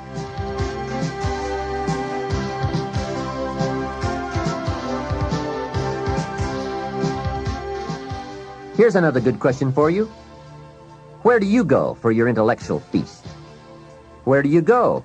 Pity the man who has a favorite restaurant, but not a favorite thinker. He's picked out a favorite place to feed his body, but he doesn't have a favorite place to feed his mind. One way to associate with people of influence is through their writings, books, cassette tapes, whatever you can pick up. Maybe you can't meet the person, but you can read his books or listen to his cassettes. Churchill's gone, but he's left some books. Aristotle's gone, but we still have his ideas. Search the catalog for cassettes and libraries for books. Search the magazines, search the documentaries. They are full of chances for association and intellectual feasting. But in addition to reading and listening, we also need a chance to do some talking and sharing. I have some people in my life with whom I spend time on a regular basis, who help me with important life questions, who help me refine my own philosophy, weigh values, and ponder questions about success and lifestyle. We all need associations with people of substance to provide influence concerning major issues, society, money, enterprise, family, government, love, friendship, culture, taste, opportunity, community. Behavior is mostly influenced by ideas, and ideas are mostly influenced by education, and education is mostly influenced by the people with whom we associate. So don't join an easy crowd. Make sure you get around people who can ask the right questions about the latest ideas you've discovered, about your philosophy, your enterprise, your goals, your lifestyle. Go where the demands are high, where the expectations are high, where the spotlight is on to grow, to produce, and to become more than you currently are. One of the great good fortunes of my life was being around Mr. Schoaf those 5 years. During that time, he shared with me, at dinner, on an airplane, at a business conference, in private conversation, with a group, all those ideas that caused me to make the helpful and necessary adjustments in my thoughts and activities. And those daily changes, some so very slight, so very important, added up to such weighty sums in 1 year, 3 years, and 5 years. A big part of the value of this association was having Mr. Schoaf repeat the ideas over and over. You just can't hear basics, fundamentals, major pieces of the philosophy of life too often. Another part was Mr. Schoaf's unique ability to check and measure my progress. That is so important. Measurable progress, and having someone to monitor that progress. I will never forget my first list of goals that I put together after Mr. Schoaf's breakfast lecture on setting goals. My list contained only 4 or 5 items. When I showed it to him, he said, "Is this your list?" I said, "Yes." Then he started asking those very wise questions that all people of success and substance are inclined to ask. He asked, "How about your health goals?" I didn't have any of those on my list. He asked, "How about your investment goals?" Those were lacking. "How about your travel goals, your family goals? How about your goals for gifts and sharing? Who would you like to meet? What would you like to become? What skills would you like to develop? Did you ever want to write a book, a poem? Would you like to be a sophisticated person of power and influence and culture? How about education for your children? Would you like to be debt-free? How about a splendid library stocked with the best of books? Would you like to make some new friends? Did you ever want to parachute out of an airplane? Fly a glider? Own a music library? Would you like to see New York? Visit Paris? Explore Rome? Do you need a ranch someday? A cabin in the mountains? Is there something you'd like to prove? A mark you'd like to make? Wow, what a mind-expanding conversation that was. And this was only one of many to come over those 5 years. What fantastic help it is to have someone who can ask the right questions. Remember, it's not just the answers that are important. It's the questions. Some of the most valuable influence comes from people with the awareness and skill to ask the major questions. Here's a project you might consider. Choose 2 or 3 people for whom you have a great respect. Ask each of them to make a list of the major questions they would ask if they wanted to help someone make the best choice that would lead to a successful and happy life. If you get 3 lists, you will be surprised at the difference among them. Successful people approach life from a variety of experiences and a variety of attitudes. Now, from these questions, you may get enough homework to get busy on for years to come. Another benefit of my association with Mr. Schoaf was that I kept growing in experience, knowledge, and accomplishment, and was able to bring all that value to the same basic questions. What a learning experience that was. Some of the early questions I had shrugged off, I now saw a growing importance they had. It was really my education that was changing, not the questions. It's like reading the Bible or listening to cassettes. When you have some added, measurable experience, you now bring to the reading and listening a new worth. You now listen and read at a new level. And the substance gleaned, the wisdom gathered from that new level can well be where your fortune and the best of your lifestyle can be developed. One more thought, and that is, strive to become the kind of person that people of quality and substance would want to be associated with. Become a person of skillful language, positive attitude, well-read and well-disciplined. a person of culture and intelligence. You will be uniquely rewarded by this reputation, drawing exciting people to you. Remember, to attract valuable people, you must be attractive. Association is truly one of the 7 fundamentals to your future wealth and happiness. It has such a major effect on how your life works out. Constantly be aware of the power of influence. Continually weigh your time and your associations and put them to better work for you. Of all the parts of our life we want to work well, perhaps the most important is lifestyle. Mr. Schoaf gave me one of his strongest concepts when he said, "Don't just learn how to earn, learn how to live." And that's what lifestyle is all about, learning how to live.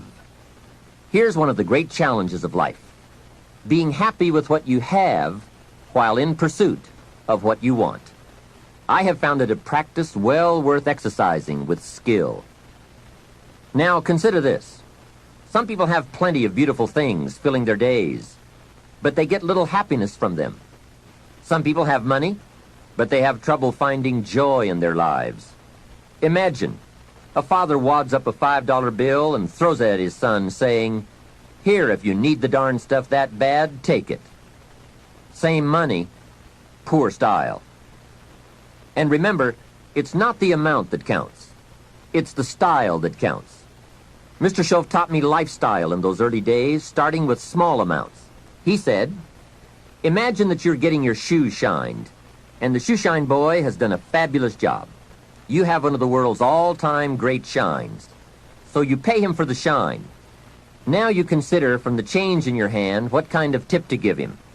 And the question pops into your mind, shall I give him 1 quarter or 2 quarters for my neat shine? Mr. Schoaf said, if 2 amounts for a tip ever come to your mind, always go for the higher amount. He said, become a 2-quarter person. I said, what difference would that make, 1 quarter or 2 quarters? He said, all the difference in the world. If you said, well, I'll just give him 1 quarter, that will affect you for the rest of the day. You will start feeling bad. Sure enough, in the middle of the day, you will look down at your great shoe shine and say, I've got to be cheap. 1 lousy quarter. That will affect you. However, if you go for 2 quarters, Schoaf said you can't believe the feeling you can buy for another quarter. That's lifestyle. Becoming a 2-quarter person and learning to get joy from the greater person you are becoming. A man came up and introduced himself to me after one of my seminars in Detroit, Michigan. And he said, Mr. Rohn, you got to me tonight. I've decided to change my whole life. I said, fantastic. He said, you will hear about it someday. I said, I don't doubt that. Sure enough, a few months later I was back in Detroit for another lecture. And this same man walked up and said, Mr. Rohn, do you remember me? I said, I do. You are the man who said he was going to change his life.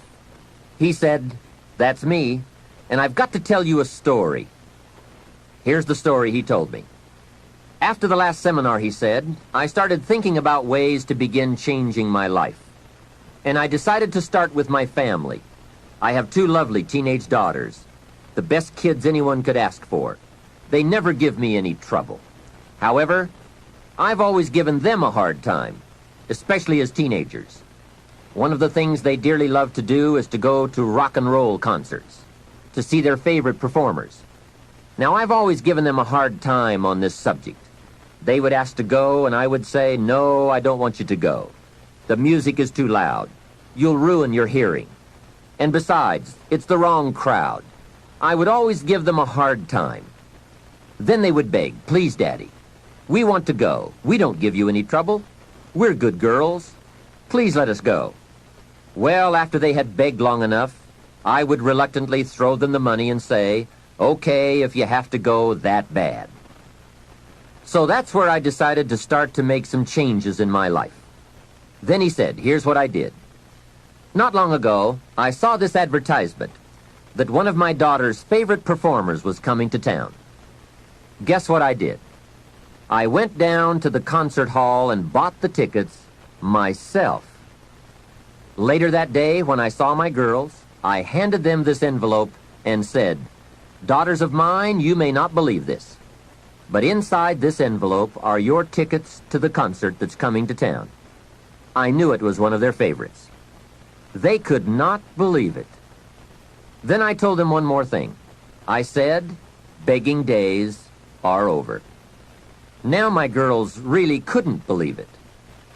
Finally, I made them promise not to open the envelope till they got to the concert, and they agreed. Now comes concert time. When they arrive, they open the envelope and hand the tickets to the usher. He says, "Follow me." And he starts down front. They say, "Wait a minute. Something must be wrong." The usher looks at the tickets and says, "Nothing is wrong. Follow me." They walk down front, 10th row, center. Now the girls really cannot believe it. He said, "I stayed up a little late that night, and sure enough, around midnight, my daughters came bursting through the front door. One of them lands in my lap, the other one has her arms around my neck, and they both say, 'You have got to be one of the world's all-time great fathers.'" What a neat story. What a great example of how it's possible, with just a change in attitude and a little thought, to live the good life. Same money, different style. Remember, the challenge is to get joy from your life and what you have to share. It's not the amount that counts. It's the uniqueness, the love, and the attitude that counts.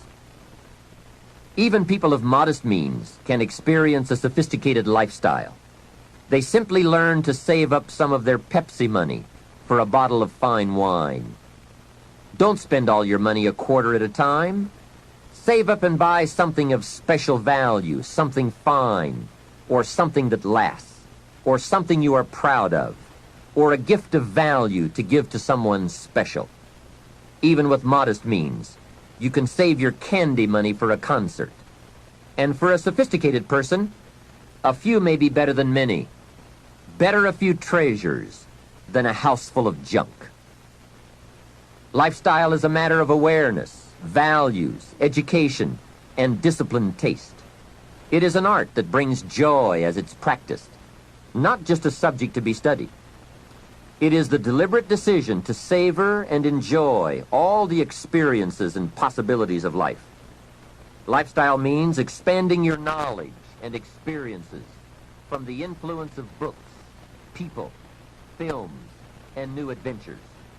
So take advantage of everything and everyone with whom you come in contact. You can begin expanding your lifestyle today. Think of something you can do today to make you feel richer and better about yourself and your life. Make a phone call. Reserve tickets to a concert. Buy some unique music records. Send flowers. Send a thank you note. Plan a trip of new discovery. Begin to read a classic. I'll bet that within 50 miles of where you are right now, there are some places you have never seen, some foods you have never tasted, experiences you've never had. I grew up in Idaho, and I've never been to Yellowstone Park. And part of it is in Idaho. Thousands of people from all over the world have traveled to Yellowstone. Old Faithful? Doesn't everyone know about Old Faithful? Hey, I've been to Africa, but not to Yellowstone. Isn't it easy to miss something? Isn't it often easier not to do something, see something, experience something? Hey, let's all set a new goal not to miss anything, especially things within our reach, within travel time, walking time, effort time. And that's the key word, effort. Remember, all good things are upstream. A conscious act from a unique thought. That's where the pleasure is. And the act serves as a bridge between dreams and reality. So develop your lifestyle a little more. Your style of seeing, giving, sharing, enjoying. It's not the amount that counts, but the experience of choosing to live with style. I remember saying to Mr. Schoaf one time, if I had more money, I would be happy. And he gave me some of the better words of wisdom when he said to me, Mr. Rohn, the key to happiness is not more. Happiness is an art to be studied and practiced. He said, more money will only make you more of what you already are. More will only more quickly send you on to your destination. He said, if you're inclined to be unhappy, if you get a lot of money, you will be miserable. More money will only make you more. More money will only amplify. If you're inclined to be mean and you get a lot of money, you will be a terror. If you're inclined to drink a little too much, when you get a lot of money, you can now become a drunk because you can drink everything. So style is not more. Style is an art, a genius, a design. Lifestyle is reserved for those who are willing to study and practice the higher arts of life.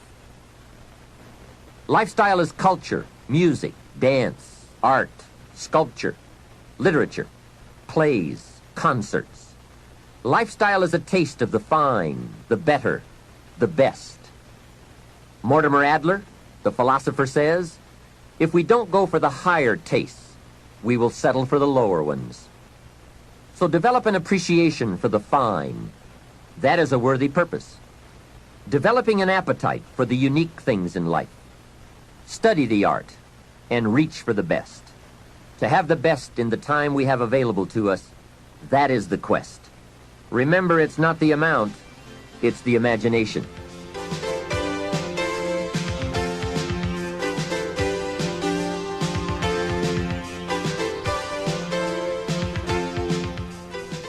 My lady and I were on a trip to Carmel, California one sunny summer day to do some shopping and exploring.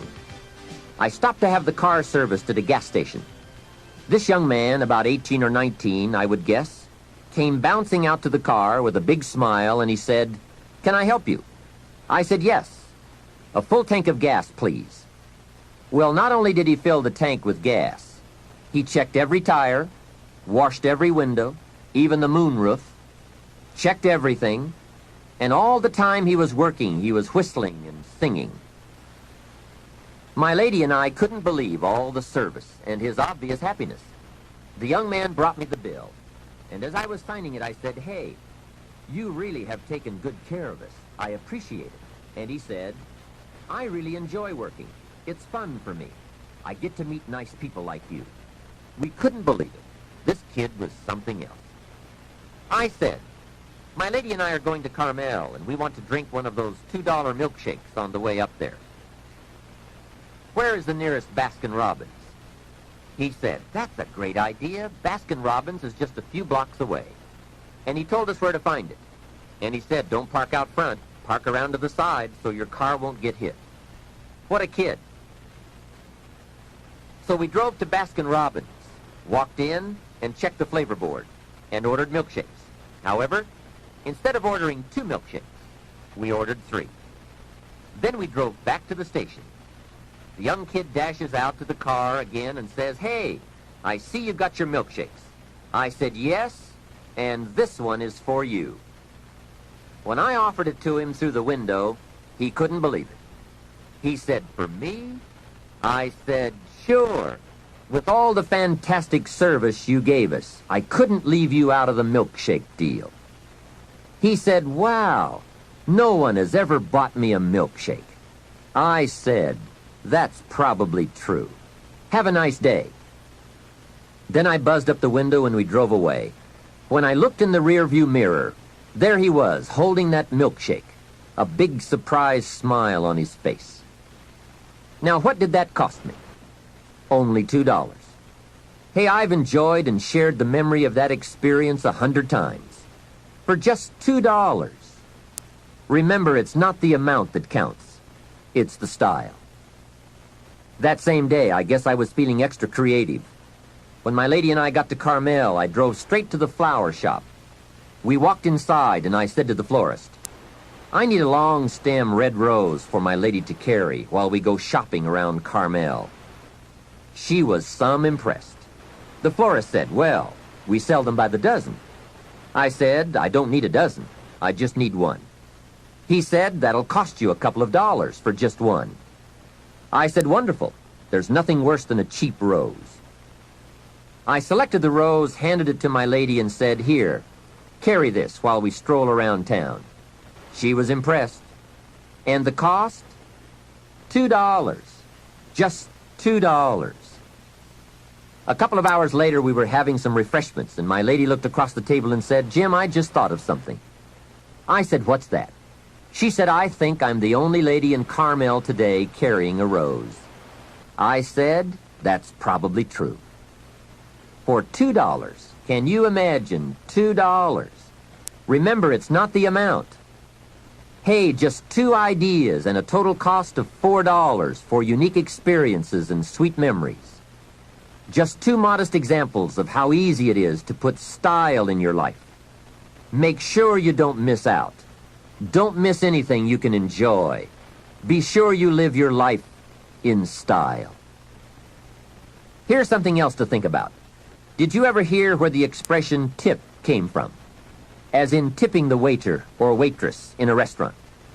Mr. Schoaf taught me that it began as a symbol for the phrase, to ensure promptness.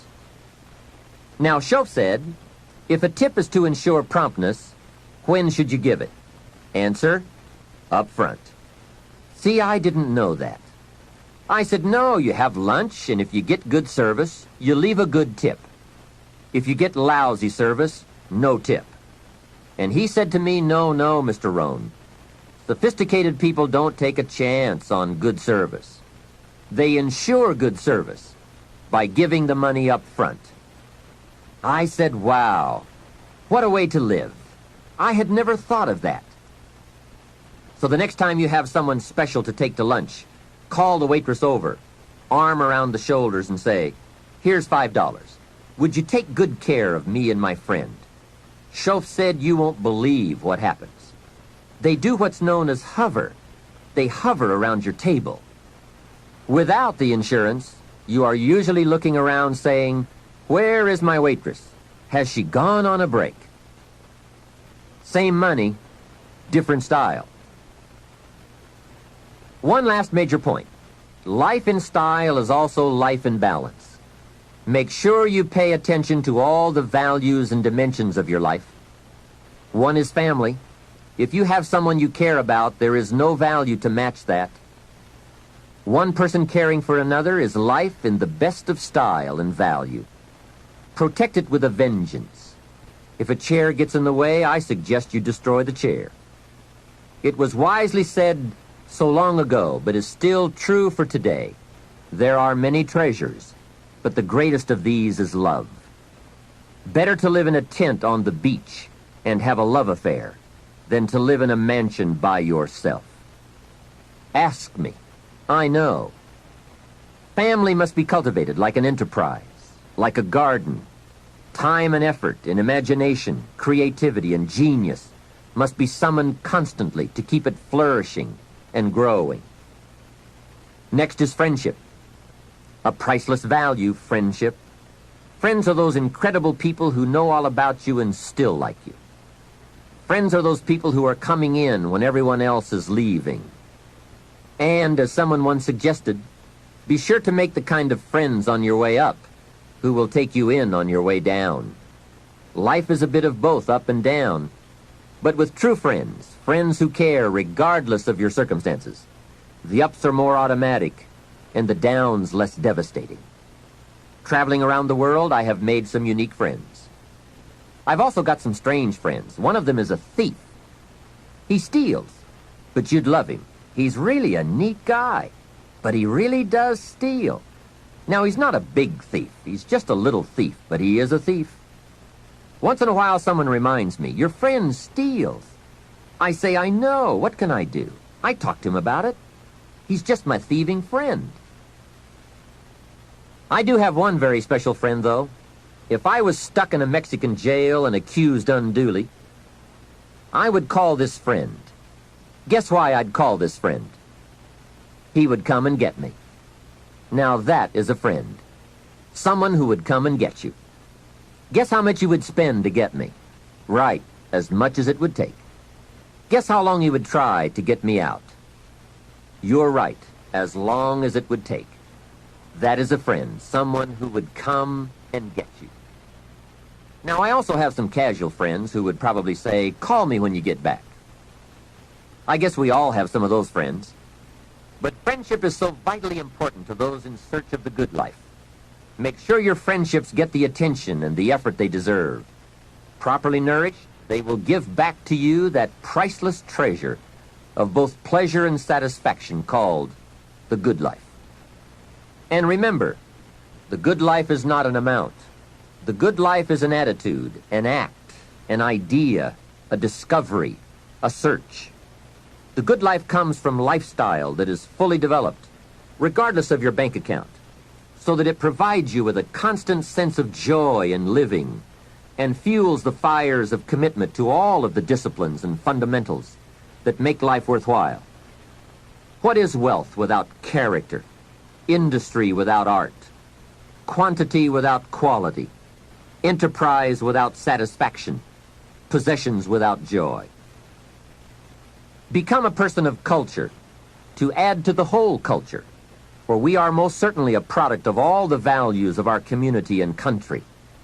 Become that person of unusual substance that brings an added measure of genius to the whole, so that our children and the children of many will be the beneficiaries of the treasure. There are three major parts to life change.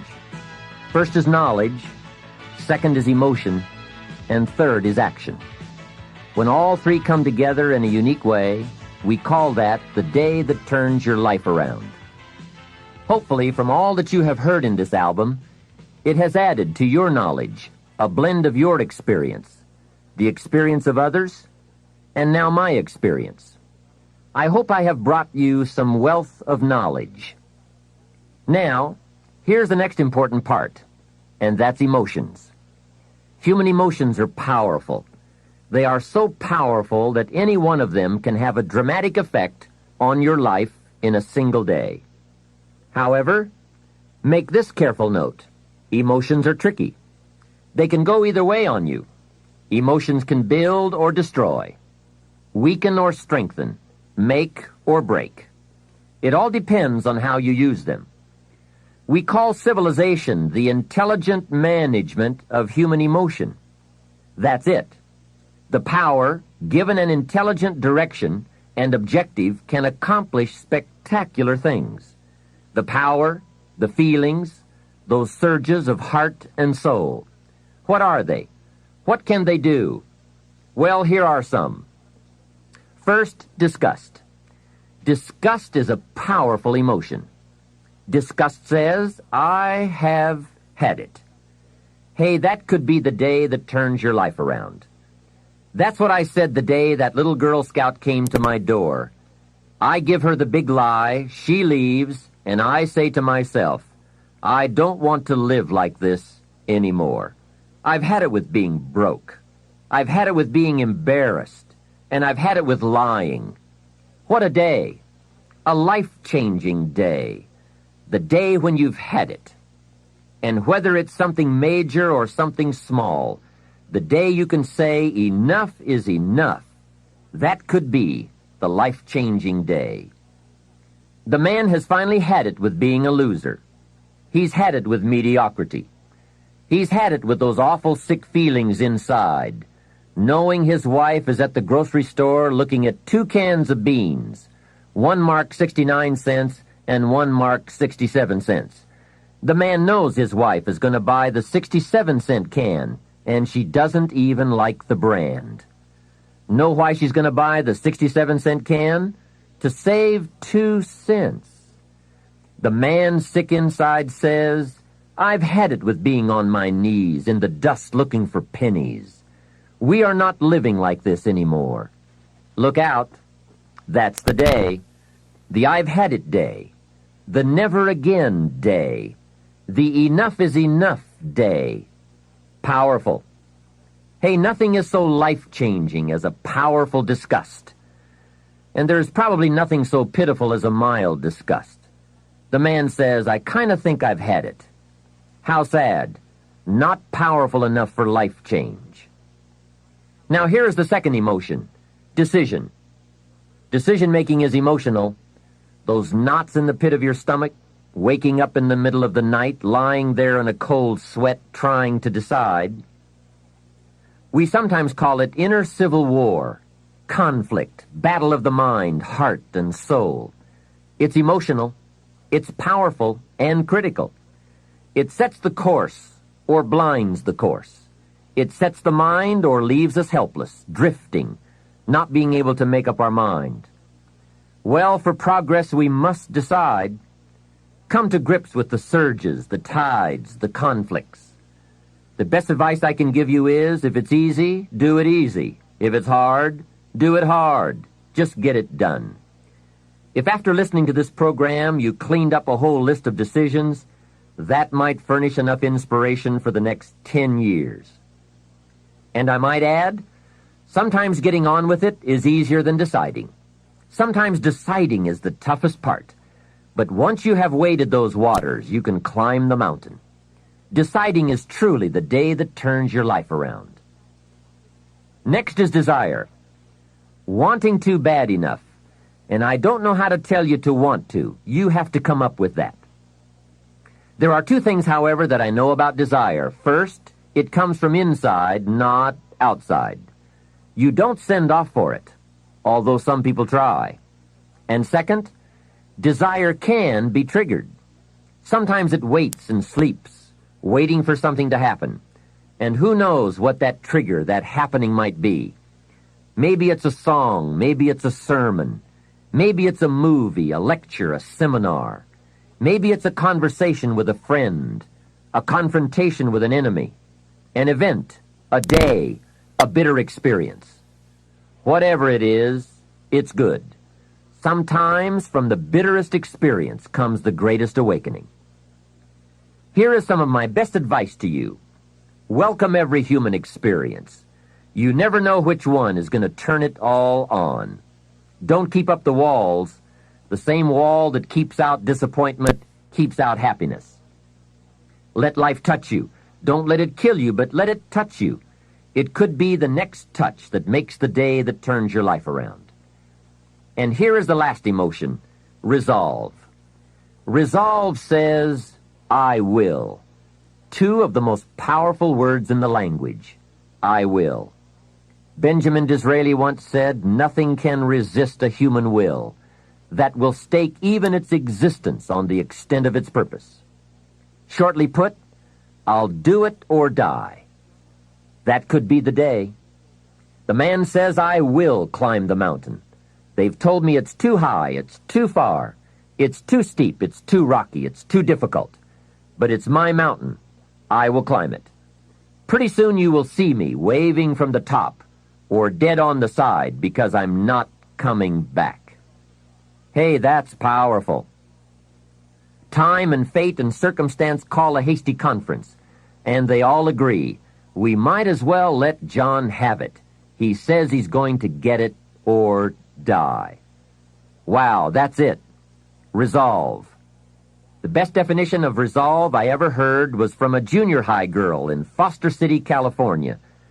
I'm talking to the junior high kids, and I asked the question, who can tell me what resolve means? I got several hands. Some were pretty good, but the last one was the best.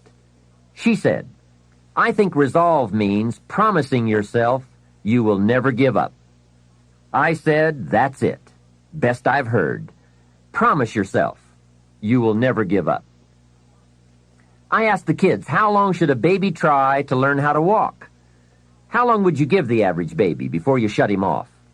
You say that's crazy. Any mother in the world would say my baby is going to keep trying until it learns how to walk. No wonder almost everyone walks. What a magic formula, the until formula. Good question. How long are you going to work to make your dreams of wealth and happiness come true? I suggest the until formula. It's the best. Emotions, disgust, decision, desire, resolve.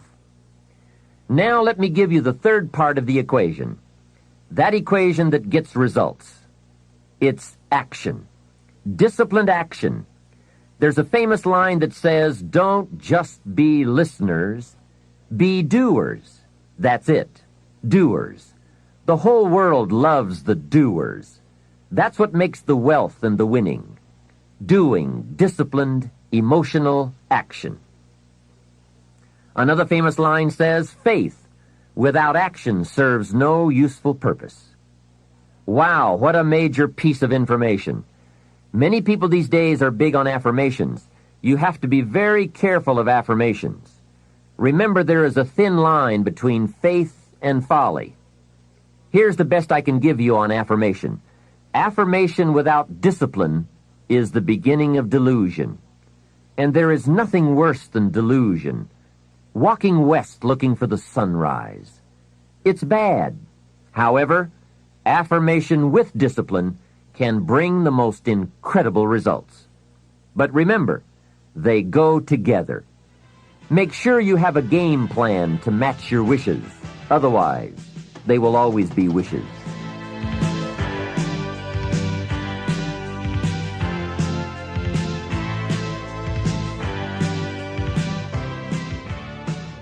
Now, in closing, I ask you to consider these 4 questions. I call them questions to ponder. The first question is why? Why should you try? Kids often ask, why? It's a good question. Ask yourself, why get up that early? Why work that hard? Why read that many books? Why make that many friends? Why go that far? Why earn that much? Why give that much away? Why put yourself through all those disciplines? Why is an excellent question. The best answer I know to the question why is the second question to ponder. Why not? What else are you going to do with your life? Why not see how far you can go, how much you can earn, or read, or share? Why not see what you can become, or how far you can go? Why not? You have to stay here until you go. Why not? The third question goes a bit further. Why not you? Some people have done the most incredible things with a limited start. Why not you? Some people do so well they get to see it all. Why not you? Why not you watching the morning mist rise over the mountains of Scotland, soaking up history in London, or exploring the mysteries of Spain? Why not you having lunch in one of those neat little sidewalk cafes in Paris? There's nothing like a stroll through the Palace of Versailles. Someday you must gaze directly at the Mona Lisa. Why not you on a sailing schooner in the Caribbean? 2 weeks there and you lose all your cares. I can show you where to find the most exquisite seashells in Australia. I know where they are. Why not you? Why not you shopping on Fifth Avenue in New York City, staying at the Waldorf, or having sliced roast goose on a bed of apple strudel at Luchow's? Stop off and drink in an Arizona sunset. Take a quiet walk along the beach with that incredible feeling, knowing you are enjoying the result of a disciplined effort. Why not you, with an unusual awareness to the heartbeat of life? Why not you? The last question is the key to action. Why not now? Why postpone your better future any longer? Get at it today. Get some new books, make a new plan, set a new goal. Ask some new questions, lock onto a new resolve, make a new effort, and do it all now. Another thing is to ask for God's help, which may sound a little strange. This is not a religious program. My personal word would be that humans are unique, but we could all use a little extra help. Of course, it's a two-way street. I think God will do His part if we will do our part. During this program, we have talked about our part. There is a story about a man who took a rock pile and in 2 years turned it into a fabulous garden, and people came from everywhere to see it. One day a man came by, saw the garden, and thought it was fabulous, but he wanted to make sure the gardener did not take all the credit. He had this deep feeling inside that a lot of people leave God out. So he toured the garden and had a chance to meet the gardener. When he met him, he shook his hand and said, "Mr. Gardener, you and the good Lord together have made this beautiful garden." The gardener understood his message and his point, so he said, "I think that's true. If it was not for the sunshine and the rain, and the miracle of the seed and the soil and the seasons, there would be no garden at all." But he said, you know, you should have seen this place a couple of years ago when God had it all by himself. I think that's true. We do play an important part in this challenge called making all we can out of all we have.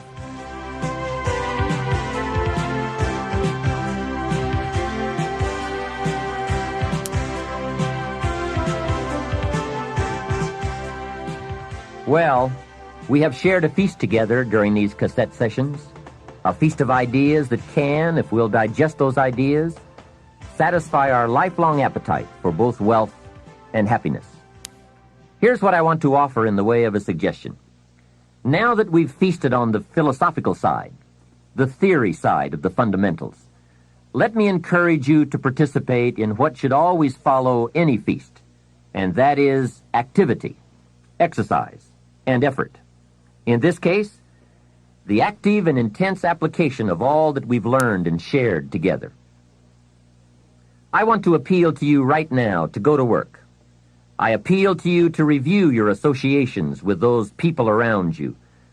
I appeal to you to set your goals, to begin the quest for developing yourself, and to embark on a journey leading to your own financial independence by following a well-defined plan. I appeal to you to enjoy your life as you seek to improve it. I give to you my strong appeal to seek knowledge so that your value to yourself and to others might increase. And finally, I appeal to you to discipline yourself for the control and management of the precious commodity of which we are granted only a limited amount, time. Work on all these areas, but by all means work. It is always easier to think than to do. It is easier to promise than to achieve. It is easier to pretend than to produce. It is easier to plan than to act. I ask you not to do what is easy, but to do what will actually bring you the achievements you seek. Those who enjoy wealth but not happiness, those who are happy but not prosperous, as well as those who are neither happy nor wealthy, seem to ignore some or all of the fundamentals we've discussed. They are perhaps too busy, too tired, too preoccupied, too lazy, and perhaps even too rich to give attention to the basics. But don't let that be you. Go to work today on the fundamentals and commit yourself to yourself. The results will be well worth it, I promise. This is Jim Rohn giving you my final appeal. Let's do something remarkable.